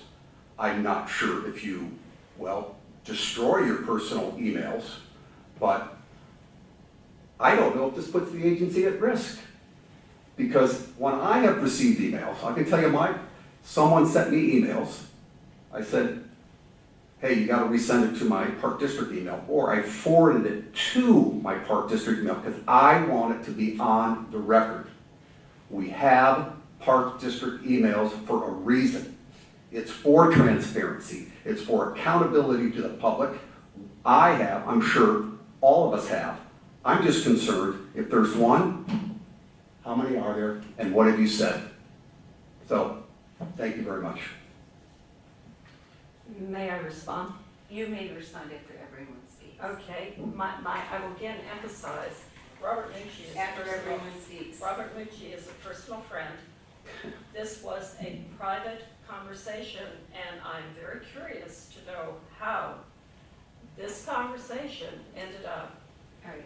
in This, district. you will get a minute and a half once we've all spoken.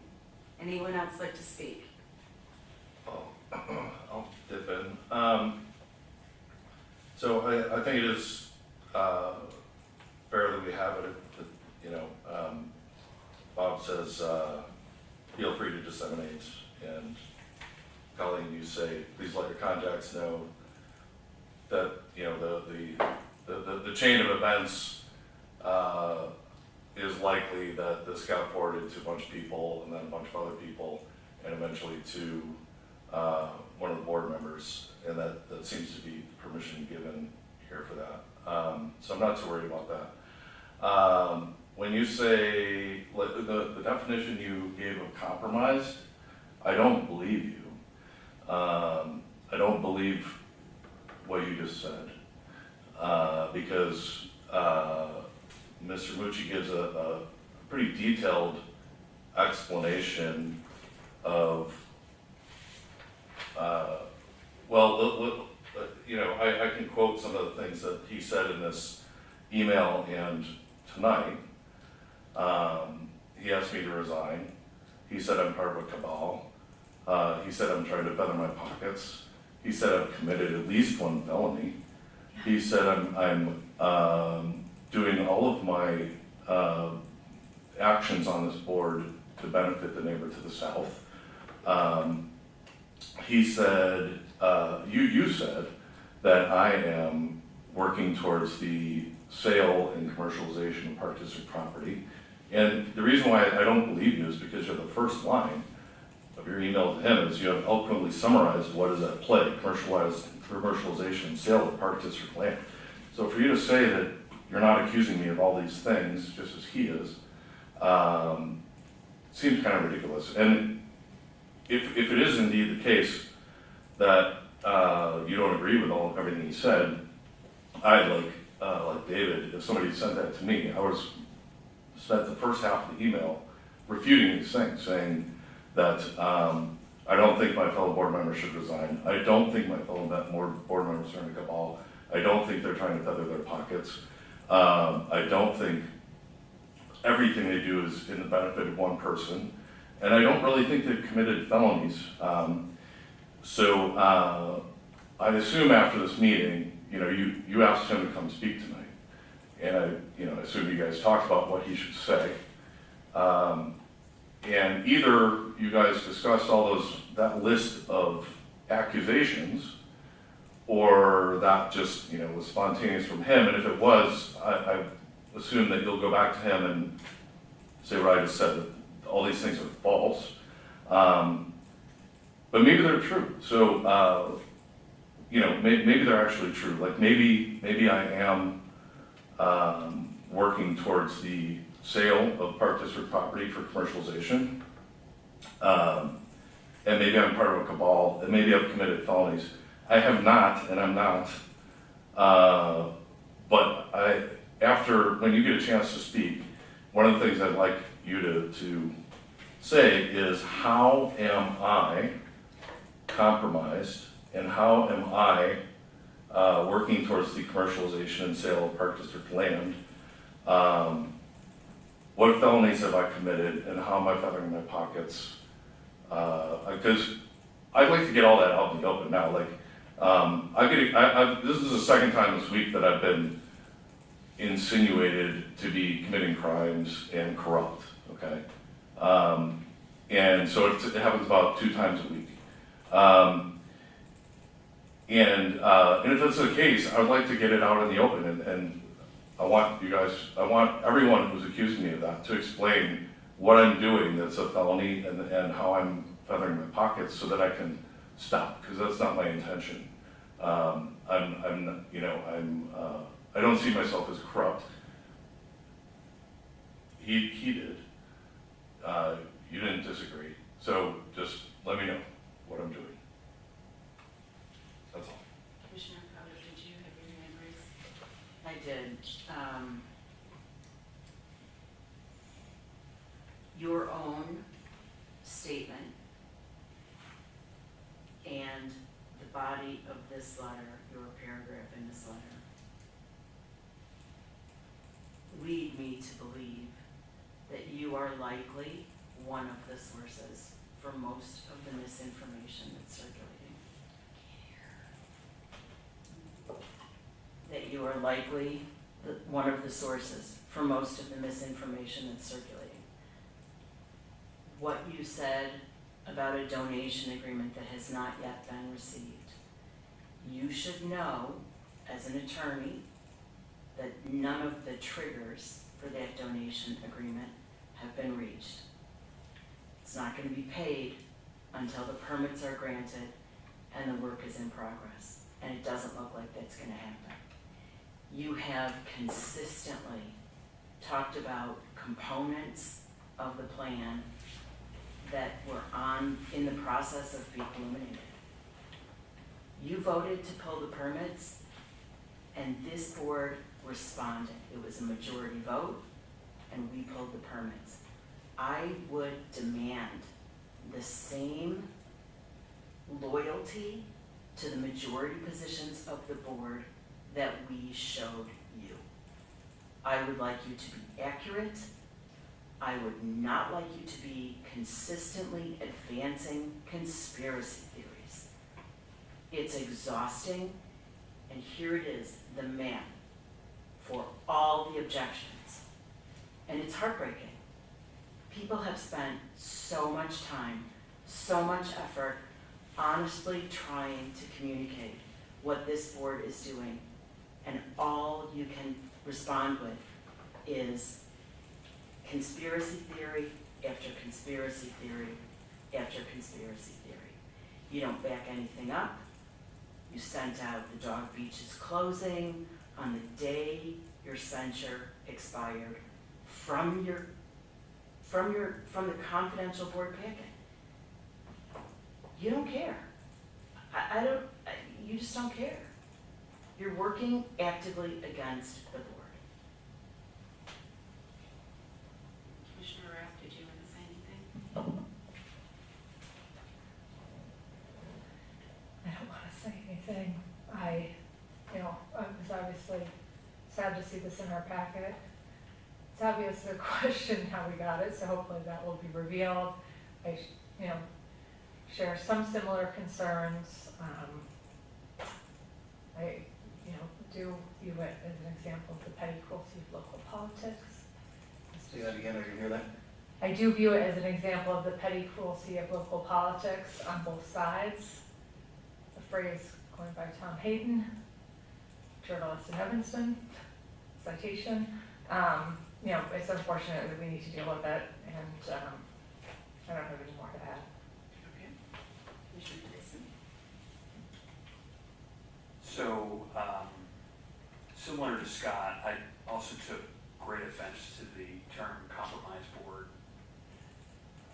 Quoting from the email, now after the fact, the majority of this compromise board is trying to walk back the plan they unanimously approved last October.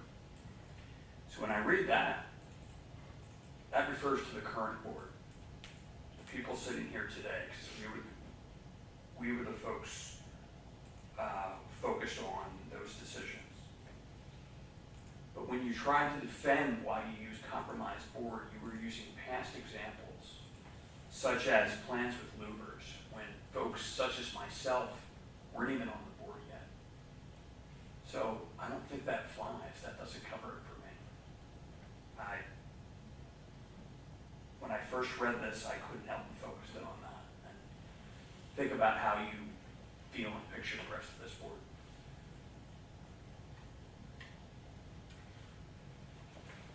Anything else? That's it for now. Well, I would say this posed a conundrum, because I can't substitute my own judgment, and this came to the district, and It very clearly was not a conversation between the two of you, as both of you have very made in your statements to please pass this on. So, again, I didn't want to substitute my own judgment and ignore it, and I didn't want to substitute my own judgment and put together a whole packet of actions. I intend for each board member in this public setting to make whatever statements they want to make and to take whatever actions they want to take. But I'm going to say that you're an elected official who is supposed to act in the best interests of this agency, and yet you're openly working to undermine and harm this agency and our residents and this board. It's a clear breach of your ethical and fiduciary duties. Your response to Mr. Mucci is problematic in so many ways, including that you don't explain that the mission and vision statements were supposed to, as part of the whole comprehensive master plan development, they were supposed to have been reviewed and perhaps revised, but that was actually pulled out to divert resources to board culture. And the way you act is causing board culture issues. It's your behavior. As you can see, Mr. Mucci opens his letters to you, and perhaps others, I don't know, with the following. This survey is an attempt by some board members to circumvent and subvert legitimate government functions in order to achieve personal enrichment. We're very aware that none of us make any money. We spend an enormous amount of time and effort here. We make no money, and you know that none of us are personally enriched. But rather than correct him, you failed to disclose that you voted in favor of submitting the survey to the public. You instead respond. You've eloquently summarized what's at play. Commercialization and sale of park property. An untruthful and completely illogical conclusion, given that each mission option referred to the protection of open space, and you intended to mislead him, and you intended him to share that misleaded information with others. Again, rather than correcting his facts as to why the board is reviewing the mission vision statements, you feed into a conspiracy theory set out in his letter and refer to the board as, quote, compromise. No basis, no facts, just terrible and untrue accusations intended to undermine us. This is libelous and destructive. I have no doubt that you've libeled this board and the Park District many times, and I'm sure you've also defamed us. After supporting errors in Mr. Mucci's letter, rather than correcting them, you go on and attempt to foment unrest by saying, please let your contacts know what's going on. Again, a whisper campaign actively trying to undermine the board and the Park District and create the notion that there is a conspiracy underway. I would also like to point out that the email exchange between you and Mr. Mucci is not just a communication between two friends. As Mr. Mucci writes in his email, feel free to disseminate, and you write back to him, spewing your untruths, please let your contacts know what's going on. The email exchange was very clearly intended to disseminate information and misinformation at that. I'm even suspicious that you may have assisted or encouraged Mr. Mucci to write his letter, essentially having him throw water on the window so you can tell everyone it's raining.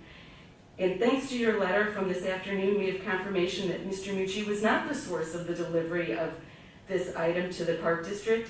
Firm evidence that your instruction to pass on your pile of misinformation was carried out. Another untruthful statement contained in your response to Mr. Mucci is that the harassment complaint brought against you in January of this year is because of your point of view. The report generated by a third-party attorney who reviewed the harassment complaint is clear. Your bad behavior was the source of the investigation, most certainly not your point of view. In every meeting, our board engages in open debate and very frequently shares points of view among its members. Sometimes commissioners are aligned with your point of view and sometimes not. You have and continue to harm this agency, our residents, and the board.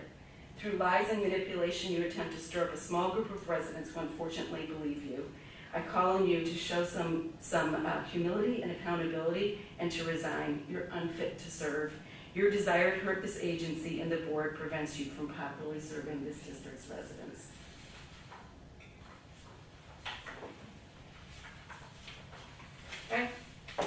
to, anyone like to have their 1.5 minutes response?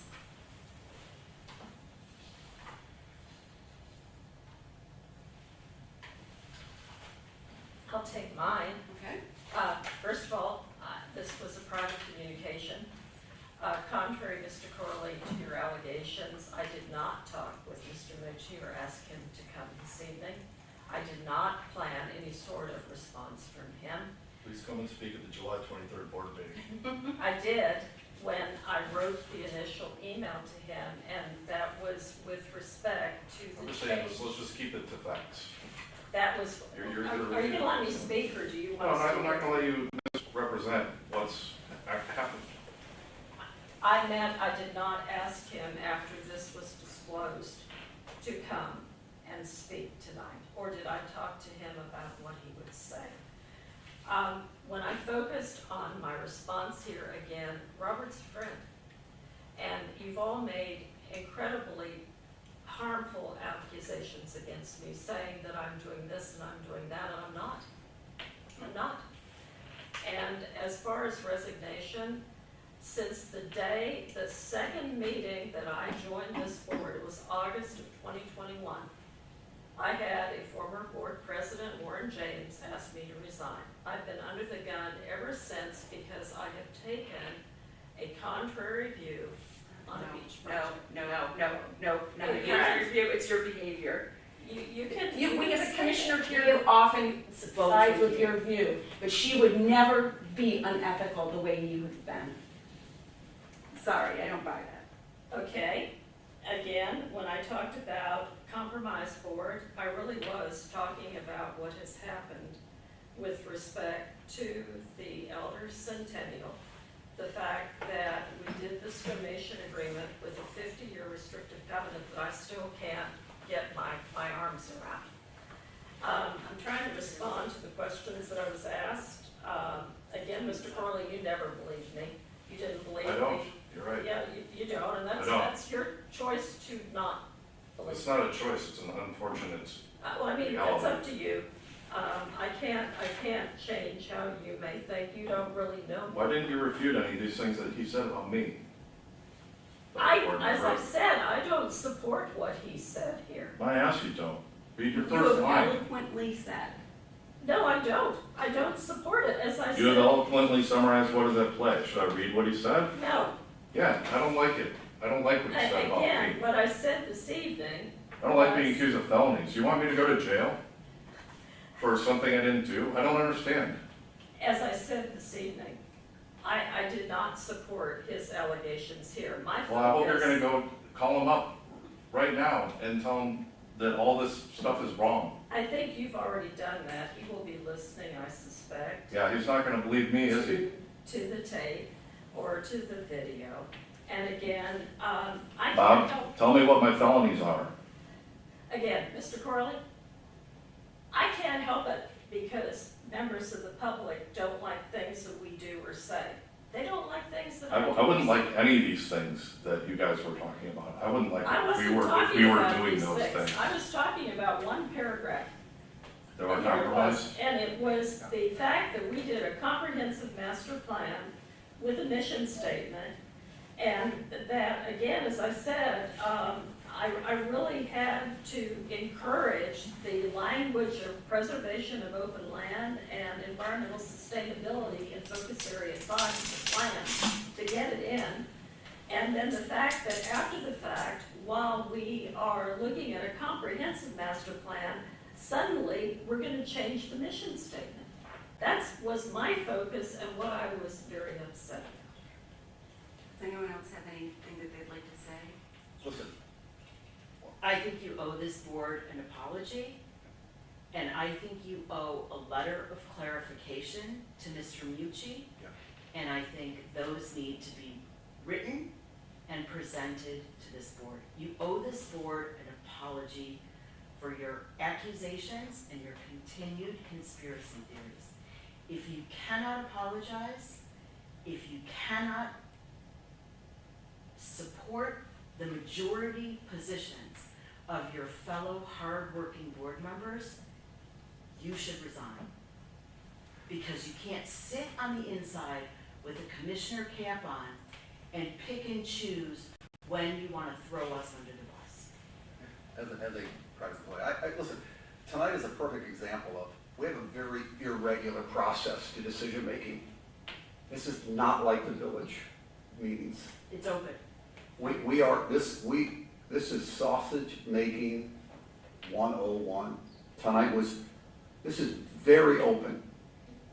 I mean, you upset me tonight when I said, what the hell? I mean, we are very open and transparent in terms of how we make our decisions. And ultimately, we made the right decision on our mission statement. It took us a little bit longer to get there, but in the meantime, It was a You ran us process over. that we were And that's supposed to just follow anyhow. the most rewarding experience I had during the last meeting was after the meeting. And you know what happened? We got to talk to Ted Winnichenko. I got to humanize Ted. And then I spoke to Elise the next day and I said, you know, this stuff, because we got eviscerated by a couple of public comments. I said, this kills me. I can't figure out why certain people come and make these comments and eviscerate us. And here we are, of reasonable reputation. We've all worked hard in our careers. I think I'm a reasonable, I have emotional intelligence issues for sure, but I'm like, I can't figure out why these people hate us. I can't The help. whisper campaign. I can't. You blame me for I'm not- this, and I'm not right the here. whisper campaign. I would just hope that if you do have one, that you actually try to help us. We are trying to do the right thing. We have absolutely made mistakes. But we are residents. We're hardworking. We have wonderful staff, intelligent, hardworking executive director. We are, again, sometimes it takes us a while to get there, but we ultimately come to the right decision. So I'm looking forward to going home. Do you have anything else? I'm done. Okay, what about you, Scott? Yeah, I just want to know what personal enrichment I'm after, and why you said that was eloquently summarized. What I was talking about was the Yeah, that's fine. issue Whatever. concerning the mission statement and the concern. Yeah, about- you could have defended me. I'm actually, I do want to be a little more formal. You've violated this board's code of conduct in the following ways. Number one, under section 4.14I3 of the board policy manual, you failed to fulfill your ethical obligation to respect and support majority decisions of the board. Number two, section 4.14I7 of the board policy manual, you failed to fulfill your obligation to bring to the attention of the board any issues you believe to have an adverse effect on the agency and those we serve. And there is no way to say that Mr. Mucci's letter with accusations of personal enrichment and the intention to pass it along is not clearly going to have an adverse effect on this agency and those we serve. Number three, section 4.14I9 of the board policy manual, you failed to fulfill your obligation to refer Mr. Mucci's complaints to the proper level on the chain of command. Number four, section 4.14I11 of the board policy manual, you failed to fulfill your ethical obligation to represent all those whom this agency serves, and rather you've served a particular interest group. You've also breached your fiduciary duties by leading members of the public to believe that the Park District Board and the board are involved in the sale and commercialization of park property. And through your agreement with Mr. Mucci, you've promoted the statement that the board is attempting to achieve personal enrichment in its actions. Two items that you know to be patently untrue, and in doing so, you're harming the agency, our residents, and this board. You've also harmed this board by referring to us as compromised, a statement intended to cause reputational harm to each of us. Unacceptable. absolutely 100% unacceptable. This is why you should resign, because you clearly can't serve as a commissioner. Well, I have no intention of resigning. Clearly you don't. You have no shame. I don't, Shame. and I continue to ask this question. How did my personal communication, and more importantly, how did Mr. Mucci? Because he told people to pass it on, as did you, and clearly they didn't. Clearly. So, it was intended to be a whisper campaign. You were caught. Sorry you don't like it. I just, Are we considering action of any type? It's up to the board.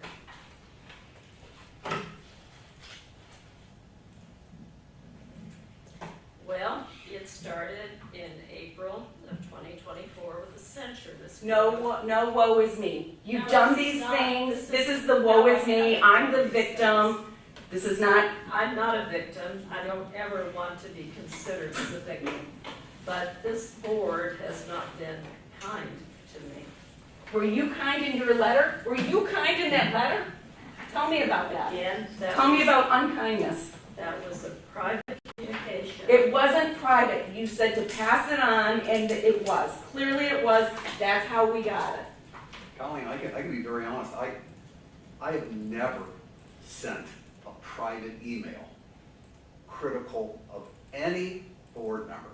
I've had conversations, but I would never use a personal email to criticize, to undermine this board.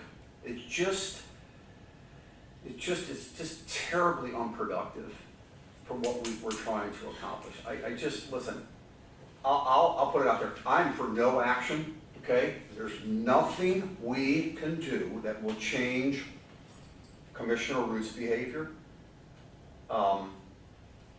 Again, as I said the last time, the only person that can change her behavior, Commissioner Root's behavior, is in fact Commissioner Root. She is choosing not to. She will not resign.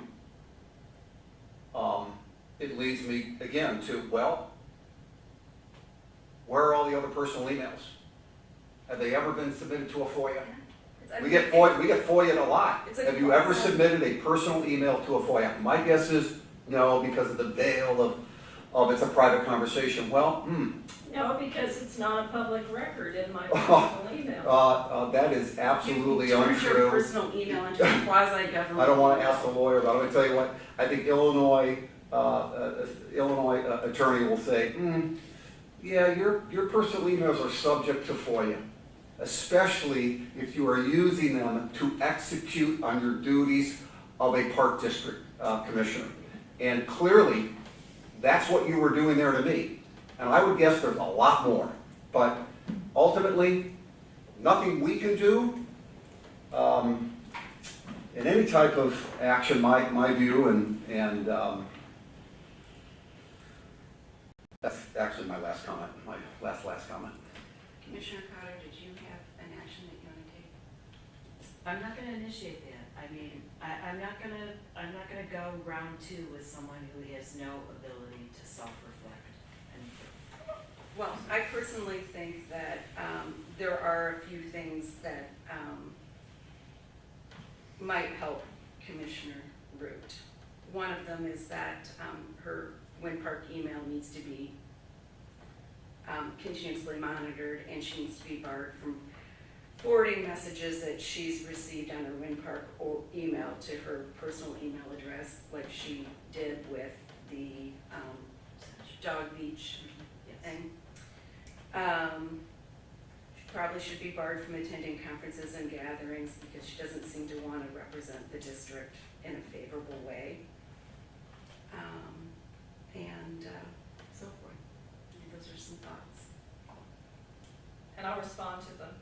You have every right to condemn me, every right. You can call me every name you care to call me. But when you start to attempt to impose restrictions on my ability to do my job, as you did, Commissioner Cotter, with that unilateral censure, then that's a problem. And again, I am very happy to have someone monitor my Park District email. I thought people were, quite frankly. I have adhered to your request that if I send any communication to staff, I always copy. Typically, it's you, Yes, President it is. Gibson. Yes. That is my modus operandi, and it will continue that way. Again, I am somewhat, I keep saying this, I want to know how a private communication between two friends ended up here. Because you instructed each other to pass it on to others, which clearly happened. Well, I'm not getting an answer, and I doubt I will get an answer. You know what, that's just fine. But, again, when I talked about compromised board, I explained tonight what I was referencing. And Mr. Tyson, you may not have been on the board then, but you were on the board when you censured me, where you condemned me for something over which you had no personal knowledge. And I'd do it again. Okay, well, thank you for that. Thank you. So, there's nothing more I can say or do. Would you voluntarily submit personal emails or emails sent from your personal email account that discuss Park District issues? Would you do that? I rarely use my personal email for Park District issues, and that's the truth. Again, I Have can you tell destroyed any, have you deleted any personal emails that, emails from your personal email account that discussed Park District issues? Have you destroyed any of those? to my knowledge, I do not have that many emails that discuss Park District. This is the essence of what puts the agency at risk. There could be a headline tomorrow I don't think in the we need to Chicago worry Tribune about that Winnetka Park District Commissioner Root uses personal email account I don't to think we execute need- on her I duties. don't think That we is need to worry scandalous, about scandalous, and it's terrible. I hope, listen, I'm guessing we'll get more emails. I'm just, everybody thinks their emails are, well, someone forwards it to someone, forwards it to someone, and ultimately it's like, hey, have you seen this? Like, that happens. So I hope we don't get another one, but I wouldn't be surprised if we get another one. But I think we should discuss, well, let's look at our piece, you know, if it's permitted, I would love for you to submit emails from your personal email account that discuss, because listen, whenever we've been FOIA'd, and they've said personal email account or personal devices, I have submitted them. There's, you know, like, you know, here or there, like, okay, I've submitted them. So, And I've always, when asked for the FOIA, have gone through my email account, and I have submitted things that were pertinent. I would like to make a motion that we ask for a letter of apology to this board, and that we ask for a letter of correction from Commissioner Root to Mr. Mucci. With the request that they pass it on to all the people that they Yes. sent it to. Yes. So moved. Second. That's a roll call vote, Bella. Commissioner Cloto, Yes. Commissioner Rapp, Commissioner Corley, Yes. Commissioner Tyson, Yes. Commissioner Seaman, yes. Commissioner Root, I'm going to abstain from that, and I'm going to ask for clarification. Would you like to see a draft of my letter before it goes out? I think that would be You can send it appropriate. to the board. No, I think it would. I think it would be appropriate to see the letter of correction before Okay. it is sent out. and President Gibson. Yes. Motion passes. Thank you.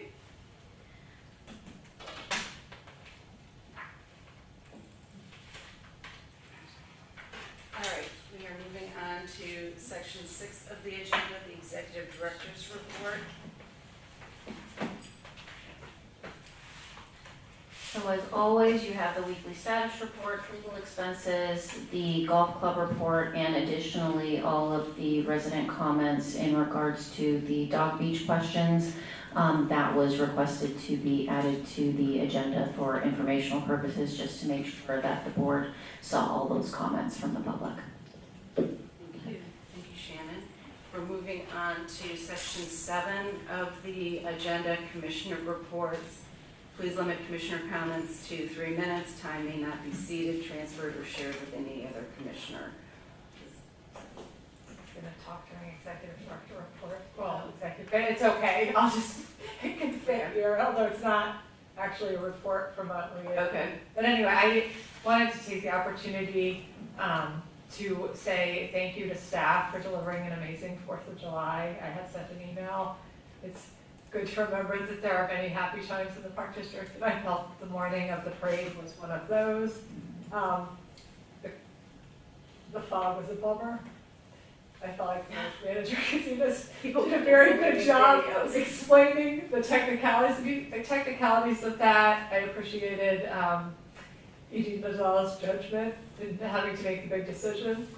Who knew that there would be fog like that? I think it was just impossible. So I just want to say thank you for a great day. I know that staff planned that day for weeks and weeks.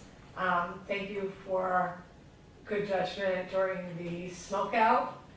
I had the opportunity to connect with our head honcho for summer camp, and it was joyful in terms of all the great saves and redirection that were able to happen to still deliver a quality experience. Unfortunately, I think we're practicing that from COVID, but it was good to see those skills in action in a positive way. And then also, I feel like there has not been enough hoopla and hype over how great it is to see people playing on all the tennis courts. Yes, yes. Like, because I know that, there was a small hiccup.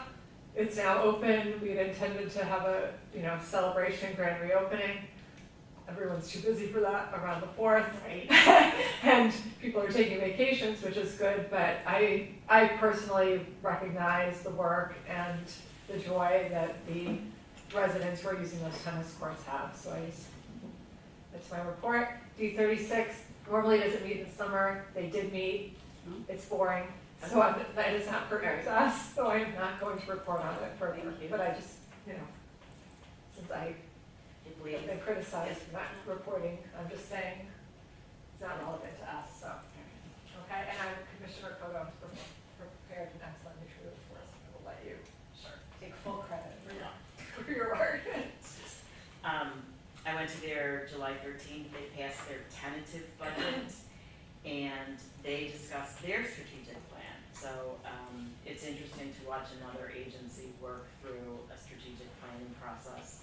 They have a 2030 strategic plan that they adopted in 2019. This is they have an annual extract from that. So that was an interesting meeting. I gave each of you a copy. All of the assumptions, they passed a tentative budget at the beginning of July. When enrollment materializes in September, they pass a final budget. And I listed all their assumptions because I think they're interesting to us as we begin our budgeting process. I also went to EFSC and I highlighted their calendar. Some of their initiatives dovetail with ours. They mentioned our Bike NACA, and then there's a walk and roll in October where they're encouraging people to bike to school. So I've got Yes. All right. Thank you. Any other commissioner comments? I have one. All right. I want to thank staff for the concerts in the park. I have received so many accolades and congratulations for people for the last concert. It was most appreciated, and in fact, folks said, why can't we have more of these? And the answer obviously is, it costs money. But anyway, so thank you, staff. I'd like to echo Cynthia's compliments on the 4th of July. In the Chicago area, it's probably the most important holiday. It's the peak of summer.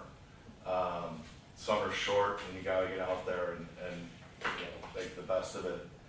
And that riding through the 4th of July parade in the golf cart, there was people 6 deep on both sides of the street the entire way. And it was the people that lived along the street and all of their friends and all of their friends' kids and all of their kids' friends and so on. And they all went to the Village Green, and it was amazing. It's, you know, I have memories of 4th of July from when I grew up in the area, so I have memories from when I was like 5 years old, and every one of those kids is gonna remember that. So thank you guys. Can I make one comment? Sorry. I have a suggestion for next year, and this is a sincere suggestion, that I believe that the Village of Winnetka and the Park District should be together in the parade. We are in our carts, they're on their float. I think actually we should be in one. A float or a cart? You know what, we can combine carts, we're the co-sponsors of it. I am trying, maybe we can have a little IGA discussion while they're in the cart, but I am all sincere believe that. OMA violation. I understand that, I'm just kidding, but I think we can be together and show unity in what is a incredibly well-attended Winnetka event. Just a suggestion. We can make that suggestion. I'm making it to you right now. Commissioner, I'm just gonna, for this one, Commissioner Corley and Bob Dearborn were in very close proximity, like for the welcome at the Village Green. Yeah, when we spoke. When you spoke, yeah. We shook hands. I felt like, you know. Did you guys like do a big high five? I want them to sit back of a pickup truck together. All 12, except 14 of us. I go get a beer with them right now. So as caucus liaison, I want to point everybody's attention to the email that was sent out by the caucus on Wednesday. It is their first call for candidates. They're looking for candidates for village council, school board, park board, and library board. There's a link within the email to request an application, and you can also request a PDF application like I did. I had some questions actually about the timing this year because it is much different than last year. Everything seems to be happening 3 weeks earlier, which normally wouldn't be a big deal except for the fact that now the heart of the timeline, the due dates for the application and the interviews seem to conflict with the heavy vacation schedule for the summer, the first couple weeks of August. So I have voiced that concern with Stephen Dewart. He did get back to me, I got back to him, we still need to connect. I'm not sure what's going to come out of that. I know that when you have a first call for candidates, that implies you're going to have more than one. So that's one of the questions I have for him. When is that second call for candidates, and if the due date, by any chance, might be any different for that second call than the first call? So still following up on that. Thank you. That's all I got. Thank you. All right. We are moving on to section 8 of the agenda. May I have a motion to adjourn the meeting at 11:21 p.m.? So moved.